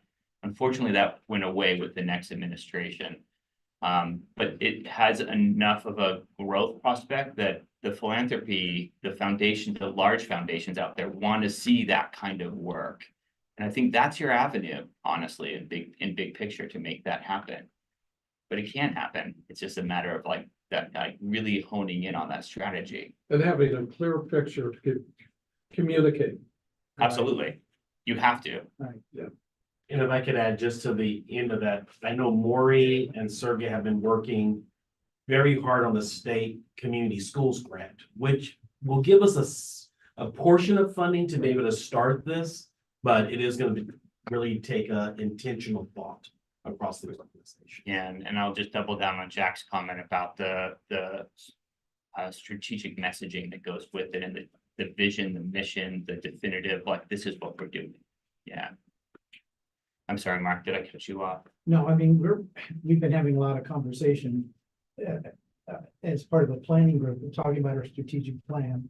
And a lot of the things you're hitting on is exactly what we're trying to encompass. And I think there's a lot of, Harlem is one, but there's several others Yeah. out there that have models that work. You know, we don't have to reinvent the wheel, you know, as far as coming up with a plan, you know, a succinct roadmap, you know, of how to approach this. So. I really agree with you. There's a lot of models out there. I just Right. think Harlem Children's No, because it's it's- so well known, But it's right? great. It's- Yeah. Yeah. You don't have to reinvent the wheel. You just adjust it for the communities that you have. Yeah. One question that I have in general district gateway is, you know, collaborating with the community organizations. How would you rate us as a whole? Do we do a lot of leveraging with them? Do we utilize their services? Do we try to partner with them? I know we bring them to events, you know, and they're there to kind of talk about what they do, but how do we like, maybe it's an impediment too, as far as getting our parents, for instance, to be more engaged, to be more aware of these services that are in their communities. Are they aware of those services? Are they utilizing them? What role do we play as the school entities to collaborate? And I'm just asking the question Yeah. because I really don't have a good sense of that. So I'll take a little bit of that, and then I'm gonna ask Maury to help me. I think it varies by school. So we do have some schools that I'll use Sabet as an example, who really have done a good job of trying to bring in those community and outside partners. CCCS by their design was a community wraparound support school that was supposed to be located within the community so that they could reach students. I would say some of our seat-based schools they're growing. They haven't gotten there yet. But I do think that's an area of opportunity for us as an organization is how we're partnering better with our community partners to serve. And I think our community schools grant will give us that vehicle that kind of forces us, because part of this is we need to create a plan for each of our schools and how we are working with our partners. This document by itself, Richard and his team did a great job of giving us, I call it now the cheat sheet of, here are the community organizations that are serving your various schools. Well, that then falls on us to say, how are we gonna plug it? So Maury, you want to add anything from your team on that? Similar to what you said, I think pockets of excellence is the words that were in my mind, and we just need to continue expanding those pockets. It's challenging for a school site principal to manage and run all the community aspects of a school. Oh, sure. They need us as GCC leadership to bring those to them and show them what the impact is. And I think that's the work that I know the CED team has really worked on this year, is getting resources to schools so they can see the benefit. Once they see the benefit, principals are then gung ho, and I mean, they bring those resources back. But our goal is to expand those pockets of excellence to huge buckets of excellence as we move forward. I worked for Hewlett Packard in my last 5 years. I was a philanthropy manager for the company. And we worked with East Palo Alto. And this was exactly the model that we followed. It wasn't about a particular entity. It was, as a community, right? How are you coalescing? Yeah. Right? How are you coming together? How are you defining problems? How are you individually supporting that? And so it is enticing for a philanthropy organization to gravitate to that when they can see that this community is working on a common goal. So Yeah, and I formerly worked with philanthropy in a philanthropy organization as well. And yes, that's a really enticing mark. It is so what's hard about bringing those services together is that you actually have to have some money to be able to do that, right? So it's the philanthropy component that adds to the Gateway's other funds, but you have to have that because then you're aligning that a program that's specific to your school and your students, as opposed to asking them to bring in a program that already exists that is for a different purpose sometimes unnecessarily. And you want to see overall the students themselves combined with the families grow. And that's, I think, sometimes what's missing within the component is that that's what Harlem Children's Zone does so well, is the extra family piece to it. So the family's growing with the students themselves and supporting the students in that home environment. We miss that sometimes in the model that we use in terms of working with social services. There's a ballot initiative on this primary dealing with housing, mental health issues. Are you familiar with that? Is it the county's one or is it the city one? That's the state one. So the state one. I'm not fully, like, haven't dove deep enough into it to be able to really like do this. Yeah. Well, part of the problem is the description of it is 40 pages long. I've never seen a ballot initiative with, it's the whole bill, it's the whole law. It has bonds for housing, homeless, and a lot of mental health issues. I was just wondering if you knew that in the. I mean, I know of it, Bruce. I haven't read all 40 pages yet, so I don't want to like mislead you. There are other mental health and counseling funding sources out there. The state of California has one that actually our current mayor of Sacramento, when he was in the legislature, Darrell Steinberg, authored himself, and it provides funding to the counties, which then goes out to a lot of the community organizations that you're talking about that are could be partners of the schools to provide mental health services, as an example. But it hasn't been tapped in as effectively as it could be. Yeah. I'll read it and come back to you. Okay, any other questions for Richard? And again, this won't be our last time seeing Richard. We are looking at some ways that we can kind of continue partnering to implement a lot of this. Appreciate you all very much. Thank you. Thank you.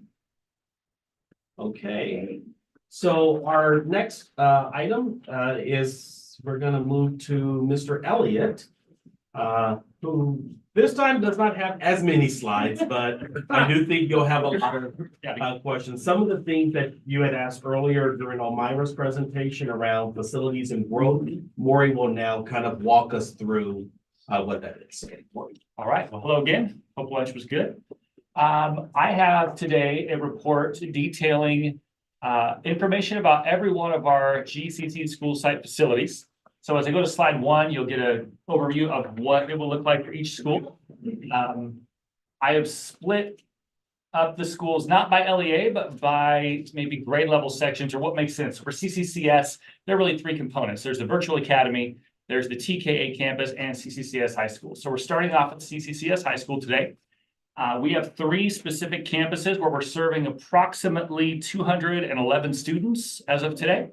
And those facilities are CCCS main, square footage about 8,500 feet, has a capacity of 200 students and a current enrollment of about 112. So Mark, was it your question earlier about what's the capacity at CCCS? When you look at all 3 of these high school sites together, Pipeline, Sac Youth Center, and Maine, you're at about 310-ish students with a capacity of 310 with an enrollment of about 210.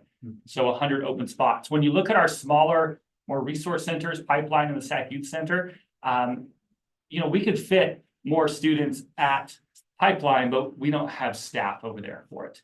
So could Pipeline grow eventually in the space it has up to 100? Yes, it could. But staffing's part of the capacity issue. That one is not a bound by square footage issue. It's teachers. Right. Sac Youth Center, again, small site with really 2 classroom areas, a capacity of about 50 students, and that really is the capacity based on the building square footage right now. Sac Youth Center uses most of their facility for their own programming.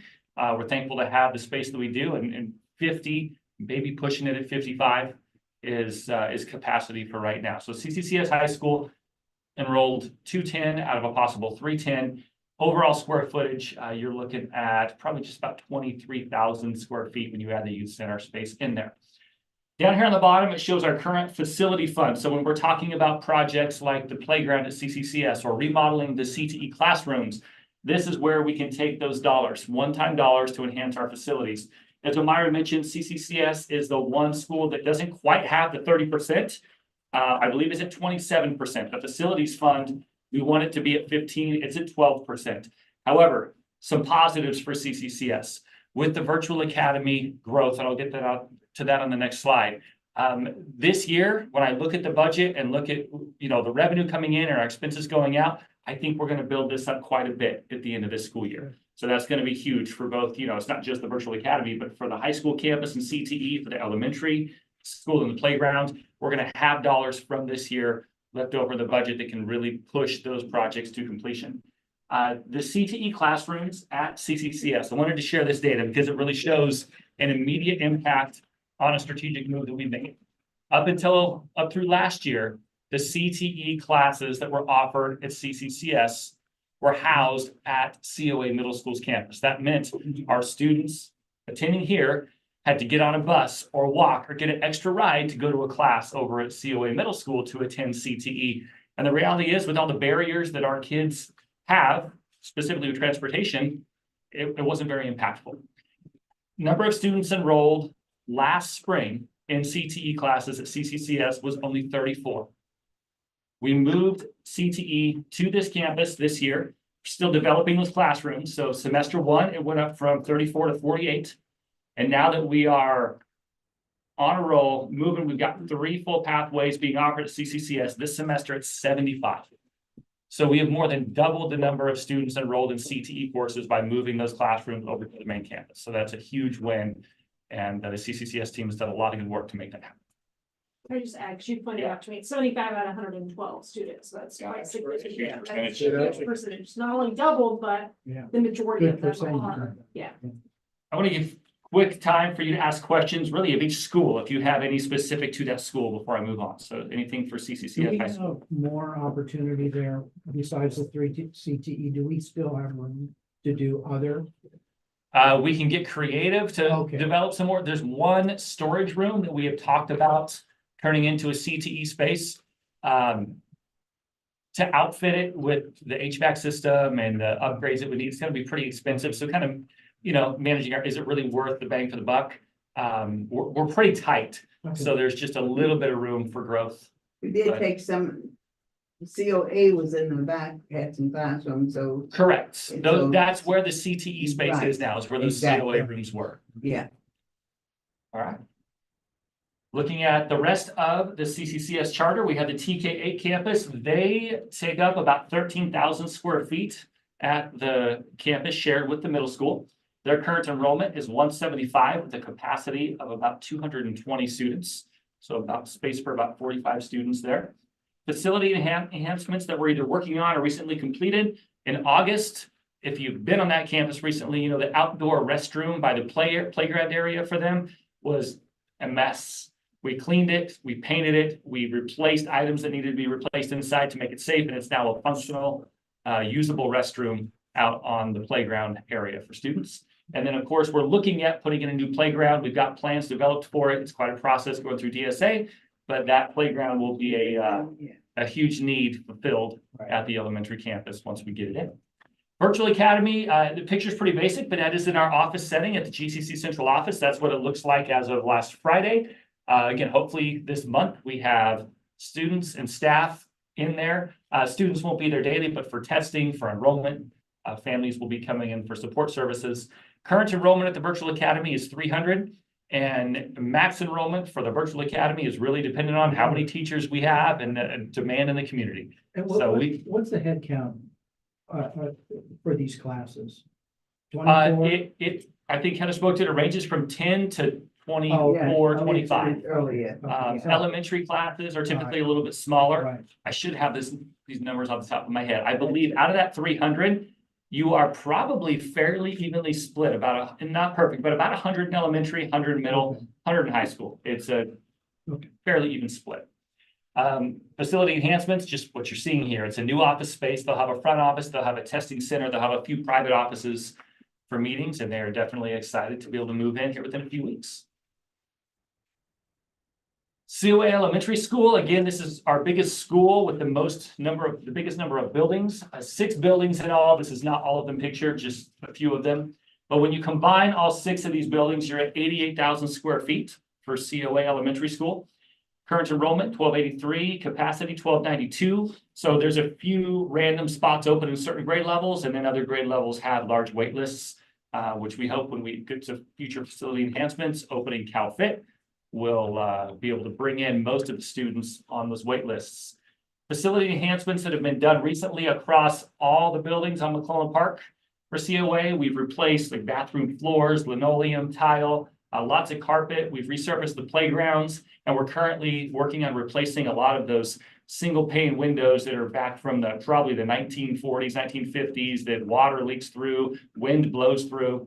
And it's, if it's hot outside, it's hotter inside. If it's cold outside, it's colder inside. So those window replacements will create a better learning environment for students. Another fairly significant project we're looking into, this picture over here, is a prefabricated TK classroom unit.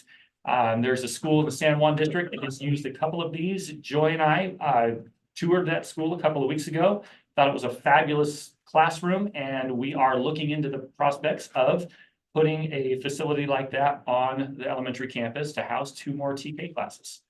So we'll let you know what. Near the theater, that area? It would be, I think it'd be kind of behind the WA, WB buildings is our initial thought. Would we need that if we finish the CalFit spot, would we still need the portables? We've got students on the wait list, for the grade level, yes. Can I ask just a quick Yes. question? When Yeah. I say we have students on the waiting, where are these students going if they're not attending? Are they attending Twin Rivers? Some, go ahead. I was gonna say homeschools.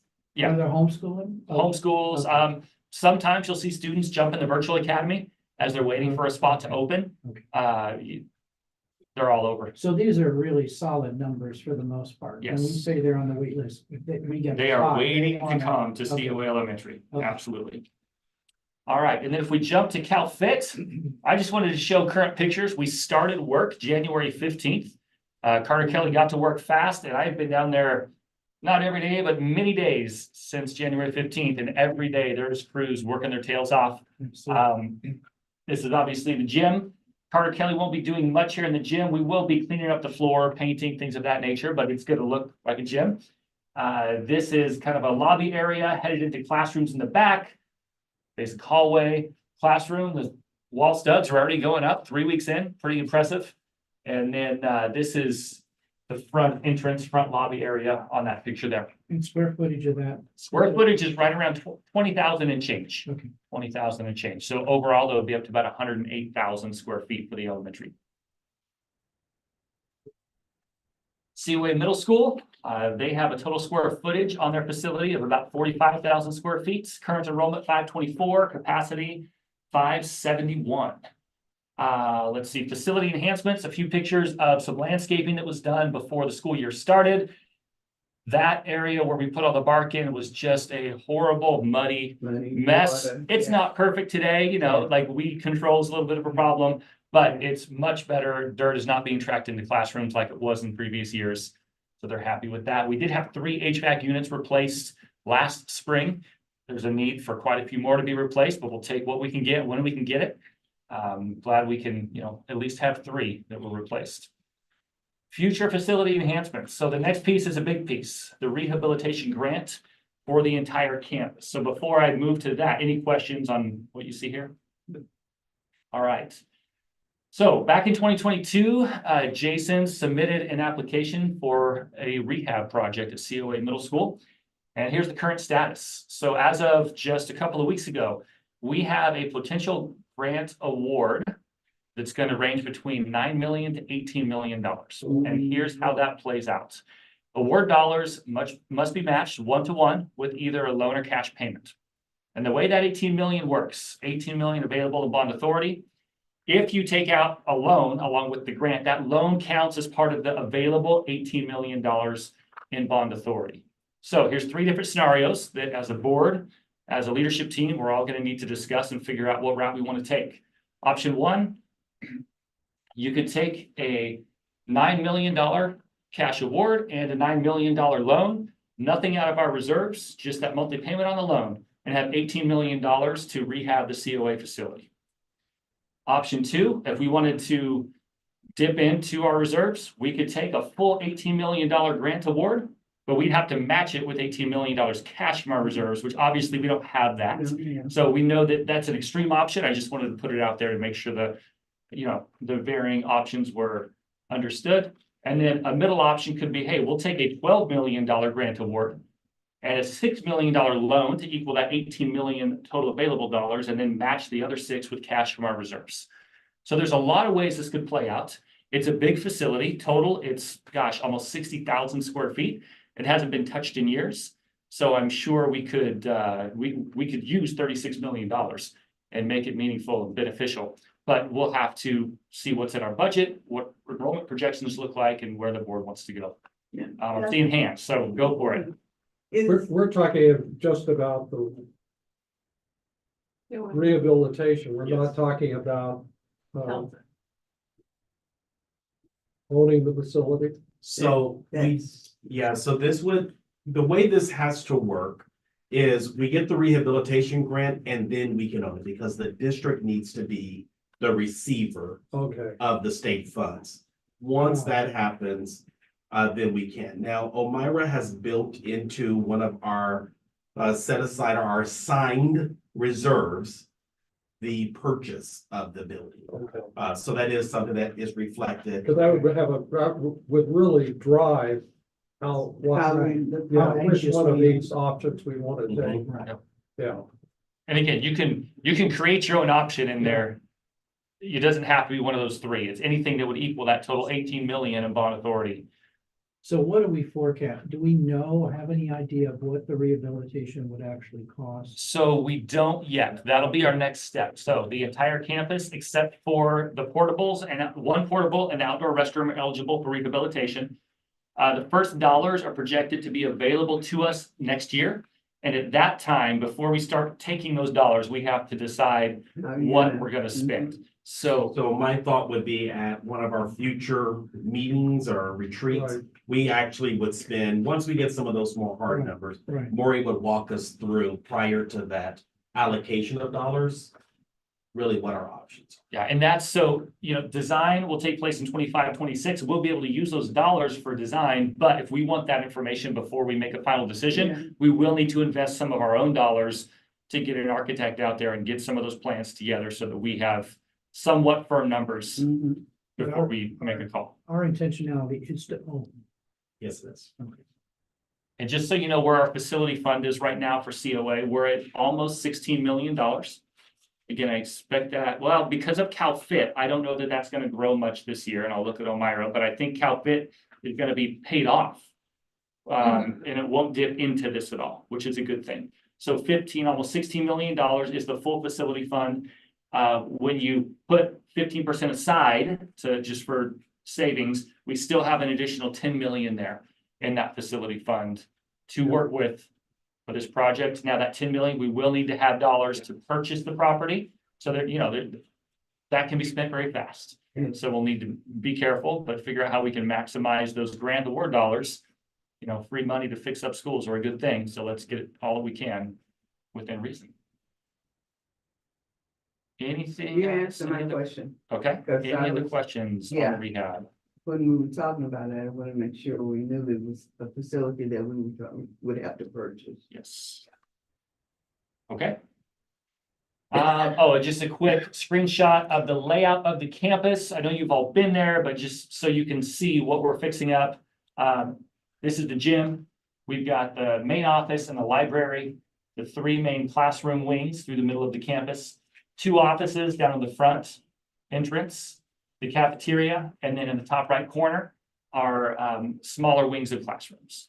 And so again, everything except the portable, my pointer doesn't work, but that blue portable right there, and then some restrooms over here are not eligible. Everything else that you see here, we can use those dollars to update. Yes. Just by way of disclosure, my wife started teaching in the 3rd building up in the middle, the 2nd classroom from the top left.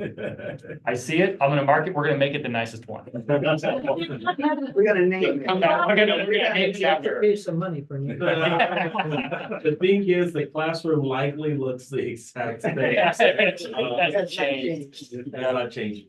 All right, moving on to Epic. We have a total square footage right now of 32,813. current enrollment at 418 and capacity of 474. I do believe at Epic, there are 2 grade levels that are on a wait list. So again, sometimes, we have open space, but we also have wait lists simultaneously, depending on grade level enrollment. Recent enhancements, we have put new carpet throughout the entire facility in the hallways. We haven't done classrooms yet. That's the next step, but all the hallways have new carpet. We updated their art room, and we are currently working on an outdoor restroom. So their after-school programs and kids that are just out of recess have an outdoor restroom to use instead of having to go back inside. Current facility fund, just over $3 million. Take out the 15%, we still have 1.9 available. And future facility enhancements, I mentioned the outdoor restrooms, and that's the turf field, and it's not a great picture, but far back corner of that turf field is where those restrooms will be located. And then we're also just starting to explore the options of updating their playground area for TK, because they have a few TK students and no real playground for that age level. Potential facility expansion. So this is quite a large building. We have the entire upstairs. We've started to get a footprint in the downstairs. Pipeline for CCS High School is occupying 3,000 feet downstairs. There's currently 3,000 square feet available that our real estate broker is helping us negotiate to try to get in there by the end of the school year. That would be 6,000 of the 32,000 square feet downstairs. That's a good foothold. And then facility downstairs is very nice. It is, and with Really, the really. growth that we're expecting, new housing Yeah. developments and apartments in that area. Very interested in what it would take for us to potentially look at taking over that entire downstairs space. Leasing, purchasing, I mean, those are all conversations we want to start having, and we think there's a lot of potential growth here for Epic. Gateway International also doing some exciting expansion at this campus over the next year or two. Current total square footage is 37,000 square feet, and they are just about at capacity, 585 out of 595 enrolled. They have a facility fund of over $6 million, 4.3 above the 15%. So a good amount of room to work with here. What you see on the side is a proposed plan from the San Juan School District for us to be able to add some additional portables for elementary and middle school, as well as an additional TK prefab classroom, just like I showed you earlier for COA, and to put a soccer field in the middle of the large space that they currently have. So on the far side, you can see the kind of the turquoise color, the 4 buildings. Those would be 4 new portables with a restroom on the end. That's what we're going to be working on right now in phase 1 of the project, along with the soccer field. It's phase 1. A potential phase 1.5, depending on what budget looks like at the end of this year, would be these TK classrooms that will be near the front of the school.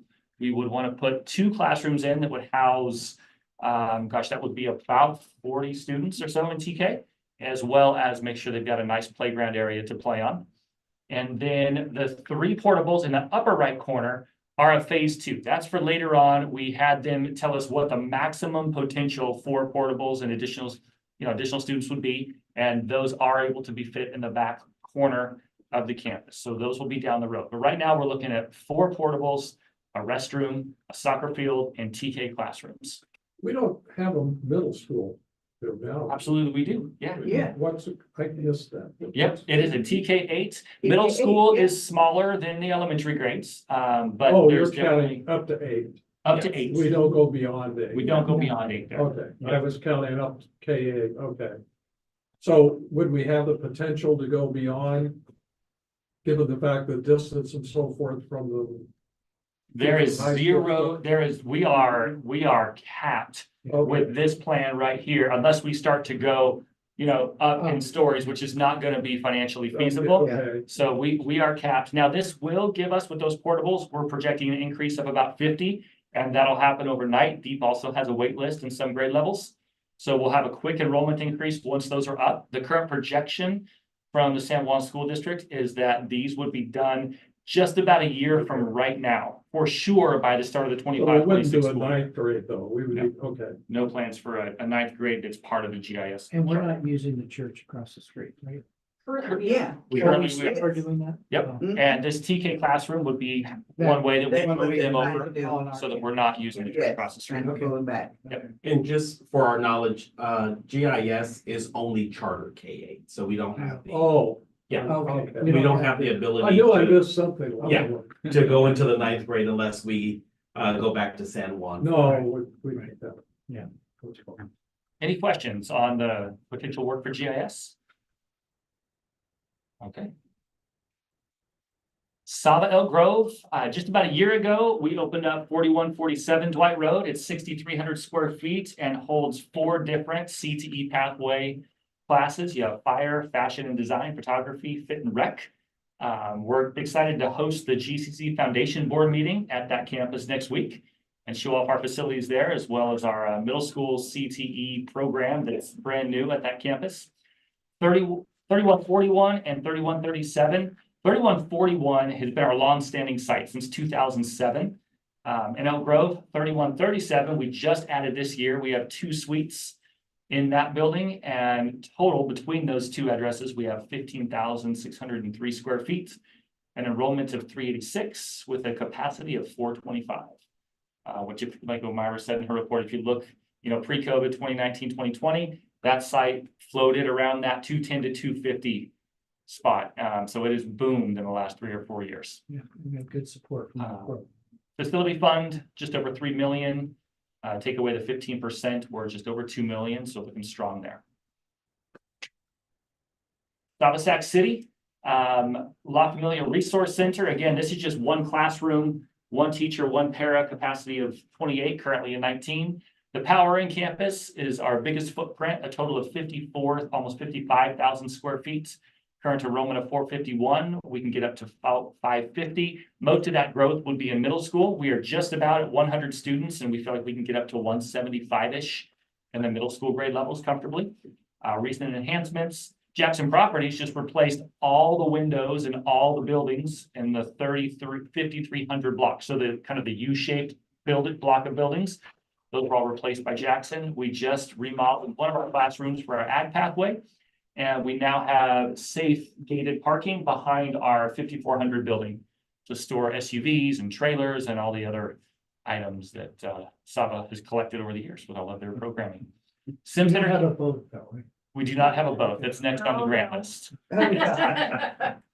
Sim Center campus. Let's keep moving.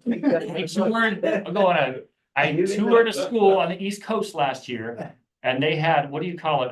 A boat pathway. That is not the official term. Like a marina. Thank you. Yes, but it was fixing boats, restoring boats. Pretty cool. The Grant High School District, they still have a bay. We still have that. It's a boat anchor. Boat anchor. I just have. You have that, Mr. Baker. Where is it? Okay, back to Sim Center. Total of 4,000 square feet, current enrollment 217, capacity 245. When you look at Sava's facility fund, we're at just about $3 million, almost 800,000 above the 15%. And where this is impressive because we just spent a significant amount of dollars on the Power In remodel. This school is only 5 years old, and to have that kind of reserve is very good, going to allow us to continue to grow and build our CTE programs. Sabatier USD, we just added the second building, 1224 North Market Boulevard. So when you combine our original building and then the new building, we're at almost 50,000 square feet. This is a site where we now have the most ability to grow enrollment. We're currently at 213. We can get to a capacity of about 450.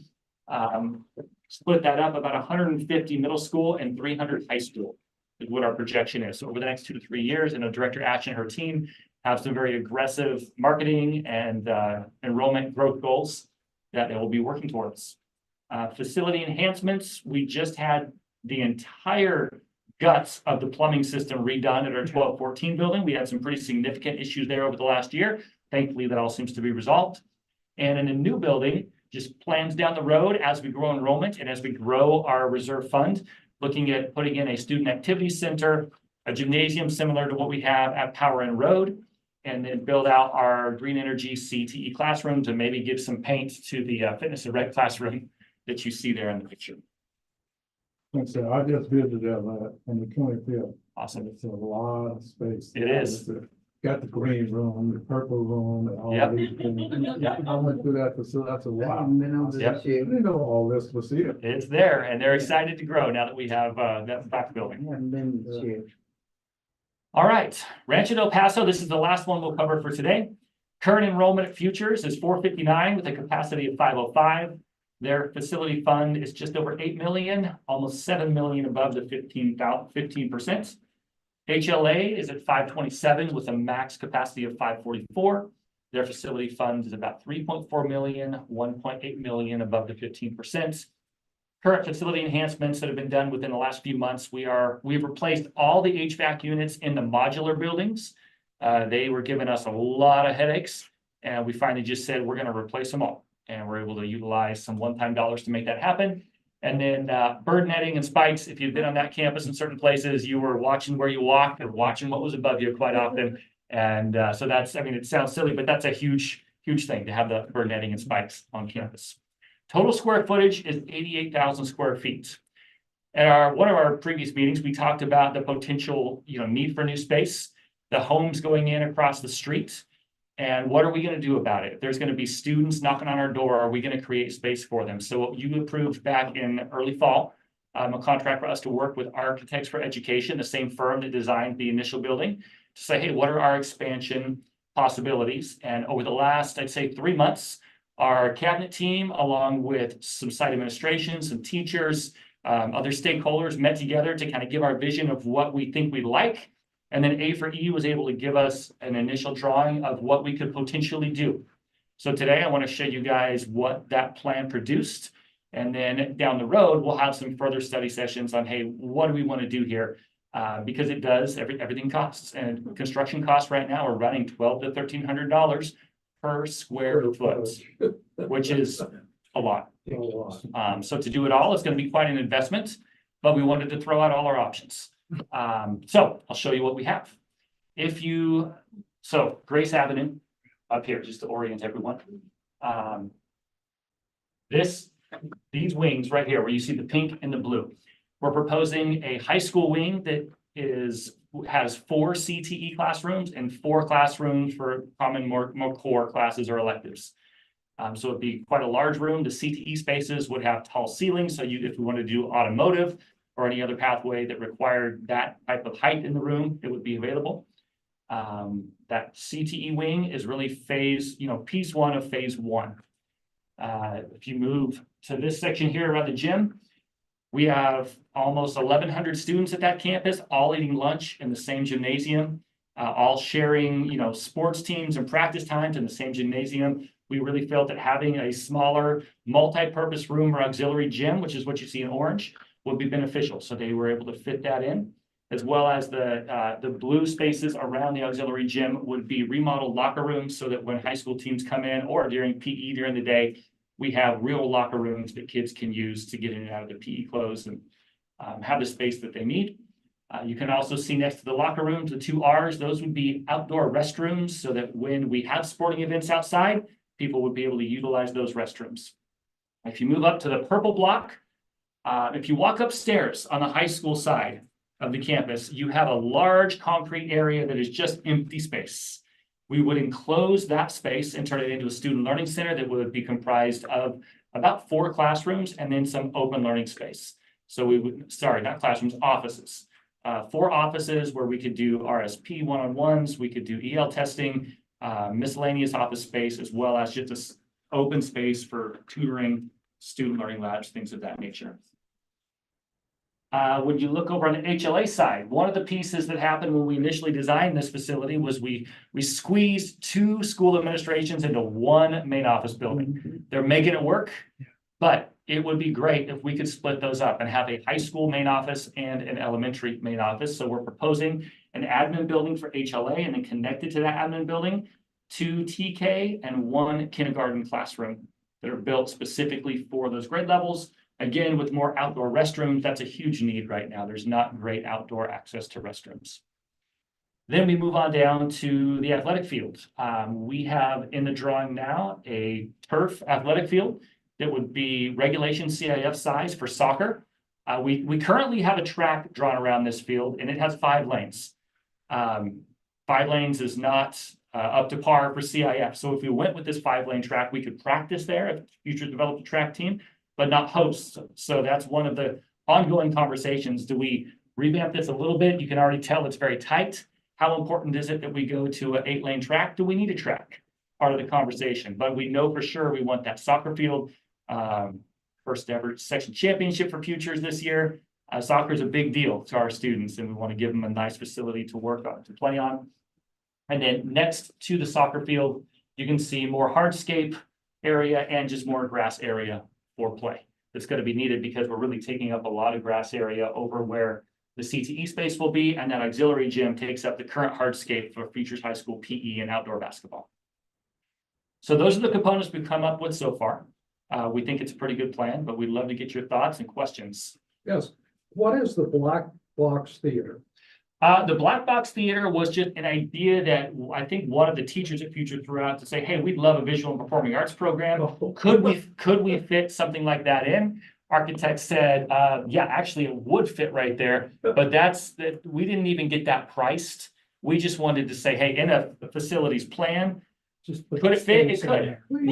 Down the Next road, 2 years, maybe we'll get there. But it can eventually also be used for classrooms. It could be more classrooms, yeah, definitely. So there is space for a building or classrooms there. And the second thing, if we use the same manufacturer for the portables that had the bad restrooms, They're out of business. they're out of business. Yes, so we won't use them. I was looking at, you had some. Yeah. We will not use them, so. What, do we have here's a real question, here we are in February, when would we have a meeting to discuss this? Well, we were just given this presentation from A4E, and now I think we need to sit down as a cabinet team. We want to give our tweaks to it and then really get a final plan to bring back to the board. And so we'll get that scheduled. Because A future. Hey, have they started I haven't been over there recently. Have they started construction yet? They have not yet started We construction. need to get ahead of the curve. Yeah. Yep. So Yeah. we need to have the places ready for the students to come in. Yes, and this, I was gonna say, so no, they haven't started construction. You can tell they're doing what I call the pre-planning work, so they are pulling permits. Probably doing their testing of soils. I can probably help them understand they're gonna find fairy shrimp over there. But yeah, so they're in that stage, right? Okay. all right, so here's what it's gonna take.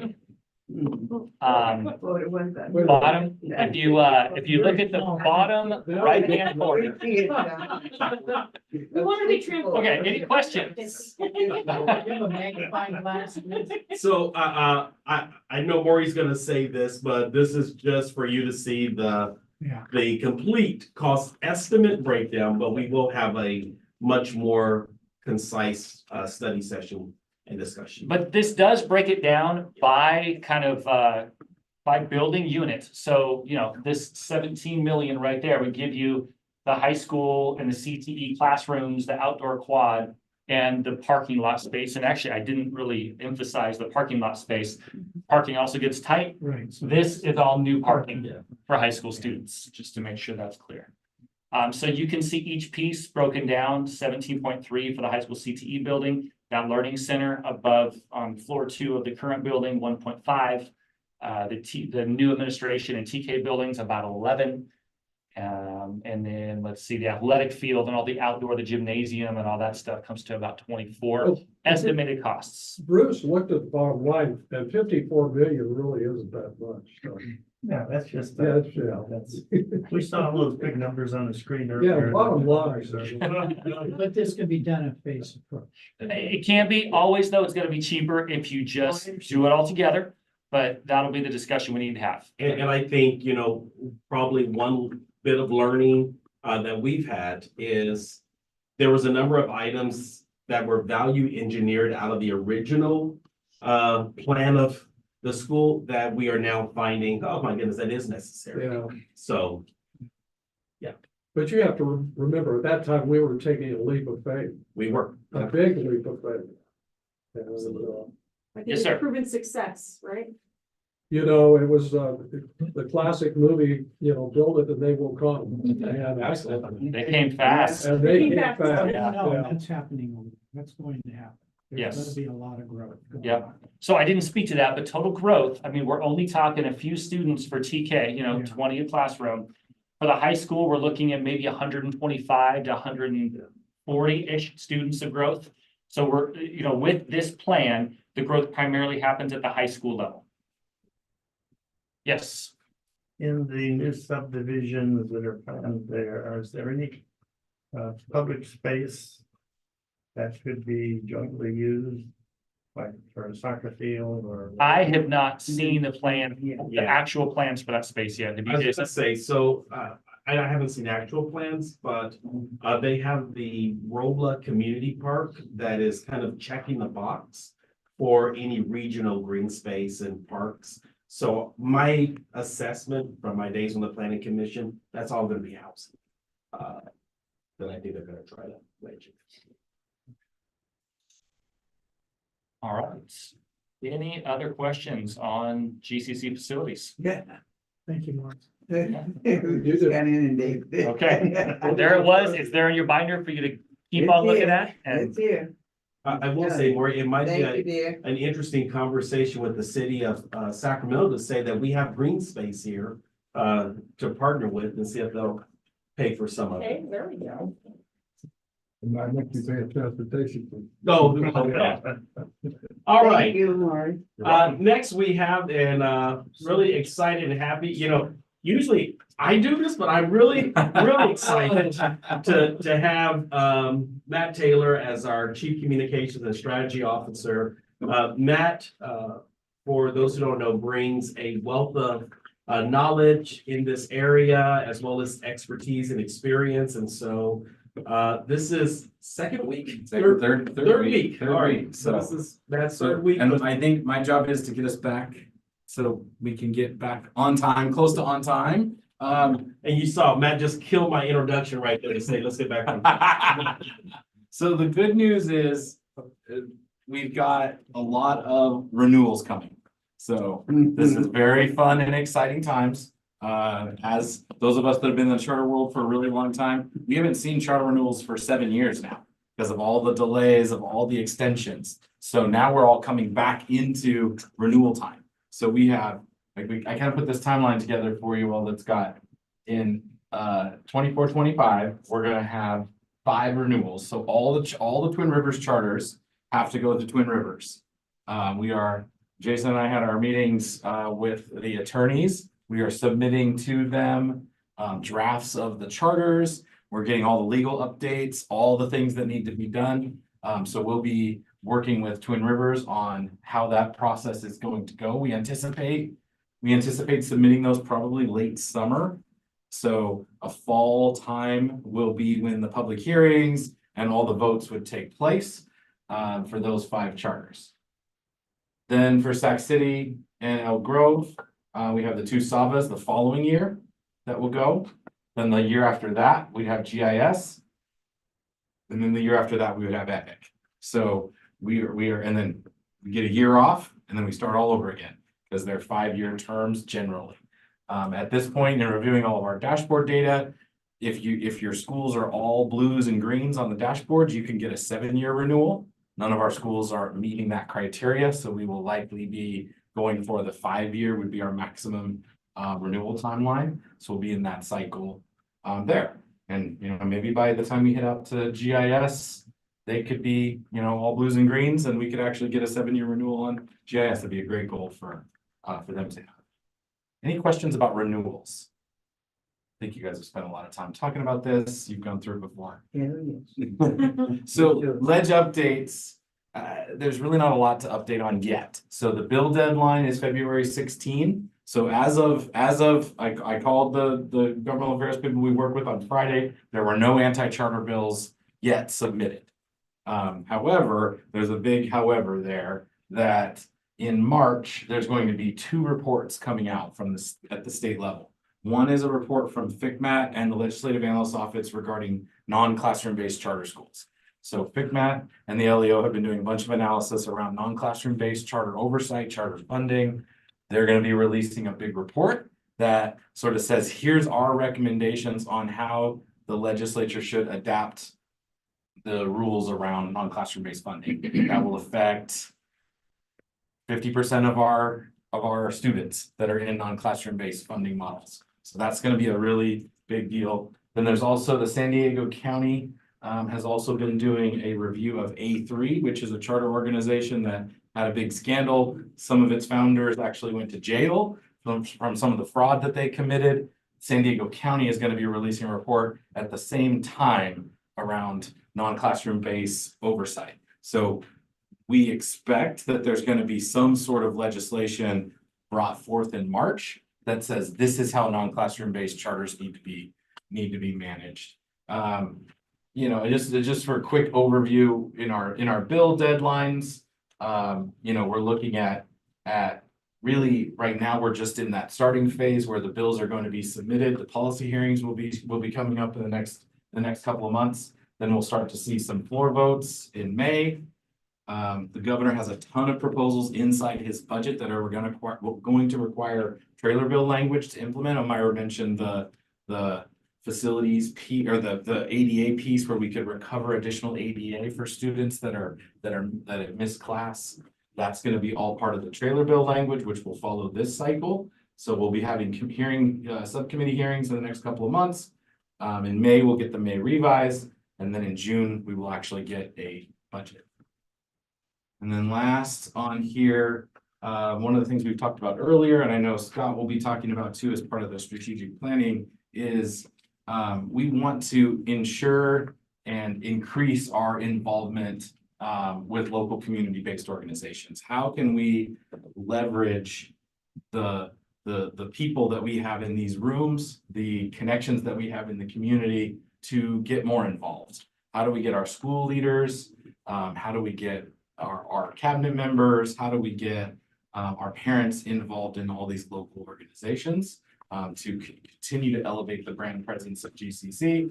And then going into renewal time, one of the things that we're going to want to do this spring while kids are around is bring Twin River School Board members out to the campuses. So we'll be scheduling those over the next couple of months. We'll invite board members for you all to come alongside so that we can show them, because they might be voting in August or September on our schools. So we want to make sure that they've in their head, oh, look at COA, look at all the amazing things that are going on over here. So we're going to be doing that. We'll invite all of you to those things. Any questions on any legislative, legal, anything like that? Yeah. No, I think it really, on your getting involved, the presentation that we had on the demographics of the Sacramento area. Yeah. And the getting involved, if we really are going to start really focusing with a campaign and saying this is one of our goals, I think that evolved in the community, you know, with 700 employees and so forth. I think we could have an impact in the community and really, you know, make a statement. It's just a good strategy. Yep. Appreciate the comment. Yeah, I agree. So I think you'll see some of the things in Scott's presentation as well that sort of dovetail really nicely with what you just said, Jack. Awesome. Okay. Thanks. Thanks, Matt. Thank you, Matt. So hopefully you're kind of seeing a theme of us walk through a number of, you know, this is where we are fiscally, this is where our community needs are, this is kind of the facilities that we have available to do things. This is kind of what our plan is to get our administrators really involved in these various areas. So the next part is really kind of beginning to discuss our strategic plan. And so let me just kind of tee this up a little bit, and then we're going to have Scott, and then I'm going to give Mark some permission to help me tee this. One of the things that was through the transition, a very big thing was that the GCC needed to look at strategic plan and the importance of it. For myself, as well as our cabinet team, we really feel strongly that a strategic plan can't be something that ends up in a binder and hits a shelf, but it actually has to be something that we walk out, that we live, that we create implementation strategies around. And so this work has really been a collective of many voices. Our steering group, obviously today is going to be the opportunity for the board to add your voice to this, and then we look forward to bringing it back in the future for adoption. Mark, did I? You did. It definitely is our roadmap for our future. And that's really what we're trying to encompass here. And I think it's so important, especially with our blueprint, to have a robust plan behind that. And that's what we're trying to accomplish. And I think the most exciting thing about everything is we're really working hard to align it all. So Right. you'll see the work that Scott did with our plan, it's aligned to our blueprint. So it's not something that's extra. And I think that for our organization is going to be critical and key. So And I'm gonna say one more thing. The idea is also to have it resonate with all of our employees. So they fully embrace what we're trying to do and feel what part that they add or how they complement what we're doing in this plan. So with that being said, I'd like to invite Mr. Scott Crocker to Thank you. take it away. All right, how do I control it? I have no idea in technology. Okay. All right, wonderful. Someone asked me, in a few words, can you tell me about what strategic planning is all about? And I thought, okay, strategic plan. Can't live with it, can't live without it. Most organizations don't go through the process. They live in an ad hoc basis of whatever comes down the path they go with. And I applaud you for looking ahead and creating a desire to create a great strategic plan. I will tell you, it's been a breath of fresh air working with your team. I've worked with many government agencies, businesses, nonprofits. I probably haven't seen one with so many engaged people bring insights and thoughts to the forefront and with excitement about the organization. Some are kind of on a downward trajectory of their businesses and they can't get their head out of the sand. I think there's so much potential for Gateway. It's off the charts. The strategic plan is your DNA. It's core to who you are. It looks at your strengths. It looks at the challenges ahead, the opportunities there, and how do you engage those opportunities to further the goal. There was mention, I think, Mark, about this being all-inclusive. Strategic plans, A, a working document, and B, they have to be embraced, either or in part, all in part, with the teams, with the staff. Oftentimes those that are on the front lines, and then we learned this in the 80s, that those that are on the front lines deliver strategy and brand. Whether you walk into a grocery store, who cares what goes on in Rayleigh's corporate headquarters? You deal with the person at the cashier. And so for your teachers and paraeducators, volunteers, they're the ones kind of delivering on the promises that you make. So the outline of the plan will be this, and I'm not going through it all today. We'll be here until 7 o'clock, and I know you know. But essentially, we're going to go from here to the action plans. And each action plan has to have a champion. But we did identify 6 key strategic goals, part of this. The high quality programs, growth, financial stability, awareness, human capital, and technology.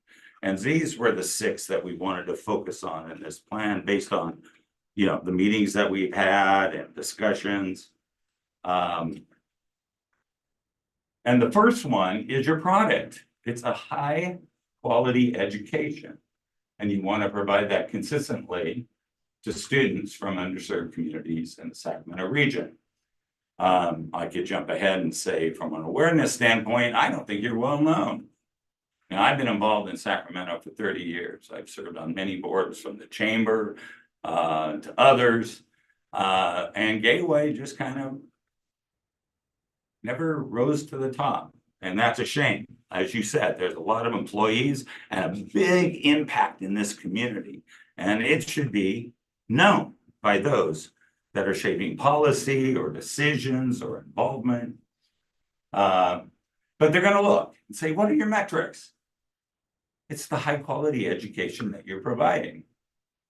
So strategy 1.1, promote equity and excellence in teaching, programming, and youth development.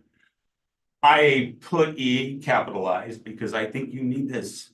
What are the metrics that you use to establish excellence? And how do you monitor those?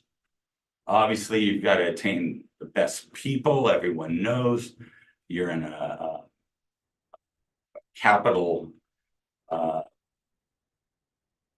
arena of people that deliver the product. And in this day and age, getting good people, retaining good people is so hard. Our unemployment rates are down. People are, the younger generation's a bit transitory in their career paths. But that's going to be key to effectively reaching this goal. And we've learned to really decide to close the loop on the work that's being done. You need to get constant feedback. I mean, we're moving at rapid pace, almost too fast for me. And you know, there's changes every day out there in the media and in business and in education and you name it, technology. And this communication feedback is necessary to stay on track. And if you look at the demographics of the Gen Zs, the young people, they want development. Maybe they didn't get it in college. I don't know, but I've talked to many out there and they go, I want to work at a place where I can learn, where I can grow.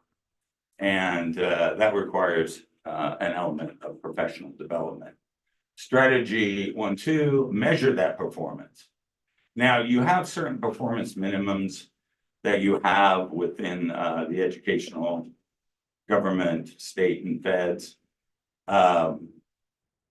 You could look beyond those and say, how do we create a benchmark and consistently analyze data to reach those measurement performance goals? Oftentimes organizations, some don't want to reach them. They want to just say, okay, we're doing okay. We're doing okay. Others say, hey, we're going to attain the best that we can. Now, will you always get there? Maybe not. You talk to a high school football coach at any given time at the beginning of the year, and they say, we're going to win them all. Well, they're trying to set a standard, right? They're going to say, now, they may know in their heart of hearts they're not going to achieve that, but they're going to set the standard high. And then they can come back and figure out what they need to do to get there. You're going to hear action plans. We're not presenting those today. That's the next step in the process, is every strategy has an action plan. 1, 2, 3, 4, what do we got to do? And more importantly, who's championing that? Who's going to be held accountable? And that's why I want to get this strategic plan in a book off the shelf into everyone's hearts, minds, and hands. 1.3, achieve consistent, engaging, effective learning opportunities, every site, every program. And you have to look at the gaps, you know, where can we improve? And how do we address those? And really document those. Again, going into a fast-paced society that we're in, oftentimes we forget to document. And so a new person comes on, reinvent the wheel. You've got to document all this so that it's a seamless transition to new people and they have a history of why things were done and when they were done. Our second priority has to do with financial stability, and obviously you're in pretty good financial shape, but you want to continue that going. So we could look at increased revenue generation activities to support the growth and the exceptional excellence, while building on any reserves or liquidity that you have to have. Now, I'm not addressing specifically the monies that you receive, you know, as part of being an educational organization and tapping into state and federal monies. But there's certainly a lot of other opportunities out there in the community, through foundations, personal philanthropy. We're a pretty philanthropic town. We are. Those that have done very well give their money back, whether it's been to the Crocker or to the Sutters of the world. Others do it for a business purpose. Whether they're in the construction industry and they want to support the next level of possible employees. So we want to evaluate and grow those corporate opportunities and sponsorships. And I think they're out there. Doesn't happen overnight. And I encourage my clients to do a 3-year plan because some of that has to do with awareness and building the awareness that you need to get the money can take time. It could take tomorrow, but it also can take 2 years.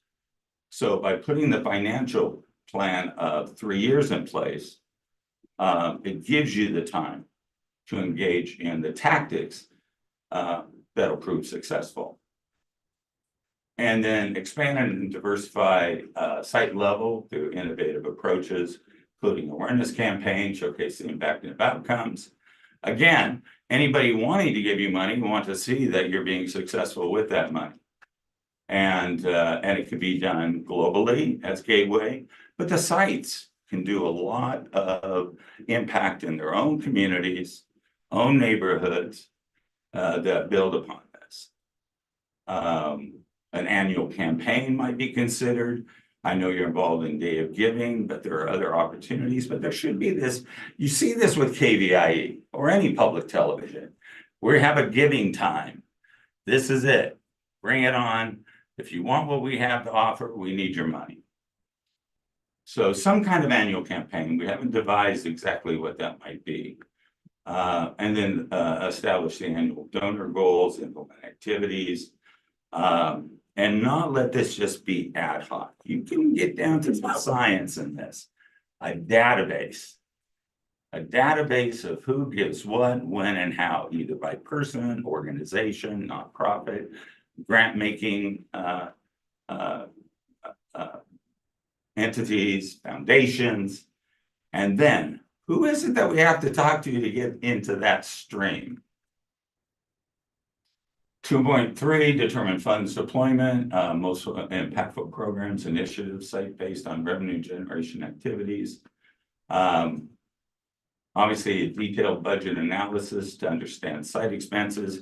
So this is the area, we can look at the revenue side, but you, as an organization, you're a board, and I've been on many, many boards. You got to look at the revenue opportunities, but you got to look at expenses, and that's probably what you were going through this morning. Where are we spending our money?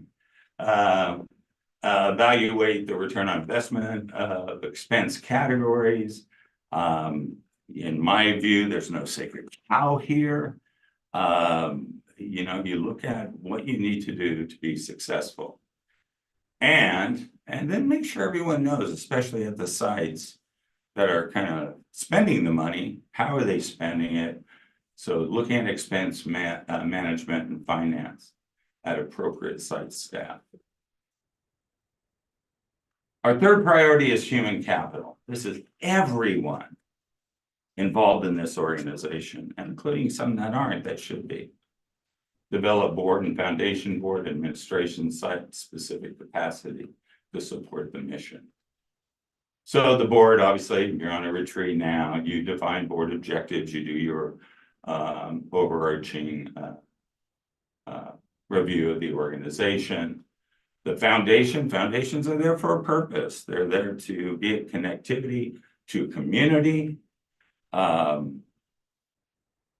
there to give. So we will make a presentation, I think, next week, to the foundation board about the strategic plan. They should define their plans and activities to meet plan objectives. And I think the foundation board can do quite a bit to help you looking at over a 2-year time horizon. Sorry if I'm going fast. I know you're running behind. So okay, we're good. All right. Develop appropriate structure, resourcing, and operational practices for each site. These are the principles and practices of sites and personnel. Evaluate those operating principles and practices, and then predict and plan as best you can for the needs that you're going to have for teachers. Where are they going to come from? How do we reach them early?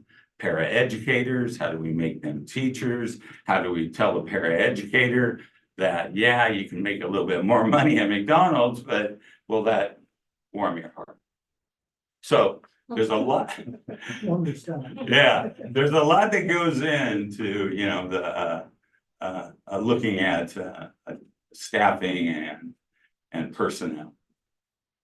And then look at your recruitment efforts. So things that are going on, I just heard about you. Great. Get out to the colleges, get them early, get people talking to other people. No one can sell you better than someone who says, you gotta be working here. This is a good place to work. That means a lot. And then increase parent and family engagement. I think this is critical. Most public schools do this to some degree. They got their PTAs, but oftentimes aren't engaged. I've noticed that private schools and charter schools have the opportunity, because they're in its own kind of silo of education, to have an expectation for family and parent involvement. So you can look at those touch points that you have.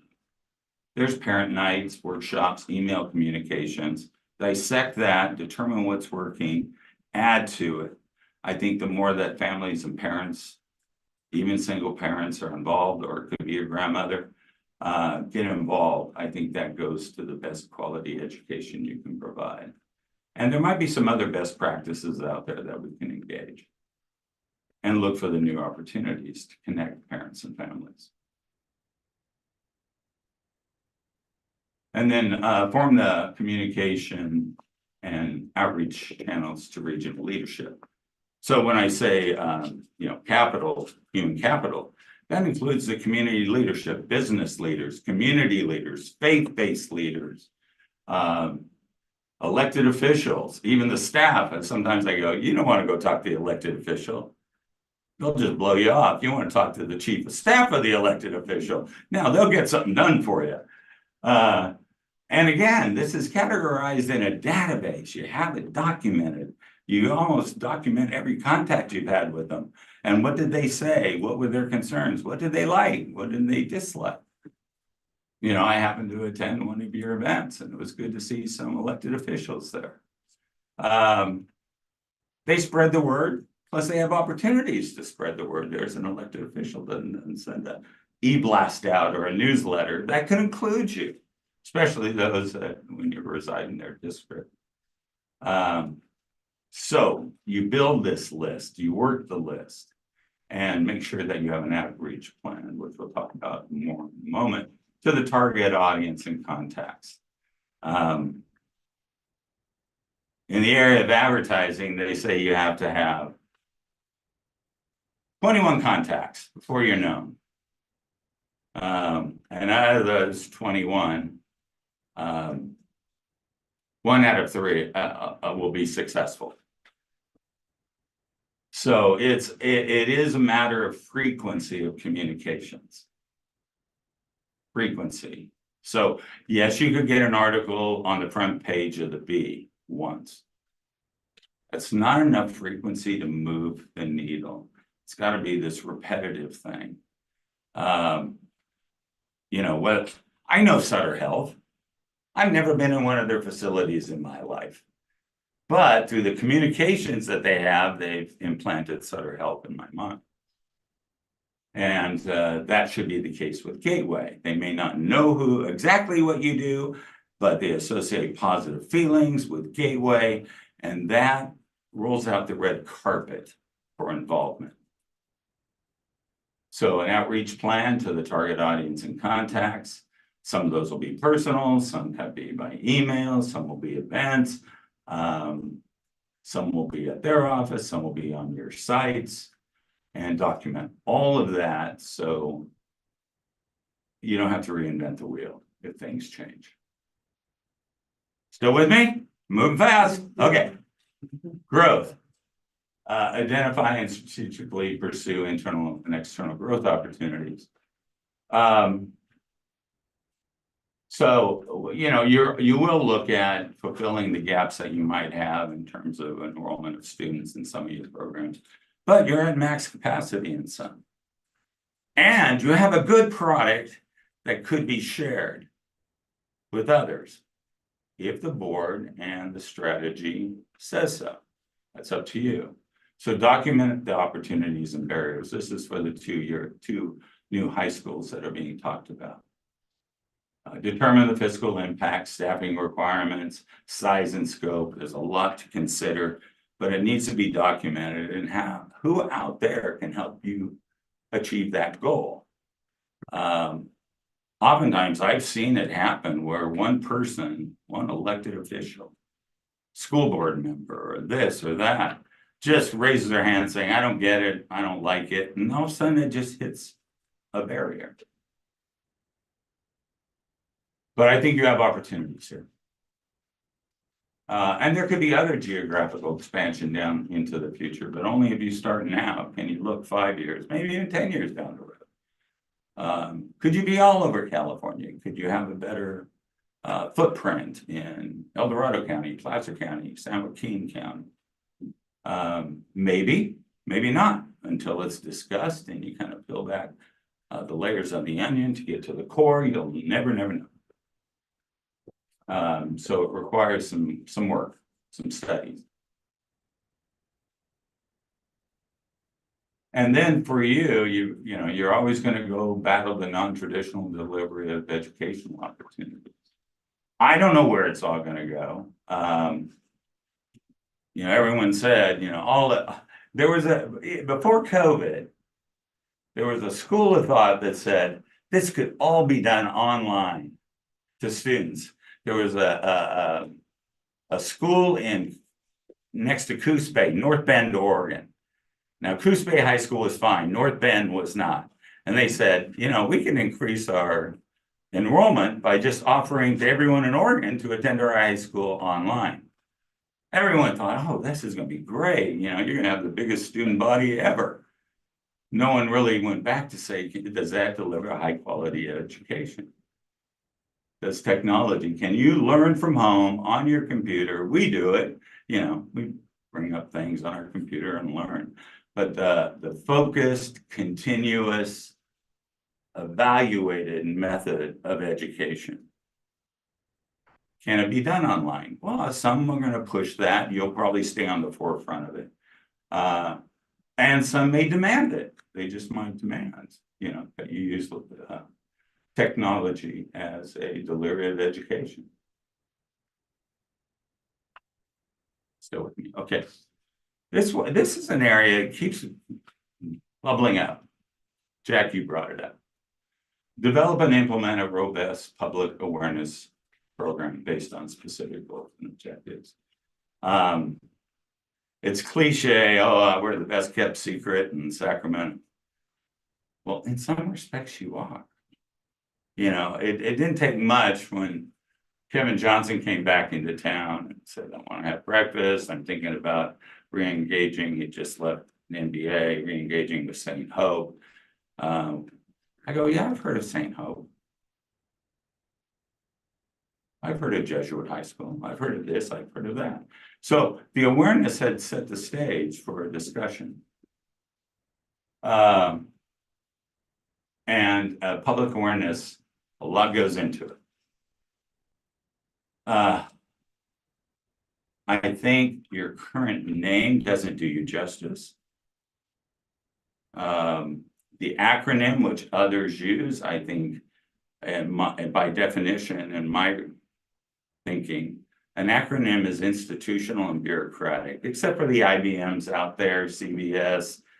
But when you look at the alphabet soup of all the government programs, it just goes on and on and on, and they'll confuse you with somebody else. And oftentimes when I've done some branding work, it's to get rid of that. It's to get rid of that acronym because they get confused. Even the board of an organization couldn't tell me what the acronym was. They came up with their own nickname, and quite frankly, your gateway. From a name perspective, your gateway. Now you have a chance to build a lot of meaning under that, but without changing your name entirely, and gateway. And the logo, I think, has served its purpose, but is not contemporary. I don't think it demands the credibility, and I think it'll probably need to be changed with an aspirational tagline, possibly, to connect audiences. And I like the term aspiration. And then we need to look at, you have mission and vision statements. I've written many, and they're put together by committee, and they have a lot of words and little meaning. But we need a straightforward vision, a straightforward mission, and everyone in the organization needs to know what that is. They need to be able to communicate that. That solidifies a team together. The brand look and feel goes into the artwork that you use. Are you contemporary? Are you nostalgic? Are you cutting edge? Are you innovative? The look and feel, and that's using photos and design and everything. And the one thing that impressed me, first day I ever came in contact with you, I walked into your office. I go, oh my God, this is professional. It's clean. There's no boxes stacked up anywhere. I was greeted. I'm going, I was expecting something different. I've walked into companies and they got boxes stacked up and files not filed. I go, this is really how do people not know about this? And it goes to kind of that look and feel of who you are. We know what we're doing. We do it better than anyone else. Connect with us. And then you can't take away from the brands of the sites that have been established. It's not like you have a number of sites with their own logos. They need to be connected. And so if you were to run a search, Saba comes up everywhere. A Gateway doesn't get associated with that. And I would never take away from Saba or Futures High School or anybody else, but Gateway is the predominant brand that needs to be communicated. So that all comes down. So the sum of the parts lead to the greater identity. So that's the brand alignment piece. And then outreach, as Matt was talking about, media. Can we get more media coverage? Communication strategies, touch points with your audiences, segmented out. Consistent communications with groups, stakeholders, individuals, Rotaries and Lions and Seroptimists and Chambers. Some might be other nonprofits like Greater Sacramento. These, A, they just need to know about you. B, they have access to some money. You can walk out of a Rotary meeting with $500, $1,000, but you weren't there to get the money. You wanted to communicate to leaders who you are. And they go, hey, guess who I saw today? Did you ever a Gateway? No, I didn't. Tell me about it. So that's kind of a lot of touch points that you can have out in the community. But I think all of those can be improved. Okay. Oh.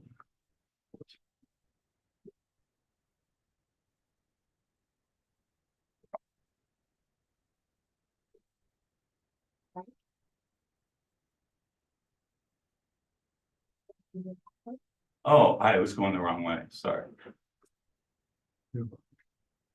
I'm going the wrong way. Click the right button, not the left button. You're hitting the left button. It's hitting the right button, I thought. There we go. Now you're on the right button. All right. We were going back. If I can make a mess of technology, I will. Pardon me.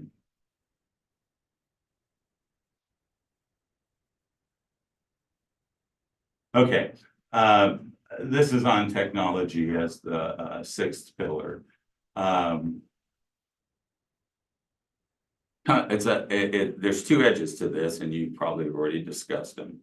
One edge is using technology to better deliver education. But just as important is to ensure that the students coming out are well-versed in technology so that they can be a vital part of the workforce going ahead. And you already have a champion who seems to know technology and AI, and I think we can tap into that and document, share, and celebrate the successes. And to just demonstrate thought knowledge leadership and technology leadership. Am I going the right way? No? Oh. Okay. So the actual goal, build you into the most advanced leader in technology-centric charter schools in the region by employing the latest technology in the delivery of education to students and providing students with technology education they can use now and in the future. What if that's all you had? What if that's all you had? He said, gosh, if you want technology, go to Gateway. They know it backwards, sideways, and forwards.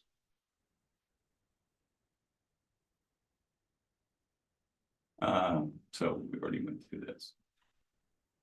And technology is rapidly expanding, both in the delivery and what your students are going to need to know to be vital members of the workforce. And it changes every day, not a day that goes by that we don't have something new on the horizon. And the more that your students embrace it, know it, connect with it, the more marketable they will be as potential employees. Okay, gone through it all. So we made a presentation here. We're going to the foundation. Our next step, our action plans. Every one of these needs a champion. If it doesn't have it, take it out of the plan. You got to hold somebody accountable to it. The action plan are the step-by-step necessities to achieve the strategy and the goal. And then to get that off the shelf and evaluate it.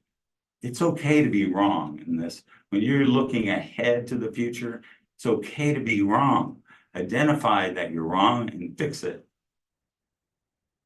And so when this is done, the process, we're going to have a plan, and it's going to be open for new ideas, thinking, internal and external. And I hope, the leadership within Gateway live it and share what they're doing. I think there's some pockets, any organization the size of yours has somebody running wild with good ideas and taking good action and good steps, but they don't bring it back. Either celebrate it, but certainly share it with others. And you want a process for that sharing of knowledge and data and new ways to do things. So that's where we are with the strategic plan. Exciting so far, and I'm open to. Yeah, to add on a couple of things you said. Sure. The G in Gateway, we originally, just to add on, historically, we were originally grant community charters. Oh, okay. And so we needed to find a G. Oh, yeah. It's fascinating when you look at the history of organizations. It's true. And why they accepted their title. I agree with you, but that was the goal at the time, because we didn't want to spend all the money to try to find change all the logo, the name of the organization. The logo, I could spend an hour talking about. Yeah. I do not disagree with you at all about Okay. the logo. And it's something I think we really probably need to look at. But let me just bottom line this. Sure. I think everybody in this room has probably been involved in strategic planning. Everyone in this room. And I won't go into all the ones I was on, but and their lack of success in these cases. In your experience, what is the biggest fault? Because we will spend endless hours setting up the strategic plan, color coding, getting advocates for it. And somehow it gets filed and as you said, put on the shelf and nobody goes back to it. Or they touch on it, but it really has no meaning. I mean, what do you think is the fault? And can you give me some examples of organizations that, and particularly in bureaucracies that have been successful at using strategic? Sure. Well, I'll give you the reason why they failed too. Time. It's an excuse, but they use time. We don't have time to do this stuff. The other is the person in charge. The person in charge leads everyone else in terms of accountability. Has to be brutal. That's really promoted. Yeah, Absolutely. it's the flag that they is out in front of, you know, the army, so to speak. Let's see. There's a national nonprofit. I did a strategic plan for it called Red Rover. And that CEO made sure, I mean, it was a lot of volunteers, not just staff of, I think, 20, but volunteers. And she was held true to what was going on within the strategic plan, changing it when necessary, and making sure everyone else kind of knew what they were trying to accomplish. And it's gone on years. Still successful. It's probably changed so much since I did it, but still very successful. Now the CEO is just leaving. I'm going to see if a new CEO can pick that thing up and run with it. Even if I don't get paid, I want to ask them, can you keep that strategic plan going? Government, let's see if I can. And while you're thinking of a government example, just to maybe piggyback a little bit, part of the work, Jack, to be intentional about aligning this to Portrait of a Graduate, the blueprint, and our priorities was so that it's pervasive throughout our entire organization. Yes, and so it's not gonna be seen as a document that is, oh, just another other thing. It's actually just another thing that fits with everything else that we're doing. So that we do have that collective push. And I think Scott said it well, it will fall to myself and the cabinet team. I put them into this to say that that's how we're going to work to hold our team accountable.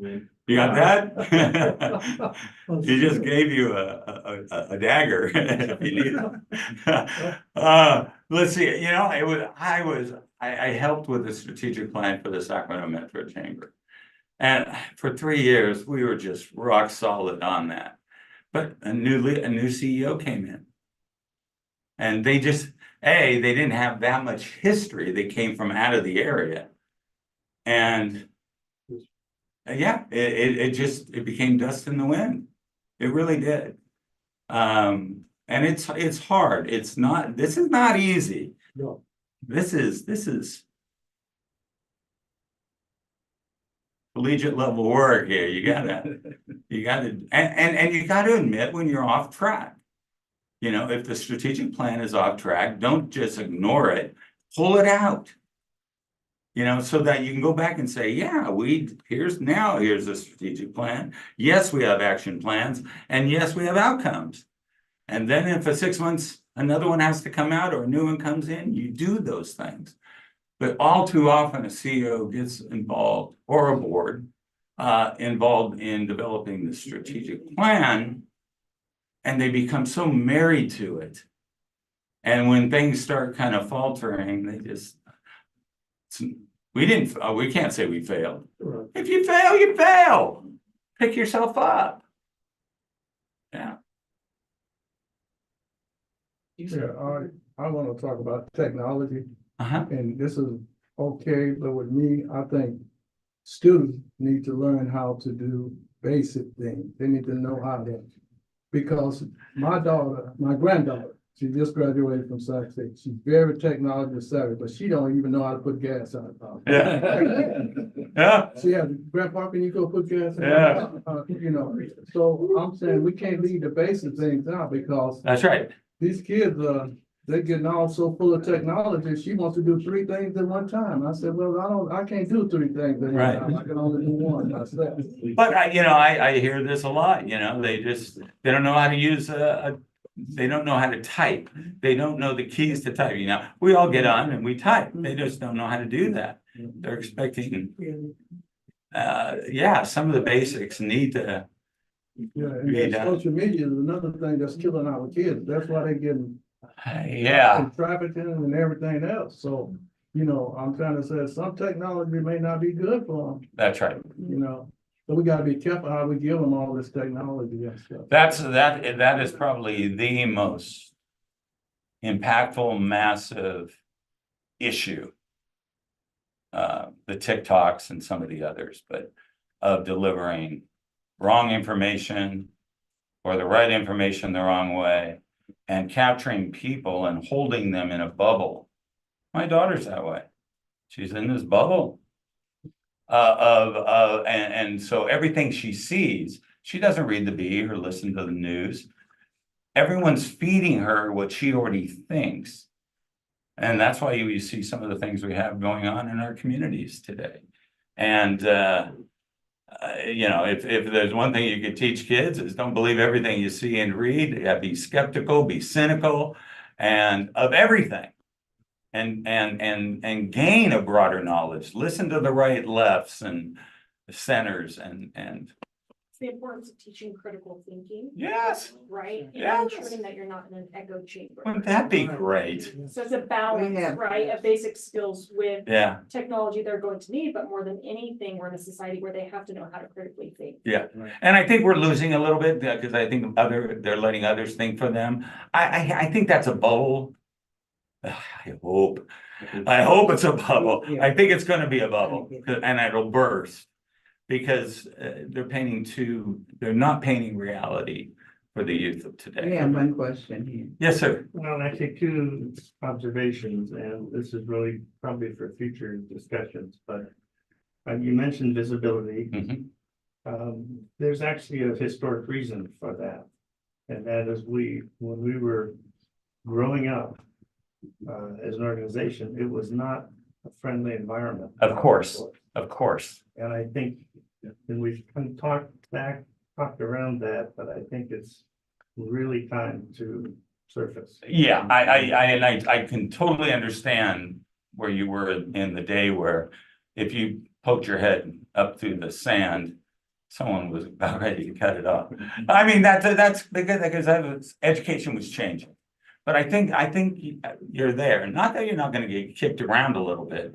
As you bring up your identity in this community, you are a target, but that is what successful organizations become targets. And the second one of that is kind of because of that and kind of because of the brand that internally we felt we had. There was, I think, a reluctance in the organization to look at big donors. Right.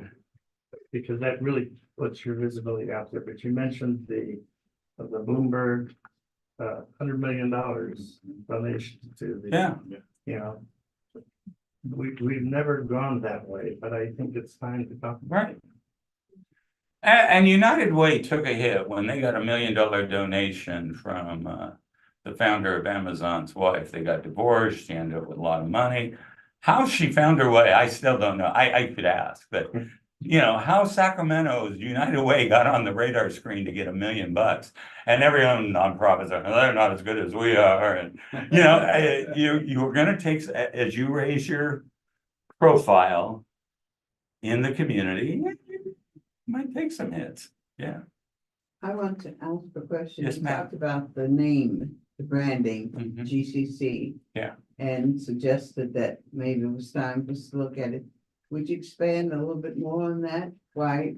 What was your rationale? Yeah. First of all, I never really understood the name Gatewood Community Charters. It required something after that. Charters what? You know, I know what a charter is, but I don't know what charters is. A plural. So you are a group of charter schools, you are a charter, you know, I think that's a better name. I know GCC is used a lot, but it's hard to, here's how I put it, and let me see if I can. Yeah. In everybody's mind, we have a filing cabinet. And in that filing cabinet, we have files, and on those files are labels. A label gets onto a folder through frequency and creativity. If you can't get a label with a folder with a label on it, there's no place for things to be deposited in one ear, out the other. So that's why I could say I have a folder for Sutter Health. Never been in there. I don't know anybody who really works there. I know some patients there, but because they've been out there enough. And acronyms are hard because there's so many of them out there. At least yours is only 3. Give me a 5-letter acronym and we're in big trouble. They come across as institutional. Government uses it a lot. They use an acronym a lot. And they can be confused with others. And we want to separate you out from everything else. And acronyms, not that you can't use it, but it becomes much harder. Plus, people are going to say, what does the acronym mean? You'll give them the name and they'll probably call you Gateway. You know, I've gone through this time and time again. Big architectural firm, Leinakis Beaumont Design Group. And when I started talking to all their clients, Beaumont didn't, was dead, but the people under the Beaumont group were more the engineering side. Oh, we got to keep it. And I went out and talked. I go, what do you call these guys? Oh, it's Leinakis. I go, that's your brand. You don't create it. They did. And now, if you see Leinakis, it's Leinakis. Offices on 19th Street, signs all over the place. We abbreviate things as much as we can. And that's why acronyms come into fashion. But then finding differentiation becomes very, very difficult.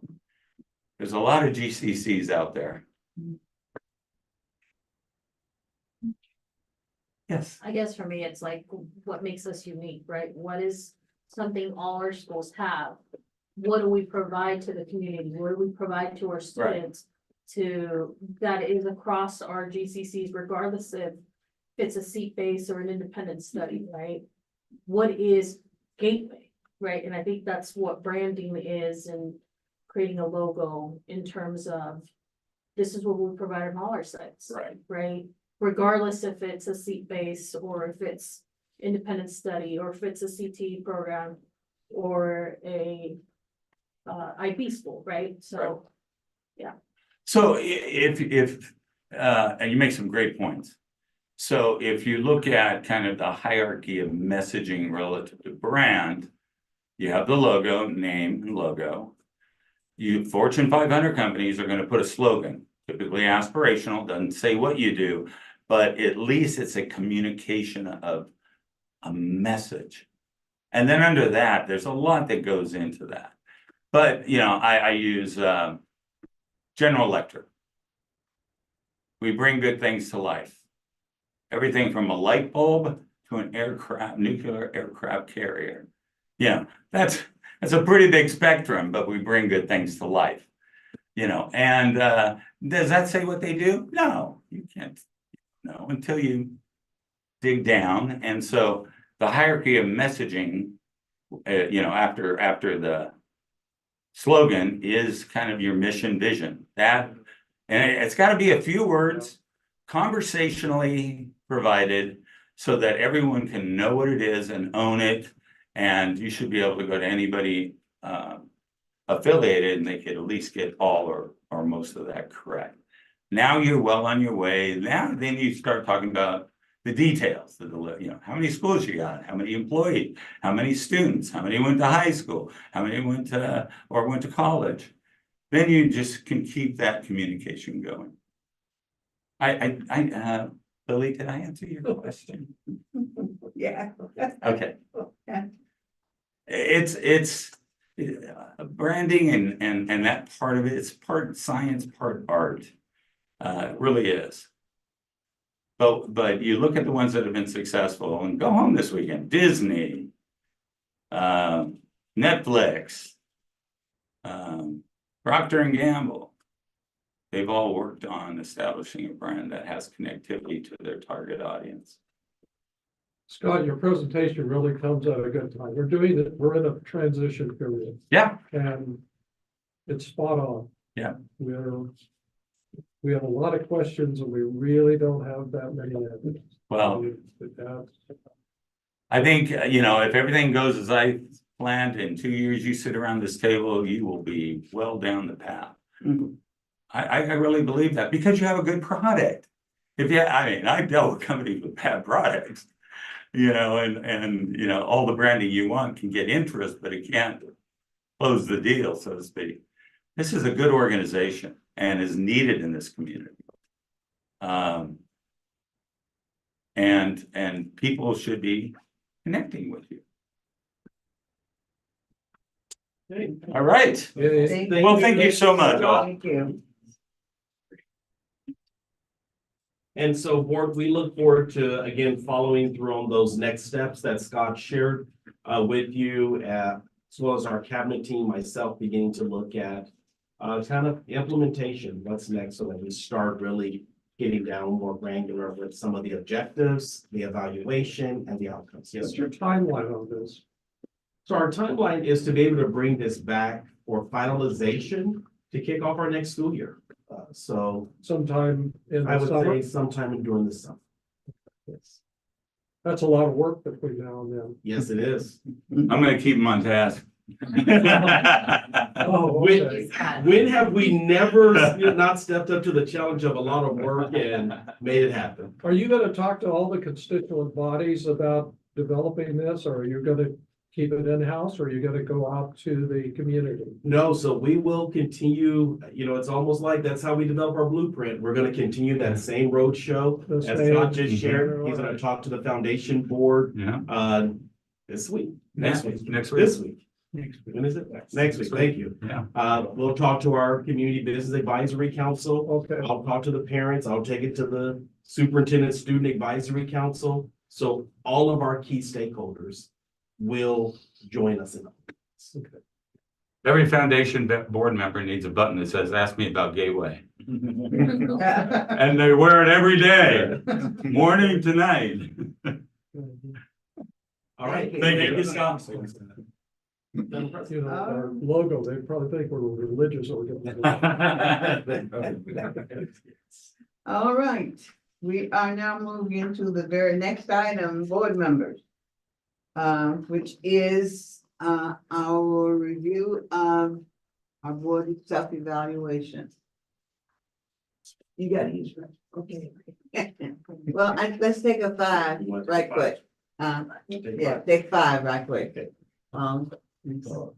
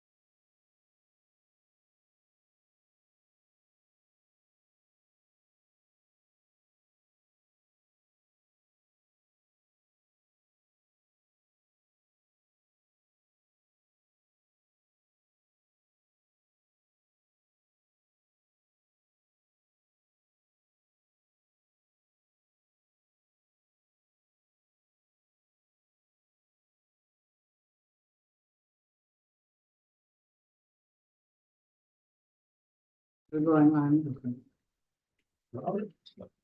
Right. Okay, board members, we are now at item number 9, board self-evaluation process. You were given online the survey to take. And we do this every year to look at how we're doing as a board and what we need to get more involved with if necessary. So you've had a chance to look at the results of the evaluation of the survey. So now we're open for discussion. All 5 board members took the survey. Thank you very much for doing that. And as you can see, as I looked through it, there were not many changes from the last time. So we're open for discussion. If there's some areas that you would like to bring forward to discuss, we shall do that now. I highlighted some numbers, some pages, where there were some discrepancies, a little different. But as a whole, the evaluation pretty much looks, it's the same. We are a strong board. We work well together. And that's my thoughts, but I'm gonna open it up for discussion. Anyone? Yeah, I'm going to page 19. I've got 19 down into one of the pages to be discussed, page 19. Yes, what's your? Well, I wrote down the ones on mental health of student AI, inflection of new immigrants as something that we face challenges in the next 2 years. So that's what I wanted to talk about. Okay, okay. What do you perceive to be the most significant challenge? Is that the one? Yes. And you said yours is which one? Number 3.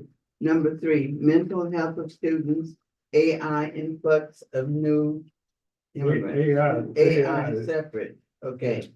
All right, so you say you want to discuss that? Yeah, mental health is one of the things that I'm looking at our students are having throughout this whole country and the world. So my thing is, where are we and what are we set to do about all of this? Because they're coming in, they all got issues and problems. We see it every day. We see kids out there killing kids in school, shooting and all this, and there's copycat things going on. So, you know. So, Mr. Block, what we'll do, since it's not something that's agendized for today. Right. I'll make note of these, and what we'll do is we'll bring back at a subsequent meeting these topics as kind of study sessions that we begin to walk the board through. We are doing a lot of things around mental health. We actually just received, I believe it was $750,000 to do some targeted mental health services. I believe Mr. Elliott shared earlier in one of his slides, we've increased social workers, or maybe it was Dr. Golden and Mr. Coy. So we are beginning to look at some of these, but what I'll do is we'll come back to the board with kind of a comprehensive look of everything.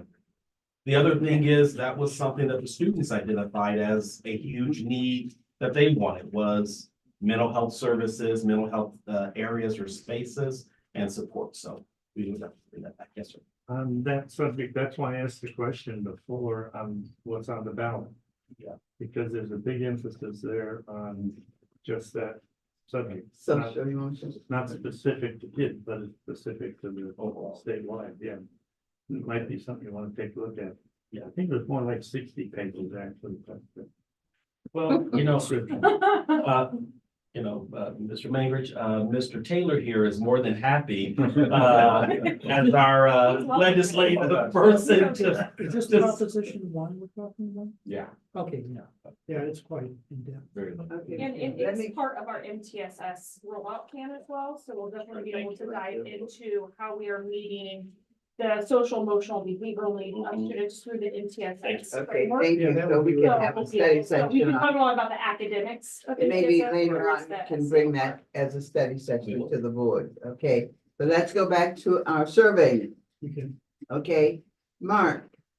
Mr. Mark, do you have any concerns, any questions about any of the items that were on the survey? I'm gonna ask this of all the board members. No, I don't. I really don't. I think, you know, we've had our ATAC board for quite a long time. I'm very comfortable with how we interact, how staff informs us, how we interact with staff. So I'm pleased. I didn't deviate from how I responded. I did not deviate much more either, I don't think, other than when we got to the couple of new items in the board about the transition period. Jack? Comments? I do have one comment, and I put it as if I can't tell you how I really, and I'll put another really on it, appreciate the improvement in communication with our superintendent. I think his reaching out has really, also, I think, cut down the questions we have and so forth at board meetings. And so I think his willingness to reach out and say, what concerns do you have? And we address them has really been very, very helpful. So, yeah, I do. That's the only comment. Otherwise, I think we walk on water. I love it. Oh, I'm glad you said that. But you were right. I went back to that. And for the people who are in the audience, the question was, as part of the governance team, what specific assistance or resources do you require from the superintendent, CEO, to effectively execute your duties as a board member? And the comments, one, to continue to keep the board informed and keep lines of communication open, and that's what you're talking about, Jack. Adequate time for items on the agenda that needs board approval, and really appreciate the improvement in communication. So, thank you. Thank you. Okay. Anything else you have to add, Mr. Block? You talked about social emotion and like Yeah, the AI. Oh, yeah, In AI. and AI. Yeah, I'm seeing that as a big problem out here. How are you seeing that as a problem? Because they're using it to do everything under the sun. They taking tests with it, they're doing all these different things. It's becoming a problem for them using their own brain. They're using AI brain. What do you think? But Leader in that. I think that it is, and I know we'll have a session on it, I think it is a balance, and that's what we are navigating. As I said, we just went down to Palo Alto to learn, my team and I. And it definitely has a lot of opportunity to remove barriers and help inequities, but if you're not strategic and intentional, it also can create them. And that is why we have a very strategic 1.5-year plan that we are rolling out, and we actually just partnered with Sac State as well, Sasha Storkin, the AI Chief Communication, to make sure that we are in alignment with our universities, so that we are being more proactive, Mr. Block, and making sure that we are teaching students how to leverage it, critical appropriately thinking, use. right, rather Yeah. than using it to replace. It's Okay. rather, Uh-huh. we're choosing to use the word instead of artificial intelligence, Yeah. augmented. So how do we use it as more of an augmentation versus a Right. replacement for human interaction? Okay, Mark. I was just gonna comment that I at least appreciate that we are trying to be in front of the curve instead of behind it. Yes. We're not ignoring it, we're acknowledging it. We're trying to put a plan together of how we're going to How address it's it. going to affect our students and how we will teach them. Sorry. So what we will do, board, is we'll bring all three of those items back at a subsequent meeting. Okay. Just to kind of walk through, I know we've talked about all of them, but we will walk you through kind of what we're doing. So thank you for that. Okay, Mr. Bruce? If Jack's walked on water, I don't think I had anything. I told this is gonna be a short one because I can't get you guys to really, so you walking on water too, okay. All right. Well, as you heard, huh? You, Me? yeah, your turn. Oh, I said all I needed to say. Okay, we are an effective board. I appreciate the fact that you do your work before you get here, that you read your minutes. You ask questions as you feel necessary, either to the board, to our superintendent. And then the other thing, I think I stated someplace in here, that I appreciate the fact that when we do come to the board meetings, they are timely. They are on time because you have done your homework. And you know what it is you need to ask or not ask and what to vote for. So I really truly appreciate that. And I do appreciate the fact that I did see that you don't have any comments about your president right now. So We think you're doing a great job. if you would like to do Are that. you getting enough recognition? They will step up. So, okay. Thank you, guys. I really, really and truly appreciate how we conduct business. Lily, you're doing an outstanding job. Thank you. We love our board. We do. Yeah, right. Thank you very, very much. Okay, unless you have more questions, Mr. Superintendent? No questions. Again, just want to thank the board for, board self-evaluation. That's just part of best governance, and it also helps, us as staff know what your additional needs are. So we do appreciate it. I do have question 19, and I think I need to go over this. What do you perceive to be the most significant challenge the board will face over the next 2 years? And for everyone else and for the cabinet, growth, number one. It is a two-edged sword. It is great for programs and funding, but it has its challenges for students, housing, and staffing. The next one, adequate funding, same thing. Adequate staffing, replacing board members who might want to retire after a while. That's a challenge. Okay. Mental health of students, which is what Mr. Block just talked about, and the AI and influx of new immigrants. So that's something, we ask that all the time. And the next one, Mr. Matt, charter renewals. And the last one, challenging state fiscal pressures may impede our plans for continued growth. So those are the items that all of us need to be talking on and working towards and looking at. So thank you very much for those comments, board members. Thank you. Good. Okay. So with that, all right. Okay, the next item is consent Yes, ma'am. agenda items. Thank you. We are now ready to go into our board information, ready for our consent agenda items, board members. And for those who are present and those who are looking, adoption of the GCC board meeting minutes on January 16th, 2024. Personnel consent agenda, purchases over 30,000. 2023, 2024 school safety plans. 2022, 2023 school accountability report card, SARC. Mutual Assistance Network, MOU.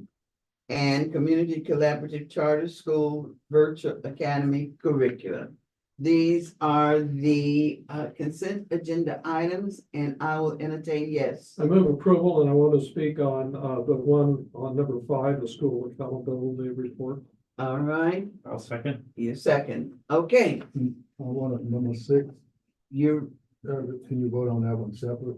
okay? We vote, take number 6, we vote on it separate. All right. So we are now voting on. Do you want to talk about that item for vote, or you want? I don't want to pull it, I just want to Okay, make a just comment. all right. I didn't have I woke up at 3 o'clock one morning, decided to read these. Yeah, we had a lot of reading there. I will recommend, I really say the demographics are really very, very informative.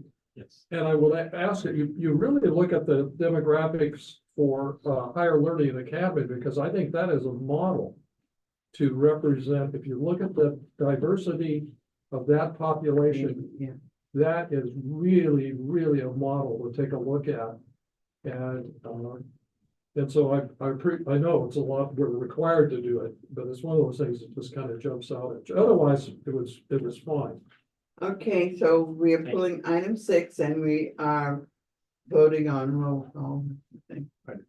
Item And Ms. Melissa now covers all. No, three. item six, Right. yeah, it's item six. Right. Ms. Melissa covers all three. I have it. Yeah. And now I will do roll call on this vote. Mr. Mark Anderson, Yes. Mr. Harry Block, Yes. Mr. Bruce Mandrick, Yes. Mr. Jack Turner, Yes, Billy Campbell, yes. And now we will go to, so that passes unanimously.